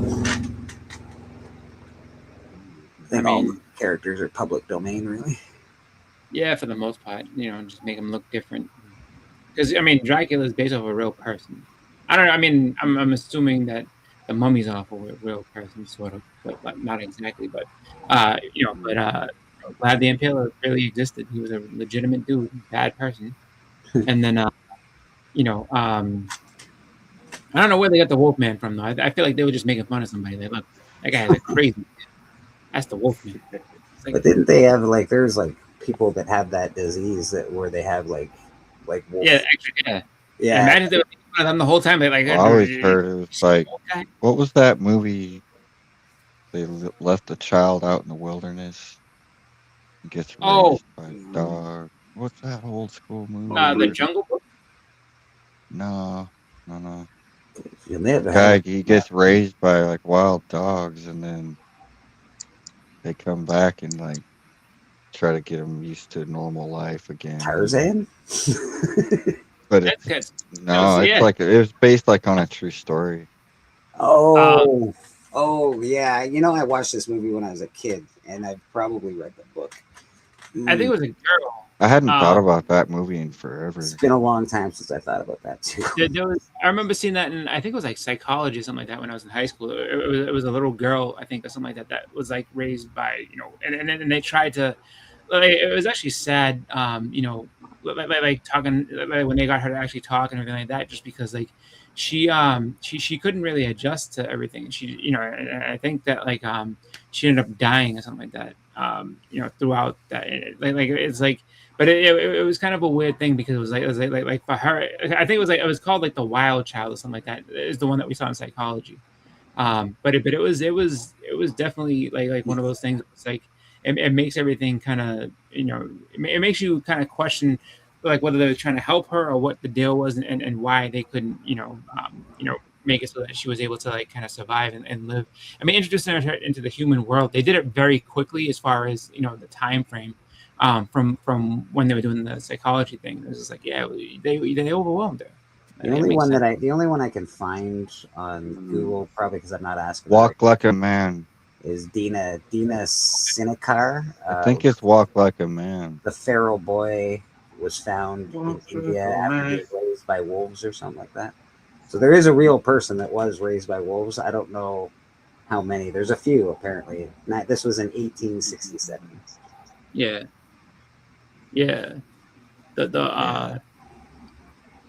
I want to say that it is actually kind of funny that there are those cases of people that like wolves, but for everything that people thought about them is just that they're actually, I guess, very nurturing as far as nature's concerned. If you're a baby and they find you, they will try to take care of you. It's baby. Really 50-50 chance. This one looks delicious. Yeah, we can't raise this one. Yeah, we hungry right now. Yeah. That's always the question I had because that maternal instinct. I'm I don't know about that shit. We'll raise the next one, honey. We gotta eat this one right now.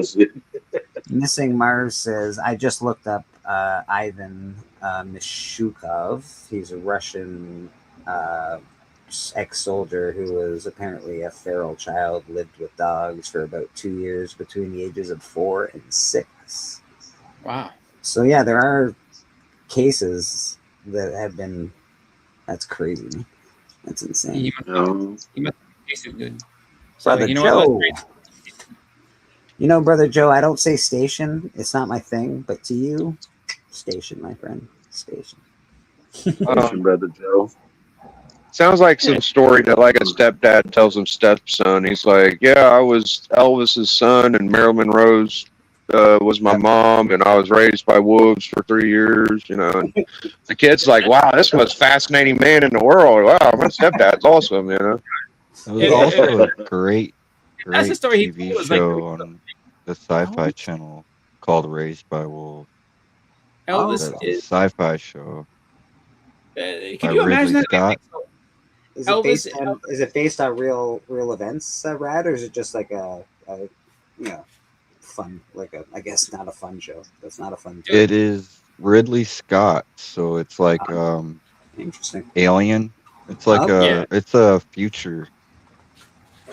I'll check that out. Basically, in the future, civilization splits into half of people follow religion and half of people follow science. I feel like And there's basically a world war between science and religion, and science builds these characters that are like basically like Void from Wildcats. Yeah. They look like her, and they float around, and they can like their powers. They can like scream like Banshee, and like disintegrate you. You disintegrate when just by a scream. So like they win the war, but like then there's like these last ships that are taken off to try to help humanity live, and they go to a planet with with two of those basically voids, and they raise these humans. They like grow them out of containers, like they're nothing but like embryos when they carry them over there, and they grow them in containers and they raise them on this planet. It's Right. It's a good show though. I'll check it out. It had the guy from I think he was in Sons of Anarchy. I think There's a lot of guys in Sons of Anarchy, like the main character, the main one, Main guy. main guy. Jax. Yeah. He's touted to be this next great thing, and every movie that he's chosen to be in has been just a shit show. Like he was in King Arthur, garbage. That was more like a He-Man movie. I was like, oh look, He-Man. No, it's King Arthur. Okay, apparently it's King Arthur. Whatever. He's been in a bunch of other movies. I'm like, God damn, he really doesn't know how to pick projects very well. He keeps crapping out, man. He was in that Netflix show about Ed Gein, and honestly, it's the only one of all of those TV series that I can't. I'm like, this sucks. I'm just like, oh my god. And I want him to do well. I think he's got talent and all that, but I just can't. I don't know. Nothing that he does turns out good for me. World of War. I've been watching on YouTube hours and hours of people building Warhammer sets. Like people are building like Helm's Deep from Lord of the Rings, and they're playing dice games on them. That has been filling my whole week up on my YouTube. comic shop is made a nice table. Dude, I love making stuff. I'm a huge I love making things, and watching this stuff really, it buggers me up because I start thinking maybe I should make a gaming table. I don't game. Why am I thinking about making a gaming table? And then I'm like, well, maybe I'll just give it to my local comic shop and the kids will have fun with it. It's like, I gotta stop.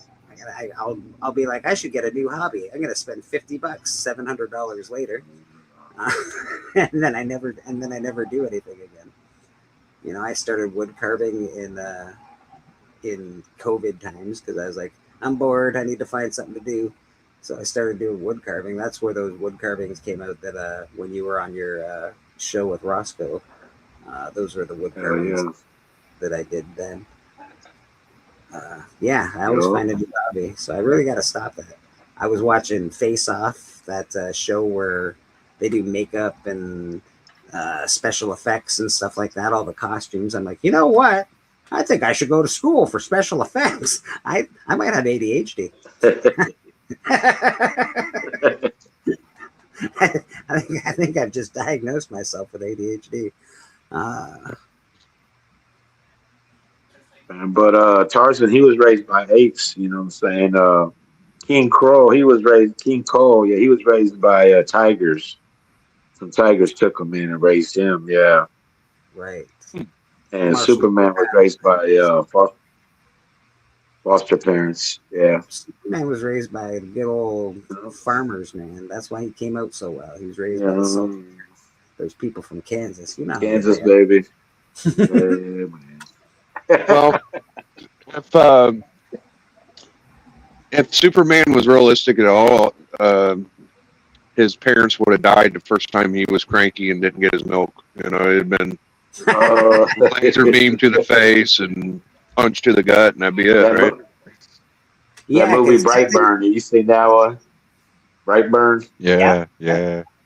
That's like Superman. You know, yeah. He sticks his hand in he's the almost lawnmower. like mad as hell. Yeah, it's like a scary movie. Did Superman grow into his powers, or did he have them immediately as a baby? As soon as he came to Earth, did those powers? There's different versions. There's different. In the original, yeah. But I the always original think, one, he had it when he was a baby. He has to grow into it a little bit because like some of the lores, he has to absorb the sun. So the years of him absorbing the sun builds up in him and makes him super strong. It's supposed to be like he gets a lot of energy pretty quick, and that's why the origins are all over the place. Like, what are we supposed to believe? Is Superboy Superman, or is Superboy a different character? You know, that's another thing. Like, Superboy and Superman have met. So my first introduction to Superman is he's a 4 or 5 year old kid, and he lifted up a car to save his mom, Pa Kent. You guys remember Superman 1? That's I didn't read the comics. I mean, he wasn't a baby in that. He was pretty grown. He was about 5, wasn't he? 5, 6 maybe? No, he was old. He was old. He was like, yeah, he was an adult. Was he? In Superman the original one, in the original one, he's like a toddler. Yeah, in the original one. What do you mean? In the original Superman 1 or action? Are you talking an action one or Superman 1? Superman 1, like the TV, the movie. The movie. The movie. Yeah, I'm not talking about. You're talking about the comic book. I mean, you could just look at the cover and tell he's my baby. When I was a kid, I didn't read the comic books. I didn't know the comic books existed. My first introduction was Superman the movie, so I just figured that Superman, had strength since he was basically on Earth as soon as he got here, because again, in the movie, they show you him in the car. Yeah. There's a bunch of comics where he's a baby and he's got strength too. Like, you go by whatever you want to go by, pretty much. In the John Byrne one, he's like a young kid. He gets trampled by a bull, and he's okay. Yeah, and he's picking up a tractor. Yeah, about that. You know what I'm saying? Yeah, when he was a young. Yeah. I don't mind going by the movie origin. I think that's okay in a lot of cases. It's close. It's very close. It's not quite accurate, but it's pretty close. If you don't know, I know we always do Rad Art and Comics. Go check him out for art. But Bobby D, he does fancy covers. He does art pieces. Bobby, do you still have any of those pieces that you're doing characters over top of like used art that you buy? I got that one right here, that Dr. Doom one. Yeah. See that. So Bobby went and bought this painting and then put Dr. Doom and Storm in there. So if you guys are looking for art, if you guys in the community want to help support some people, Bobby's always selling art, man, and that is a pretty dope piece right there, I'll tell you. I know Biggie won Bobby's Bobby's art book, which was pretty cool. Sketchbook. Yeah. So Bobby also sells art. Don't forget about Bobby over here. Check him out on Instagram. Hit him up if you want him to do you a piece. If you have a good idea, Bobby's your dude, man. Yep. There's my piece I'm working on. I'm doing some of these for Drawn to You. Yeah, this is the one, the Walk of Shame, and I got Lady Fantastic, Stephanie Madam, and Vols is doing the Walk of Shame there. Yeah, with his heart under it. It's a modern day street. It's a modern day streets company for 2026. Yeah. Wow. And Cliff is going to be Mr. The landlord. He's going to be Mr. Roper. Mr. Roper, Yeah. I like the Vogs got sweet undies on, man. Look at those things. Nice. Yeah. Yeah, that makes sense. I mean, wouldn't Jack be Cliff though? Because everybody thought Jack might have been. This is a little switcheroni, 2026. Yeah, come and knock on my door. Yeah, take a step that is new. Yeah. Evil Mike does make a good point. Also, you have to remember, for a long time, Superman could only jump high and not fly. Didn't have laser eyes for about 30 years of comic history. That was a Silver Age edition. Well, the Golden Age had the strongest Superman. Oh, sorry, Bobby. There was at one point. Yes, yeah, he was strong. You're good, bro. He could outrun a train, or stronger than a train, faster than a bullet, or some nonsense.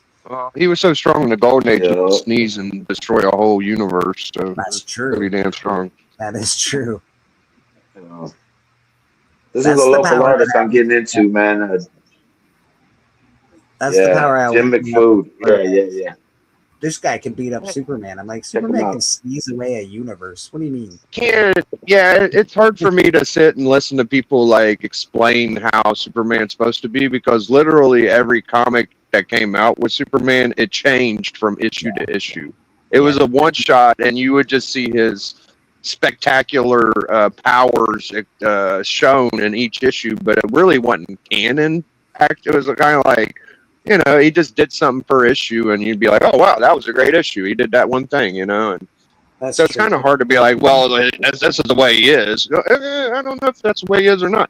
I've seen Superman lose to fucking space dust and air, just from a different planet. Like, does that make sense? Nothing makes sense, dude. Like, it's all over the damn place. So the whole it takes fucking 20 years to maybe in that single issue you read, right? Like, I've also read comics where he gets sunlight for 1 hour and it recharges his battery for thousands of years, because that's the strength of the sun and shit. So it's all over the fucking place. So when do you think they consolidated the suit? Like, because obviously you're right, Superman's powers have been all over the place. They've given this, they've given him that, they've added. No one answer. There's no one answer to Superman. There's all types of answers. But is there now in the modern age, or Silver Age, modern age, did they, like New 52, did they really consolidate? Like, what's his story now? Is he all powerful? I know there's like a version of him that has less power. I know there's like a prime version of him that's the most powerful thing in the galaxy. He could use it for a little bit of time and then it goes away. That's a really stupid version, but it's supposed to be the strongest. The gold Superman, all that shit. Yeah, I know what you're talking about. Yeah. They always will reference Crisis on Infinite Earths, they say post-Crisis Superman. So I guess that's where they pretty much put a cap on what he could do. New 52 run, they tried to scale all of Superman's powers, but it didn't stick. You got the comic where they had like the composite Superman and the sand Superman, and the thing that I like is whenever like people say, okay, so here's an example, like they say take him to a red star sun where it would drain his power, or take him where there is no sun. Well, supposedly all the years and all the time that he soaked up the power from the sun he does get strength from would still take years to get rid of all his power. So he'd still have strength in certain versions of Superman. So it's I don't know. I know when he fought Muhammad Ali, they fought in the Red Sun, and Muhammad Ali beat the And shit out it was like it was like instantly he was the strength of a human. But in other comics, it's like it takes years and years for him to get anywhere near a human strength. So yeah, that's what I mean. Like it's. You know what? I Yeah, never thought. What they never Oh. do. They never gave him like what's it called? So anything that gets like that excessive, eventually like you get sick from it. How come he never got like sun poisoning eventually? He actually does in As in another comic, yeah. in All Star Really? Superman. Yeah, in All Star Superman, he gets poisoned from the sun. All-Star Superman. So he gets a sunburn in All-Star Superman. That's ridiculous. Yeah. Well, it ain't a sunburn. It's like cancer or something. It's killing. It's killing him in the whole book. That's why that book is. It's a really good version of Superman. It just shows his character. No, Taylor Swift and crypto. That's awesome, Bobby. Yeah. Easier to flying over Chief Stadium, man. Yeah. To like characters like Goku or Vegeta than freaking Superman because it's been rehashed so many times, you know. Well, yeah, One Punch Man. Can One Punch Man beat up Superman? Well, if you can catch him, maybe with one punch. Depends who's writing it. Yeah. That's what Stan Lee said. When somebody said, "Who's the most powerful character in Marvel?" Well, it depends on the writer. I'm like, oh, fair enough. Stan. Yeah. like with someone like One Punch Man. As far as what I know of One Punch Man, is basically you can't kill him. Like he never loses. Like he just sit there and take all the beating in the world, and then eventually he's gonna sit there and hit you at one punch, and then that's the end of it. Yes. So yes. then you can drop like a bulldozer on him. He'll sit there and be like, that hurt a little bit. But wait till you feel this, and the next thing you know, it's over. Yeah. I cleared the ring out with that One Punch Man. I won't forget that one no time soon. On Hustle Mania that night. Yeah, I cleared the whole with the One Punch Man. Man. TM came back and got me, but hey, I'm still every day I'm hustling. So yeah. I'm looking forward to the next one, bro. I sent TM a link today. How's TM doing, Biggie? Is he all right?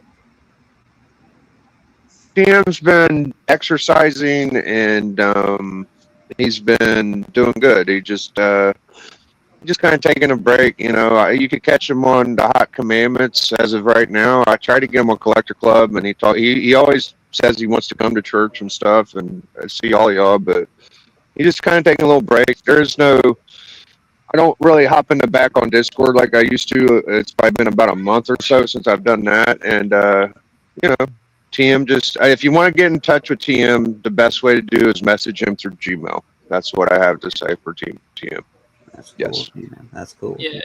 Evil Mike, that's the same thing I say about like when people want to go out and like, oh, like Thrag could never, like Thrag would eat Superman alive, just because the fact is that he is used. So whether we like, oh, like Homelander versus Superman would be great, no, it wouldn't, because Homelander doesn't fight anybody as strong as Superman ever. Like, and that's the problem. Superman just won't kill him; they just beat him up. But like Thrag and them, like they're used to killing Superman like characters all the time. So it's just like Thrag would absolutely annihilate Superman, and it had like, but even if Superman got the upper hand, he wouldn't kill Thrag, and Thrag would be like, "That's your mistake," and he'd break him in half. And you actually think someone from the what the hell is that? Invincible? What is it? Invincible universe could kill Superman? You believe that? Oh, yeah, Thrag in a second. Thrag would eat him alive. Absolutely. Like just in the way that he is. Like if you watch that series, just like your opinion, man. I mean, that's just he's that violent and brutal. Like he wouldn't give Superman a chance. He'd just beat the fuck out of him. I'm with Superman on this one, but I'm with Superman on this one too. I got Chris. I understand Chris's argument though, because Thrag is a vicious, highly. But dude, he would have killed all of them anyway. Like there would be no universe if he was that bad of a dude. So what's really going on with Thrag? Yeah, well, they can fly through planets. Like they can destroy planets. He'll kill people, seconds. and that's where he'll try to get Superman. Is but if Superman through other people, he ain't afraid to kill Lois and Lane right in front of him. But then all the writer has to do is That'd be his mistake right there. Yeah. Superman Like doing it. Do that. Superman finally unleashed his power set, and Superman wins. That's how it's gonna work. Hey, Superman will open up the box to busting your shit if you take it to that level. Like he will fuck him up, bro. Split the planet Earth in half and blow it up. Superman will lets him though, dude. That's the problem. Yeah, like you got.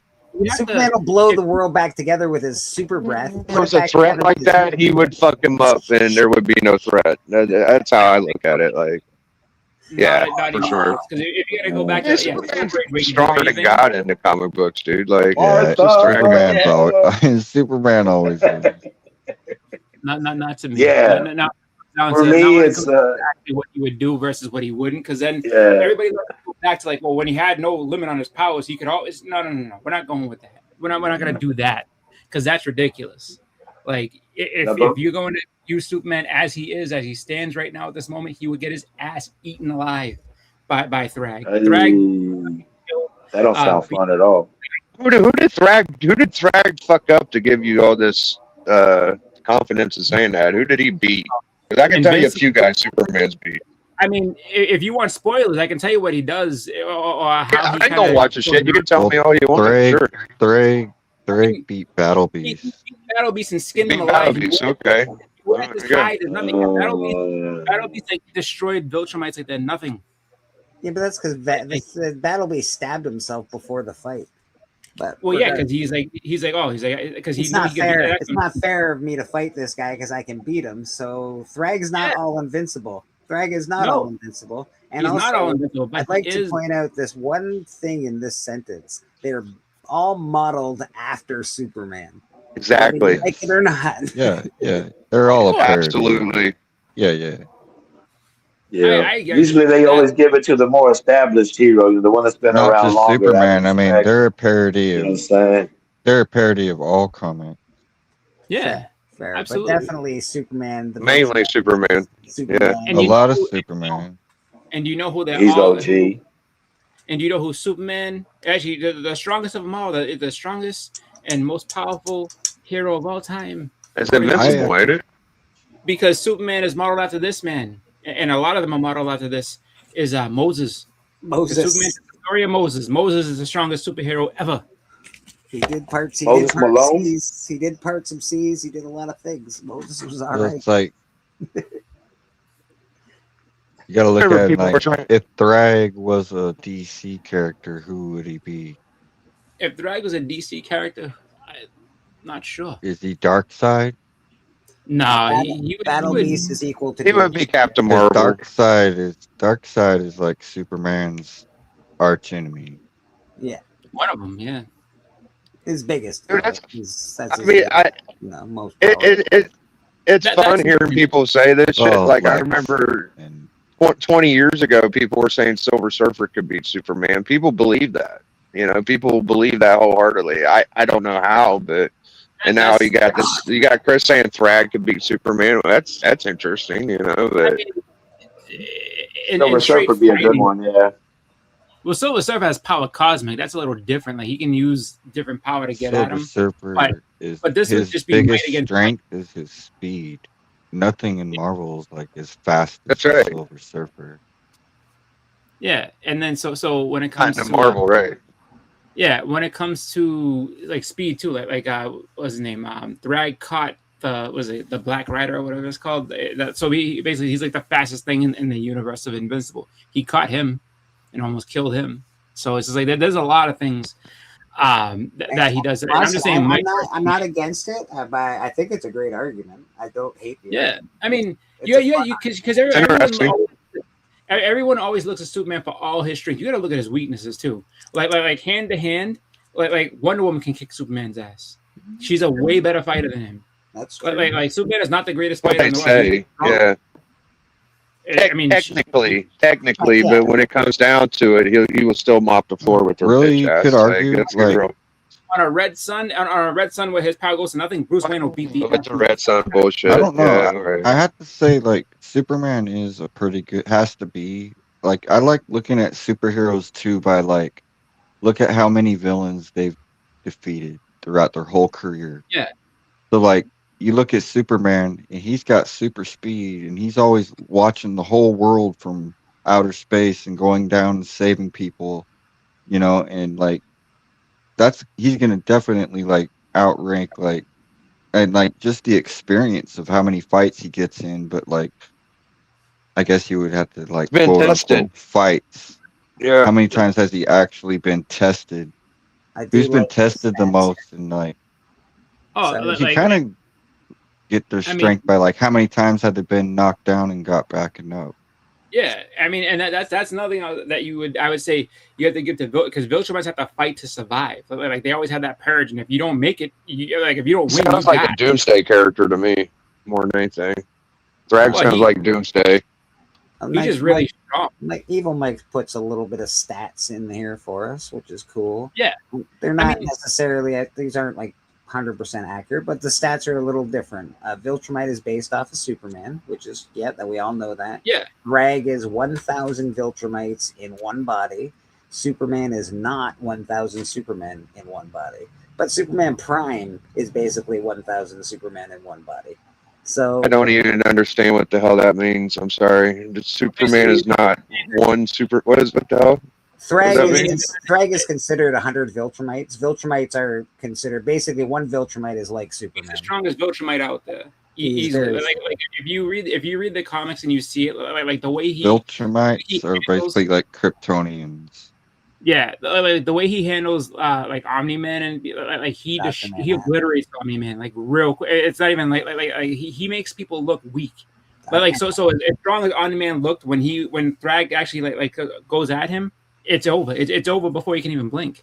And Dr. Manhattan for the win for everything. So that's my opinion. Dr. Manhattan takes them all out. See ya. But yeah. It's just it's just there's a lot to it, and that's why I say like everyone kind of goes at his strengths. Like, what are Thrag's weaknesses? Does he have like a kryptonite weakness or something like that? No. Yeah, there's a virus. The virus. Yeah, the virus that that's the only thing in the whole universe that'll. Yeah, that kills Viltrumites, and then there was those thing. Storyline in The Boys. They okay, fair. What was there was another thing too. There was these aliens that the Viltrumites were kind of scared of. But he ends up beating the fuck out of some of those too. Like he's not worried about those. I forget what they were called, but because that was one of their plans. I think they're called Rancors. Yeah. They're like little dinosaurs. You can't call them Rancors. They live on a planet with like gravity that's stronger than any other planet.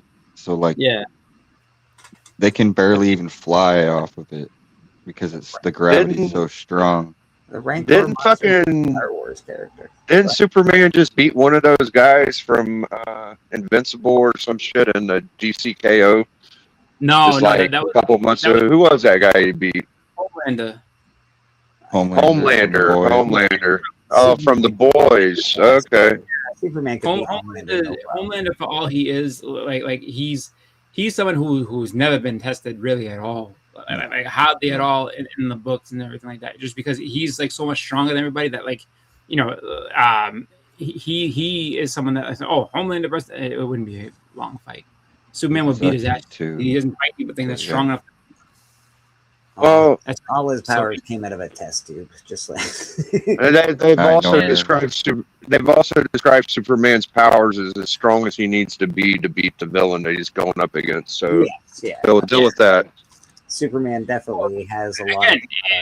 But then they don't look at his, and that's the thing. No one ever wants to look at his weaknesses. It's like, look, a rock takes you down. Look at him. Oh yeah, no, his weaknesses are valid, but they're not good enough to destroy him. Hey, are you serious? What's it called? Poison Ivy made him a slave.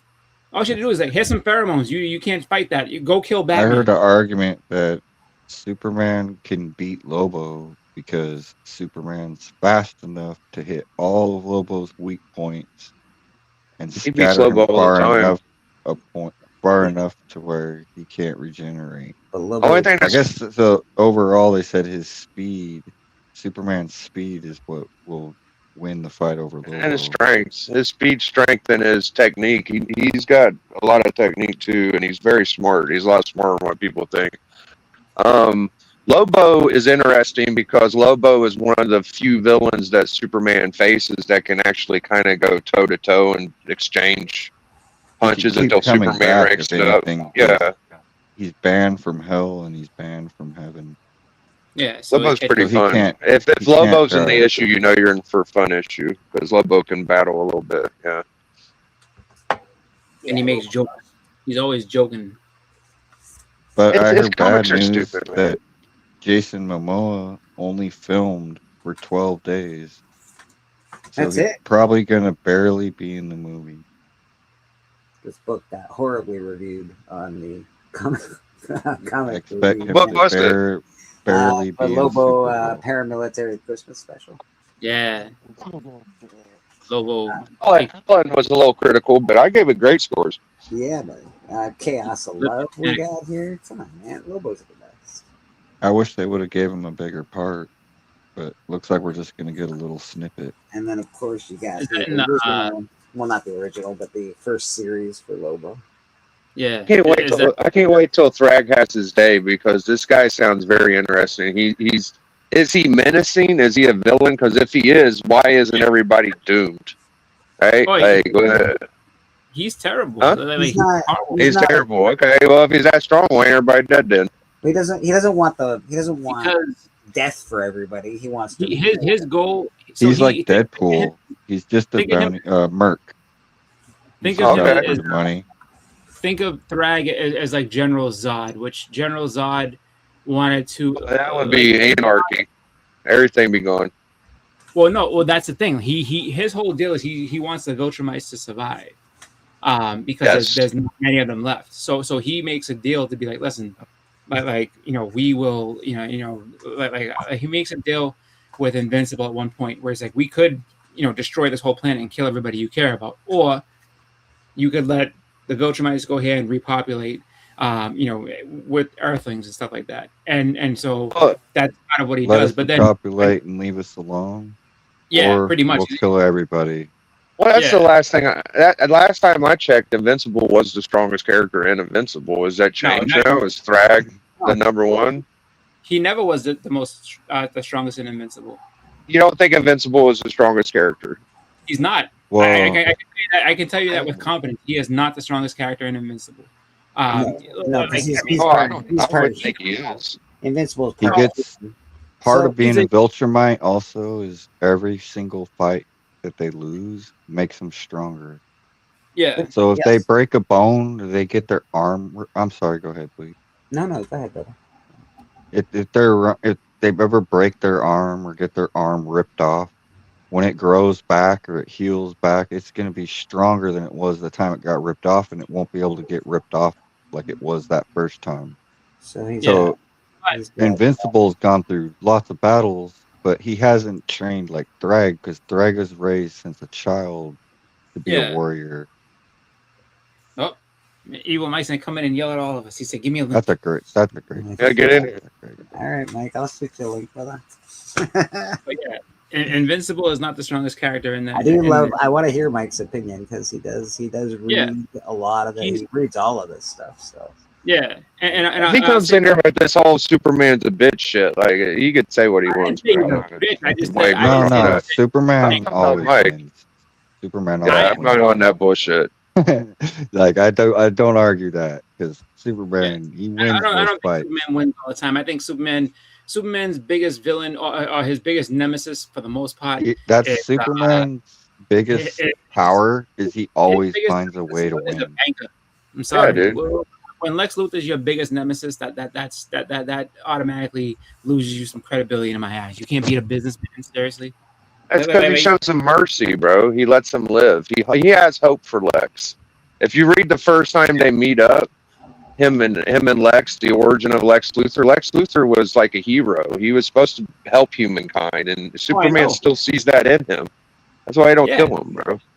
That's why he hates his guts, because he wanted like everything that Superman is, he wanted to be, and he just can't do it. But he sees it as you're in the way of Lex Luthor wanted to be Superman. He wanted to be that guy.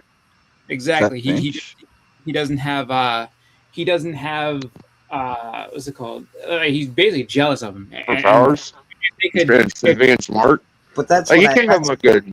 That's why I'd argue that Invincible. I know he's not the most powerful Viltrumite, but I'd argue his humanity, because he's half human. But I'd argue his humanity gives him faith and hope, and I think hope is a big deal for superheroes. Well, yeah, I mean that would get him to that's basically. I mean, outside Still of don't go with Invincible as the strongest character in Invincible until I see him die or get destroyed. I'm just gonna roll with that.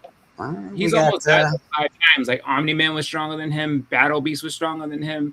Thrag was stronger than him. The man, the myth, the legend is here to school us all. Yeah, what's up, man? He only beats Thrag with a lot of help. Mr. Evil Mike, what do you got? What do you got for us, sir? Superman's a bitch. No, I'm playing. Okay. My roommates are all laughing at me. Okay. Look, it's all about explanation and knowing these characters to even have this fantasy battle conversation, right? Right. Yep. So Thrag, all right? Thrag is supposed to be the equivalent of 100 Superman. That's how strong he is. Like, if you can take 100 versions of Superman and throw them in one body, that's him. And he's not fighting one superhero. It's taking the entire Invincible universe to fight this one dude. And to show his strength, they show it perfectly in the animation. All these Superman-like heroes try to just touch him, and they can't even touch him. Like he's at the point where he's not even fighting them. He's literally like, go away. And just that knocks them through universes. That's how strong he is. So, I mean, to say that Superman, I mean, he could fight him. And yes, with plot armor from writers, he could defeat him. But stats alone, no. I mean, you would have to take Superman. You would have to take Superman Prime. Okay, well, that's the coolest thing you've seen Superman do. And Doomsday Clock, didn't Superman take out Dr. Manhattan without even touching him? Wow, not really. He does, but also kind of with the power. What was it with the powers of like absolute cosmos or whatever? I mean, that's like in DCKO. Like technically, right now, Superman is a god. Like we don't know where he is, but I mean, technically, he's a god. He can think in his brain and just kill you, and he can do all types of shit. There's all types of comics where he does super ridiculous feats like that. You know what I mean? So I mean, Doomsday we're also Clock, talking he about didn't actually fight really with Dr. Manhattan. No, He I brought didn't. somebody. Who was it? It was like a weird ending where it was like, oh yeah, right, I'm a good guy. Everything's okay. It was determined that Superman could not die because he was like the crucial point in DC's universe. Without Superman, DC's universe doesn't make any sense. And if you know DC Comics, that makes absolute sense because Action Comics #1. I know. It's such a bad ending. You can't have Superman with it. It's like trying to have Batman without DC Comics. True. No, but I mean, you're talking about in a universe where we have Emperor Joker, and Emperor Joker can defeat anybody that you can think of, like Homelander or Thrag, just because off his powers alone. Like, I mean, you're talking about their characters. I mean, was really powerful. Like, to me, he's the strongest currently. I mean, besides Absolute Darkseid, but that's like, I mean, but technically, I mean, there's a lot of people. You can have these fantasy battles with anybody. I mean, if you're an intelligent and creative and imaginative enough writer, I could take Booster Gold to beat Superman. It just takes imagination and creativity and selling points, you know, like how does he do it? How does he overcome these weaknesses? You know, I mean, anybody could. I mean, you know what I like to do in these situations? I mean, I'm not going to take it. You got to take it with a grain of salt, but I don't usually go with the result. But just Google it. Is Thrag stronger than Superman? What's the result? What would happen? Just for shits and giggles. Google it? I could Google it. Like I said, he would beat Superman to death and wipe his ass. Thrag would take a dump after Superman's cape and then shove it in his mouth. Like, take that with you. Or Superman will stomp him out and piss on his mom and dad and fuck his fucking sister and shit, right? They're all dead. Whoa. They're all dead except he's gonna go to the like. Thrag beat Superman. He's gonna go to the Viltrumite cemetery. Like, all right. Based on expert analysis, Superman would likely defeat Thrag. As the Viltrumite leader is generally considered a large planet-level threat, while Superman That's not that. frequently operates at solar system or universal power levels. Oh. Thrag is outmatched in strength, speed, and durability, and lacks a way to counter Superman's heat vision or freeze breath. Yeah, I don't believe that. I'm not going to go with that's an answer, but it don't shock me. It says that. Like, it does. Superman controls multiple universes and goes everywhere he pleases and meets. Dude, check my boy's numbers, dude. He That's goes what it all just over the said. fucking It place, just said dude. Superman would win. It doesn't shock me either. You're talking about a character that has He can't even kill the Invincible universe. Superman would dog walk the fucking this universe. They say it's not even close. That Superman's way Well, stronger. you're talking about a character with 90 years of history versus a So, character with 10. Yeah. I mean, that's the other thing way in there too. Is like It's a little different than what you said, though. I didn't hear the part where they stomped his ass and shoved his cape down his throat. You know, that's that one. That's what, like, if you don't look at it from the, well, this guy has to win just because he's the oldest type thing. Like you'll see it in a different way. Like I'm going with it based on just like he said. Now, if it was like, oh, Thrag just fought one guy and that was it. Like he fought like, the entire, like every strong person in the universe came together to try to beat this one guy, and he swatted them away like they were flies. Invincible only defeats him with a ton of help. A ton of help. If it was just face-to-face fight, one-on-one, he would get smoked. And I would say it says that Thrag would barely hold his own. And I'd say it's so strong. I'd say to that point, like with the 90 years of like what they've done with Superman, I mean, if you take what they could do with the characters of the Invincible universe in that time, like you're talking about when we first met Superman, that was my point about him not being able to fly at first and blah, blah, blah, was because all these the crazy like Superman being able to take out a whole cosmos by himself, that wasn't there at first, you know. I mean, that took like years of like, well, we don't know what to do with this character anymore, let's do this, let's try this, you know. And I'm in the main story of like Invincible, if you take that in a nutshell and compare it to like a main story from Superman, it would be comparable. But to say like everything that Superman's been through, like that version of Superman couldn't beat Thrag. No, hands down he could beat Thrag. You're talking about he's destroyed universes, multiverses, like he's been the catalyst of creation of universes and multiverse. I mean, you're talking about that's also 90 years of mad, you know, stuff. Yeah, that's true. That is true. No, man. That's That's a argument. It's a good argument. I say absolute ultimate Aunt May could take them all out, man, because she's got the cosmic chunk clock. She'd be like, knock it off. Yeah. You know what I'm saying? Yeah. And Lex Luthor will figure something out. She's gonna make she has the cosmic purse. She's just smacking with her like cosmic chunk clock. They stick it off her foot. Yeah. You know what I'm saying? Yeah.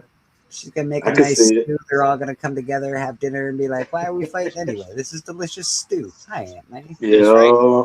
What comes down to Bleak is this ain't the first Johnny come lately fucking souped up version of a character that, oh, he could beat Superman. This is just one of many, and there'll be many more, and none of you can fucking do nothing about it. All right, that's just how it goes, dude.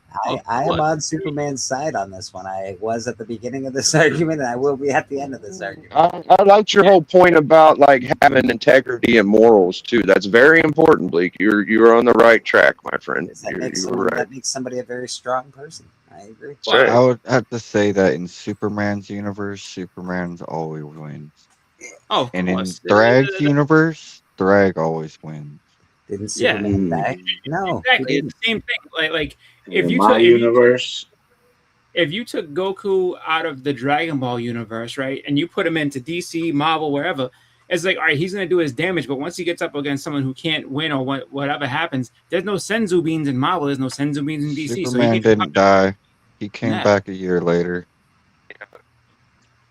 So yeah, Superman's lost battles. He's lost a lot of battles. It sounds like Thrag has experienced a loss in his life, right? Like you guys said he lost to Invincible with a bunch of help, right? So yeah. He's lost. That was his one down, but I mean everything else though, it's like you have to look at that as what it is. It's like, you know, I can just make a comic. I mean, we could all just make a comic tomorrow and say, "Oh, this character has the power of 10 billion Kryptonians and Baskarians," and that'd be it. You know, that's just the way it is, and they're the strongest. This is 8,000 doomsdays Could in if one we buff. wanted to. Yeah. Don't you remember Don't you remember Fry's comic from Futurama? Like, that was his explanation on everything. I couldn't figure out how to do it, so he just did it, and it happened. He was like, "Oh, I want to beat Superman." Guess what? I beat him because I said I beat him, and that was his comic. Yeah. I mean, that's basically that's basically Gladiator from the X-Men. Like, as long as he's confident, nobody can beat him. He should have. If his confidence is great, that's great. If you tell me he looks stupid, like, hey, that costume makes your ass look big, like, what? As soon as he starts getting like sad about it, like, oh, then he loses. But as long as he's confident, he can do anything he wants. I think the world's lucky to have a Superman, to be honest. I know we all love the boys, we love the flip on its head, all of the like evil Superman and evil here, but you know what? There's something to be said about the boy in blue, man. Yeah, I think the world needs more of that these days, to be honest. There's something else to this conversation that's missing, though. There's a main reason Superman would win in this world, in this universe, because ultimately good always trumps evil, and Thrag is a villain. I mean, what are the heroes designed to do? They're designed to beat the villain. So even though Thrag is the most powerful thing in that universe, he's still going to get beat, and he does. I mean, that's the difference. Superman doesn't have that caveat. Like, I mean, he's a hero. So, I mean, in the end, you ultimately, especially within a Superman comic, you know he's going to come out. I mean, that was the big thing in the 90s, was Superman could die? What? Yeah. Oh, and I agree with you on that too. Like, I say like this, like would it, if it just stood as a one-time, one-off battle type thing, it would be like, you know, Superman versus Thrag. Like, Thrag would instantly try to kill him, and now if he doesn't kill him, I expect Superman to come back and fight. I mean, the same thing happens in Invincible. Like, there's different, you know, there's different things that you know, go away from their battles and stuff like that. Because at any point, like he could have killed Mark about 5 or 6 different times, and different things happen to stop that from happening. Whether it's, you know, someone else intervening, or just he's, you know, they basically beg him, like, please, like, can you give us a little bit of time here? Like, all right, whatever you want, we'll negotiate, we do this and that. But in the end of it all, it's just like, you know, that's the same story. It's just like, you know, good has to triumph over evil, even if it takes a little bit more to do it. It's just like, you know, and that's why I like the Invincible story, along with a lot of other things too, because there are some things where it's like, you know what, sometimes you have to concede and give in to some things that you wouldn't, because there's a lot of characters in that universe that are not the most happy-go-lucky parts of those things, and you kind of can see a lot of the gray areas in between some of those characters where it's like you kind of have to make these messed up decisions from time to time. And it's funny because at first Invincible is against his dad, all about that, but later on he kind of starts to understand, like, yeah, like I kind of have to go with these, you know, morally gray people here and there just to make sure that things work out the way they're supposed to. There's good and bad about every character, like both of these characters, and we've discussed 90 years of history makes, you know, that's a little unfair advantage. But also being written now is an unfair advantage to the 90-year history, because oh, absolutely, we like different things. It's a little darker, blah blah blah blah blah. People are into that. So and you got a chance to see all the blooper reel that came out with like oh, these ideas didn't work so well. Exactly. They get to learn a lot from the past. So, absolutely. You know, there is an. I mean, in a nutshell, these are like what ifs. I mean, you could take it like that. Like the movie Brightburn was brought up. Brightburn was a what if Superman was evil instead of, like, you know, had the evil path instead of a good path. Invincible is a similar what if. DBZ is a similar what if. There's a lot of what ifs out there, and not everyone's going to land, but these have, because they're doing the what ifs the right way. They took what works from this, and you know, and it's its own separate thing. I'm not saying they're copying it by saying it's modeled after Superman. I mean, technically it is, but it's still its own thing. Like everything, you can't help but model after. If you want the superheroes, there's tropes. There's tropes. And guess what? You're gonna get modeled after regardless. I mean, if you want a story that I mean, really, if you look at it, it's a great story. I love it. But I will say, it does get kind of annoying after a while. It's like if you want a story where literally the power of this guy's like goodness changes just about everybody in the whole story. Watch Naruto. Naruto literally turns just about every enemy he has into a friend at some point because of the fact that like he's just such a pure guy that like I couldn't I wanted to kill him, but now he's actually kind of grown on me. He's pretty all right. Like, it's so funny, but it's like he does it to just about. I mean, there's the power of friendship. Yeah, literally, like Naruto is basically the power of friendship all day long. Like that's all anybody says about him. It's like I was gonna kill everybody you know and love, but your actual character is so strong that you're causing me to believe in good again. And I left being the good guy a long time ago, but I want to see your vision of the world because you actually have a good vision of how to make the world a better place for everybody. So we're friends now. It's like, oh, okay. It becomes kind of hilarious at one point because it's like, seriously, you just killed about 50 people in front of this guy, and you're like, but I want to be friends now because I see the error of my. It's almost like Naruto's ready to kill the guy, and it's just like, you know what? I see the error of my ways. Now, please don't kill me. It's like, no, you're gonna die anyway. But still, but yeah, he's a good guy. You should work with him from now on. Now I'm gonna die now. Goodbye. And it's just like, what? Redemption's a big thing, but that's why to me these fantasy battle talks, depending on which characters and who's bringing it up, that's why they're not really that fun. Because if you know the character, most of these characters would not be fighting each other. Like Superman versus One Punch Man, neither one of them would fight each other because they would realize they're both heroes and yada. I mean, that's why in comics, those comics are never that fun. Like Captain America versus Superman. I mean, it sounds cool until you get into the story and they realize real world stuff. Hey, we're both heroes. Why the F are we fighting each other? We need to go after the villains. Every one of them.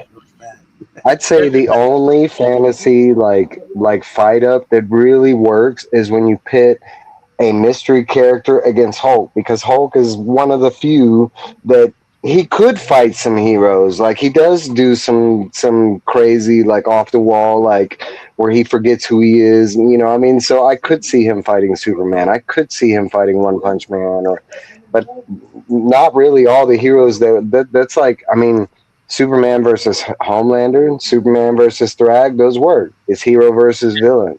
But most of the time it's like, who would win? Luffy versus One Punch versus Superman. None of them would be fighting each other. They're all heroes. Like, dude, because of you, I actually watched I went into that hard. The Luffy and what's it called again? Off the top of my head, I can't remember that. One Piece. Yeah, One Piece, dude. I watched both seasons a few weeks ago, and they're freaking awesome. It's good. It's funny. Yeah, they're really good. Like something like Dragon Ball, whereas it's like like Goku versus Superman. So Goku would want to fight Superman just to see how strong he is, but he wouldn't try to kill him. He'd be like, "Oh wow, this is gonna be a great workout, you and me." And after that, they'd be like friends. He'd be like, "Listen." And Vegeta might be like, I could beat that Kryptonian. I know I could.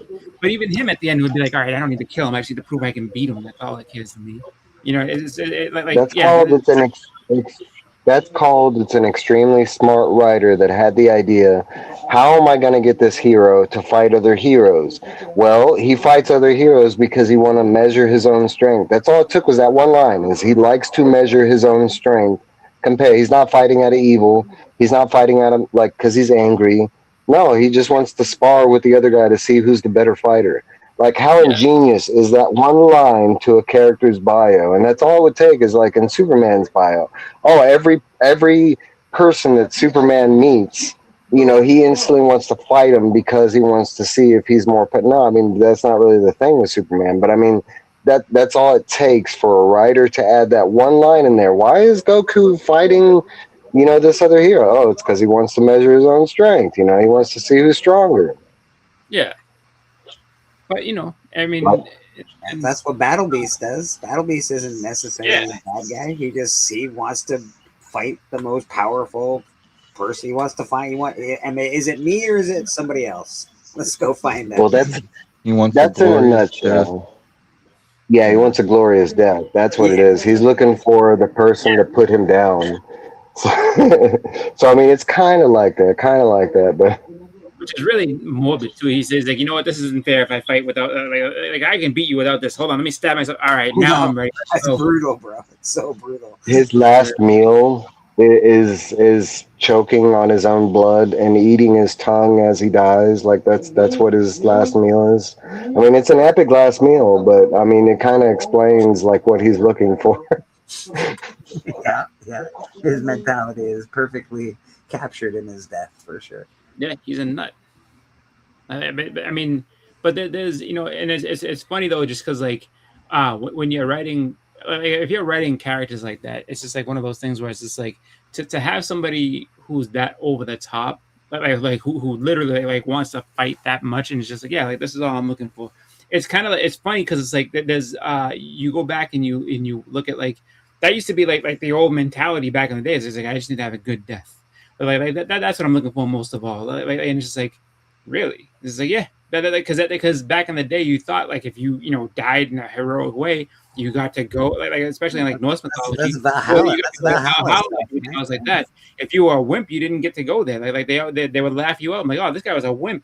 So it's just like, you don't want to die old in bed. You want to die in battle, and that's exactly it. Absolutely. Because that's what they sing songs about you. I don't know if that's our love for history and us just making, romanticizing it, but I'm sure there was, something like that going on. It was just kind of cool, like to have that, like, and again, like to kind of have that whole thing where it's just like, yeah, like making a comic come out like later on, after all that time, yeah, like you do get to learn a lot from all these different characters. Like, all right, what if instead of going this way, we went that way, and what if instead of doing this, we did this? And I mean, of all the Superman clones, there's a million that people probably haven't even heard of. It's like, dude, like who is this guy? Like, oh yeah, like Omega the. It's like really of all the Superman clones, I really do like the Invincible universe is really awesome for what they've done. Obviously, I liked the video game where Superman was turned bad, and the Joker got him to kill Lois and all that stuff. That was really was Injustice. That was Injustice, really he what's it called? He nuked Metropolis and then tricked Superman into killing Lois Lane. And he was like, I know it was started in the video game first, but they eventually made a comic about it, and it was pretty awesome. It was pretty awesome to see that version of Superman. But is it a version of Superman that I want? Not necessarily. I like the boy blue we got. I like the good guy. I think we got to keep him a good guy, man. Stop buggering around with Superman. I think there's always room for both type of story, but I think that really a lot of it comes down to like when you see somebody who's like that, it's really shocking to be like, oh wow, like this is kind of, and so people are like, oh, like this would be awesome if it's like, yeah, you wouldn't like that for long though, just because knowing Superman as you do. Like if he turned evil, like okay, it would be cool for a couple of issues, and then you'd be like, oh, this I don't like this. This is ridiculous. Like who's gonna come and stop him? You know what I mean? So on the other hand, it is fun when it's a completely different series, because then you can be like, oh, let's see how they explore this and what happens here and all that. And I will say, like for Invincible, for what they did, they really did a lot in fleshing out that universe and all the different characters and stuff that they made. Throughout it. There's a lot of memorable, really, really good characters that borrow from, all over the comic landscape, DC and Marvel. And everything like that. They did a really good job. So that would be my conversation. Would be like for a person, especially like Biggie or other people in the chat that don't know Invincible, the show or the comic. Like, what's the difference between Superman comic / Invincible comic? What are the differences between the two? Because they've already heard that Invincible is basically a clone version of the Superman story. To me, there's enough differences, and like you said, the world building alone, like with its own characters, the way that world operates, like it's like they took a bunch of stuff that was famous from Superman, and other properties like Dragon Ball Z, and they encompassed it into their own story, enough to where it wasn't copying, but it's kind of like, what if Superman had this origin story instead of growing up with these like, blessed, hopeful, good-natured people? What if he found out his dad was there to take over the world when he finally got his powers. You know, how would that Superman turn out? And that's what this is, you know. And it's great to see that this isn't Brightburn, because you would think, you know, a person seeing this origin, especially the way Mark's introduced to his father, you know, I mean, you think he would go full on villain, and he doesn't. And it's that there's a lot of depth, a lot of darkness, a lot of stuff that you don't get in a regular DC comic and stuff. Maybe you could say afraid, or there's different words I would use, but it's just a different take, and it's enough where it's its own kind of thing. I think Drew says it. Drew says it pretty well. Invincible is less a Superman clone and more a homage to modern superhero comics as a whole. And you know, that's absolutely that's a good take on that. Yeah, absolutely. I would agree, and I just say the Superman clone is an easy, like in the nutshell, term to use for people. It's easy to sell that way, you know, kind of thing. Yeah, that's it's the easiest way to just say, yeah, it's a Superman based story. You know, let's turn Superman on his head and see what happens. But there are subtle differences that make it its own thing. I would say too, as a fan of comics as a whole too, it's like something like the way that they built the world in Invincible and everything, like everything around it, characters and all that.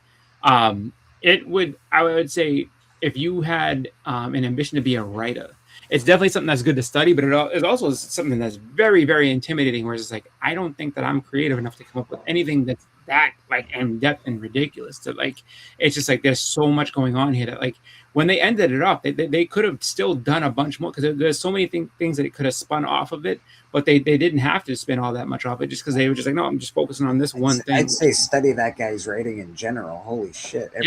Everything the guy touches turns to gold. Everything's an amazing property. Like, it's pretty awesome, man.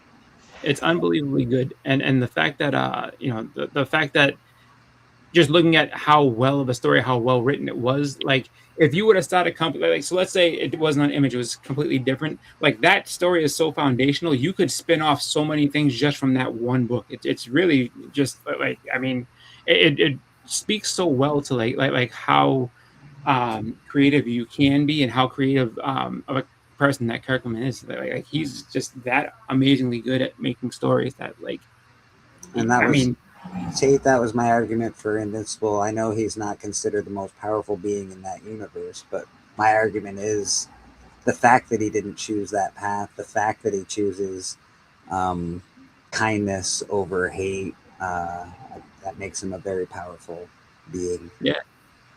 Rad over here killing it. If you turn this book around, you'll see an awesome Daredevil as well. But that is beautiful, Ed. That really is beautiful, dude. Look at this. Yeah, it is. Look at this, bro. Yeah, you're killing it. I mean, the fact that there's a background in it too, like that looks so well done. Yeah. Awesome background too. But that Invincible universe, I like it. You know, I haven't seen the latest season, but I like what I saw. But it kind of reminds me of that Chick universe, where like there's similar characters, but they're different. You know what I mean? Yeah, there's got a lot of different Marvel and DC characters, but there's slight differences. You know what I mean? Yeah. Drew, you give Oblivion some time. Oblivion song, it's pretty good. I was gonna say Fire Force. No one's talking about Fire Force either. Yeah, they might not be talking about it yet, but they will be. Don't you worry. I could say another thing about Invincible is I like that they show flaws. Like, Mark is deeply flawed. Like, everything that he's been going through. I love that they show mistakes, because he has made some mistakes. This season alone, he made some big ones that he's had to deal with. And it's the whole story encompasses. It's the things, the advice that he's getting from other people. That's exactly the stuff that I want to hear with you know, dealing with these types of situations. You know, what happens when Mark loses control and he kills somebody, you know, like, and he's supposed to be a Superman type character, you know, like somebody that embodies hope and just, you know, what does that person go through? What, you know, and it's stuff like that's different enough.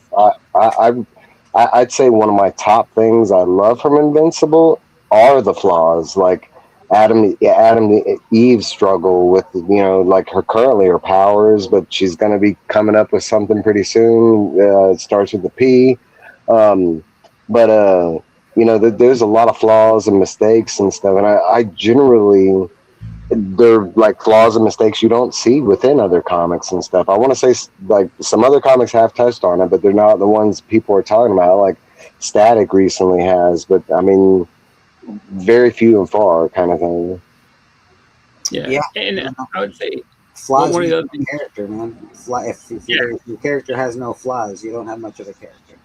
Oh yeah, no, his flaws are crazy, and then on top of that too, like you kind of do, I mean, the fact that he does the path that he chooses is important, just because when they showed it in the cartoon, and then they also in the issues when they have the Invincible War, when Angstrom Levy basically is like, all right, I'm gonna get all Invincible, all these different multiverses to come and fight, and you see what happens when he does go that evil path.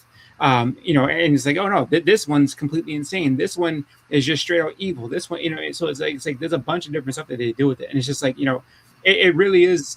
As I say, it's so well done, just because it's like they took all these different ideas and threw it all into one thing. It's like, yep, there you go. And like all those different things, like his struggle to kind of like growing up a human, kid, to the point where he got powers, and then having to, reconcile that. Adam Eve basically, struggling with her humanity too, because she's kind of, I would say, they don't. She is similar to like a Dr. Manhattan type person, where she can just create things out of nothing, and so it's just like, so for her it would be easy to just kind of be like, yeah, like I'm so far beyond being human, I don't need anything to do with this, but like she struggles with that all the time. The way they did the send off of Rex was good, because it's like all that time of him being kind of a jerk and this, and almost kind of a joke character for a while, but then he goes out like a real hero. He's like, this like in he's like, I had to take out this Invincible.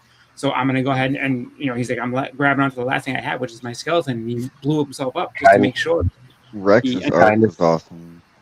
Yeah, it was, but kind of same thing with like Monster Girl and like Robot. I mean, like when you meet him in the beginning of the series, especially in the comic, he's a dick, like straight up dick. Yeah, I mean, and you think he is a robot, I mean, the way he talks, the way he is, until you find out later it's a dude in a robot suit. I mean, but he like basically a little kid that's just super intelligent. I mean, there's. And you brought it up before, the Dr. Manhattan thing, and we were talking about like this being a Superman clone. To me, Invincible is almost like a version of Watchmen. I'm not saying like a clone of Watchmen or anything, but it's almost like that take on current superhero. And it's like, what would be the anti-version of this look like, or maybe not an anti-version, or just a skewed version of this. With a more real life version of it. What would a flawed version of this universe look like? But more. I'm wondering what it'd be like doing live action. Like, I don't know if it'll feel as good as the cartoon. I don't know. I think the problem with the live action is that, like, with an actual movie, is that they're not going to be able to do as much, because you're going to have a maximum of 2.5 hours per movie and stuff, and they're going to be very effects heavy. So it's just like, I mean, you're asking a lot. It's just like, and how many Invincible movies do you think you're going to be able to get? Probably at most 3, just because of how much money they're going to cost to make. So they're going to leave a lot of stuff out. Like, there's going to be a lot of things that they see. I think I heard them say they try to cram all of season 1 into one, or episode that's what I heard. 1 would be one movie. Yeah, that's what I heard, was they were trying to cram one episode. You can't do a whole season in one movie. No way. No. That's not enough time to tell that story. But it's kind of like what they're doing with One Piece, because I mean, One Piece, the way they're doing the season set up of the live action, because we're talking about like show wise. I mean, they're already past like animated. They're already past like 30 seasons. I don't remember the exact number, but it's up there, right? 1,120 issues of the manga. So I mean, you're talking about when they were talking about the live action, fans instantly knew that there's no way that they could keep the same actors and even get to a halfway point with them still being able to. So like when they started this out, they already had like a set goal where they were going to finish the live action show, and it wasn't going to encompass the entire like anime, but it was going to have like a send off kind of thing. And I think the general I think they're going to make it like 12 seasons into the whole like One Piece story. Oh, But I mean, and somehow they have like a grand like how they're going to do this. So I mean, I'm not saying they're like it's not able to do this, but it always scares me. I mean, you're talking about people always make that comment that movies are not the adaptations from books, but books are 40 hours of material yeah, shrunk down to a 2-hour movie. yeah. You know, so I mean, it's kind of the same thing with comics. How do you take like, you know, and they did a good job with the season 2, you know, series when it came to Invincible, but how are they going to do that in one standalone movie? How much do you cover from the store? How much gets sped up or how much gets left out, you know, before it's a, you know, doable movie kind of thing? There's so much story there. That's so much to do in a movie, in the movie time frame. That's crazy. Yeah. Yeah. You know what, guys? It is after 4 o'clock. I know other people are probably going to be going live pretty soon if they're not already live. I think we should probably cut out pretty shortly. So let's go around the horn and see what everybody's up to. Mr. Boston Chris, what do you got going on with yourself, sir? Was that for me? Yeah, that was for you, sir. Boston. Yeah. Well, no, my speaker cut off, so I didn't hear it. So, as you all know, if you saw me showing books earlier, you have to watch the video, because if you didn't, then you were supposed to look away. But I know I put up a video today of just some different pickups that I got, so you can check that out. I know that next Friday, which is May 1st, I will be on the Gotham City Light podcast with Bleeker, talking with Dan and Callie about different Batman books that come out during the week. So we check that out, and I should be putting up some more content, just throughout time. So I put stuff up on Instagram, and then I'll probably have another video or two out throughout this week too. So check me out on Instagram, check me out on my channel, and see you guys on Friday for the Gotham City Lights podcast. Absolutely, absolutely. Brad, what do you got going on with yourself, sir? Just be drawing a lot, and back here next Sunday. Love it. Your art is, I don't know, you've always been awesome, but it just seems to be getting better and better and better and better.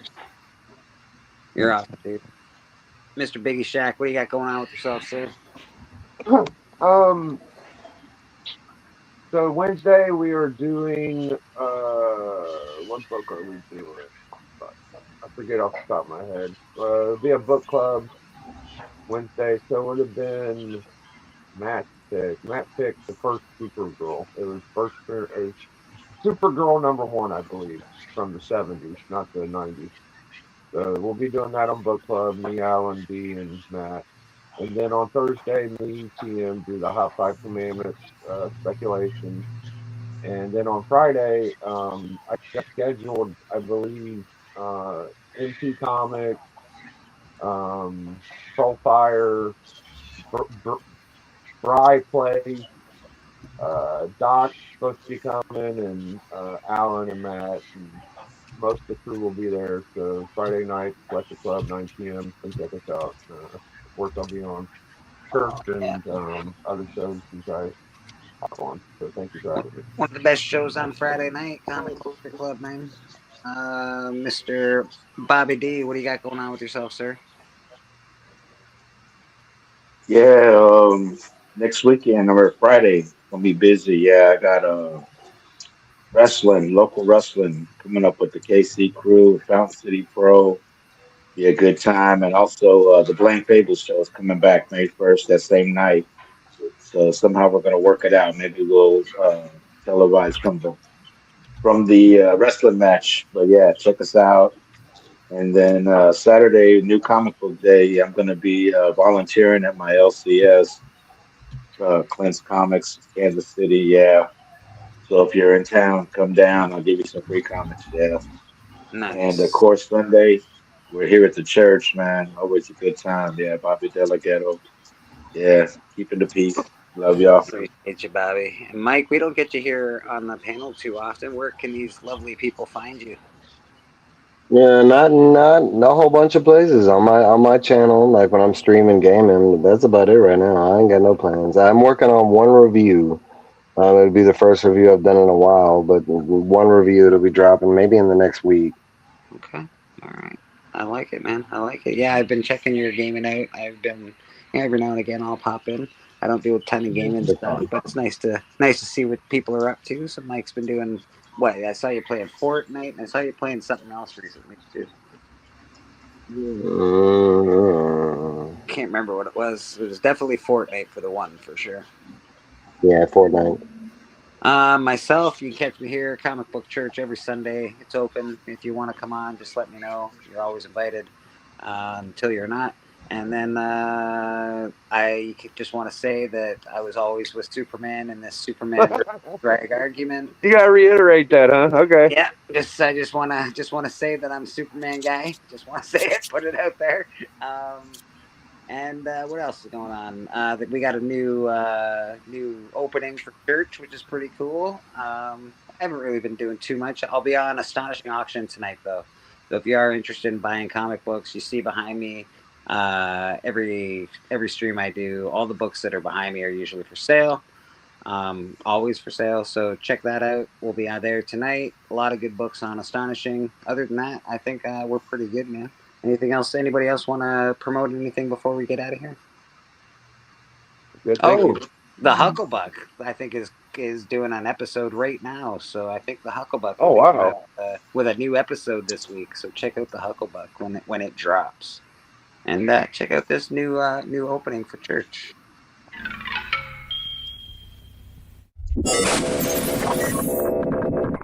Congregation, please be seated and open your prayer guides to the book of Revelations, Psalm 69.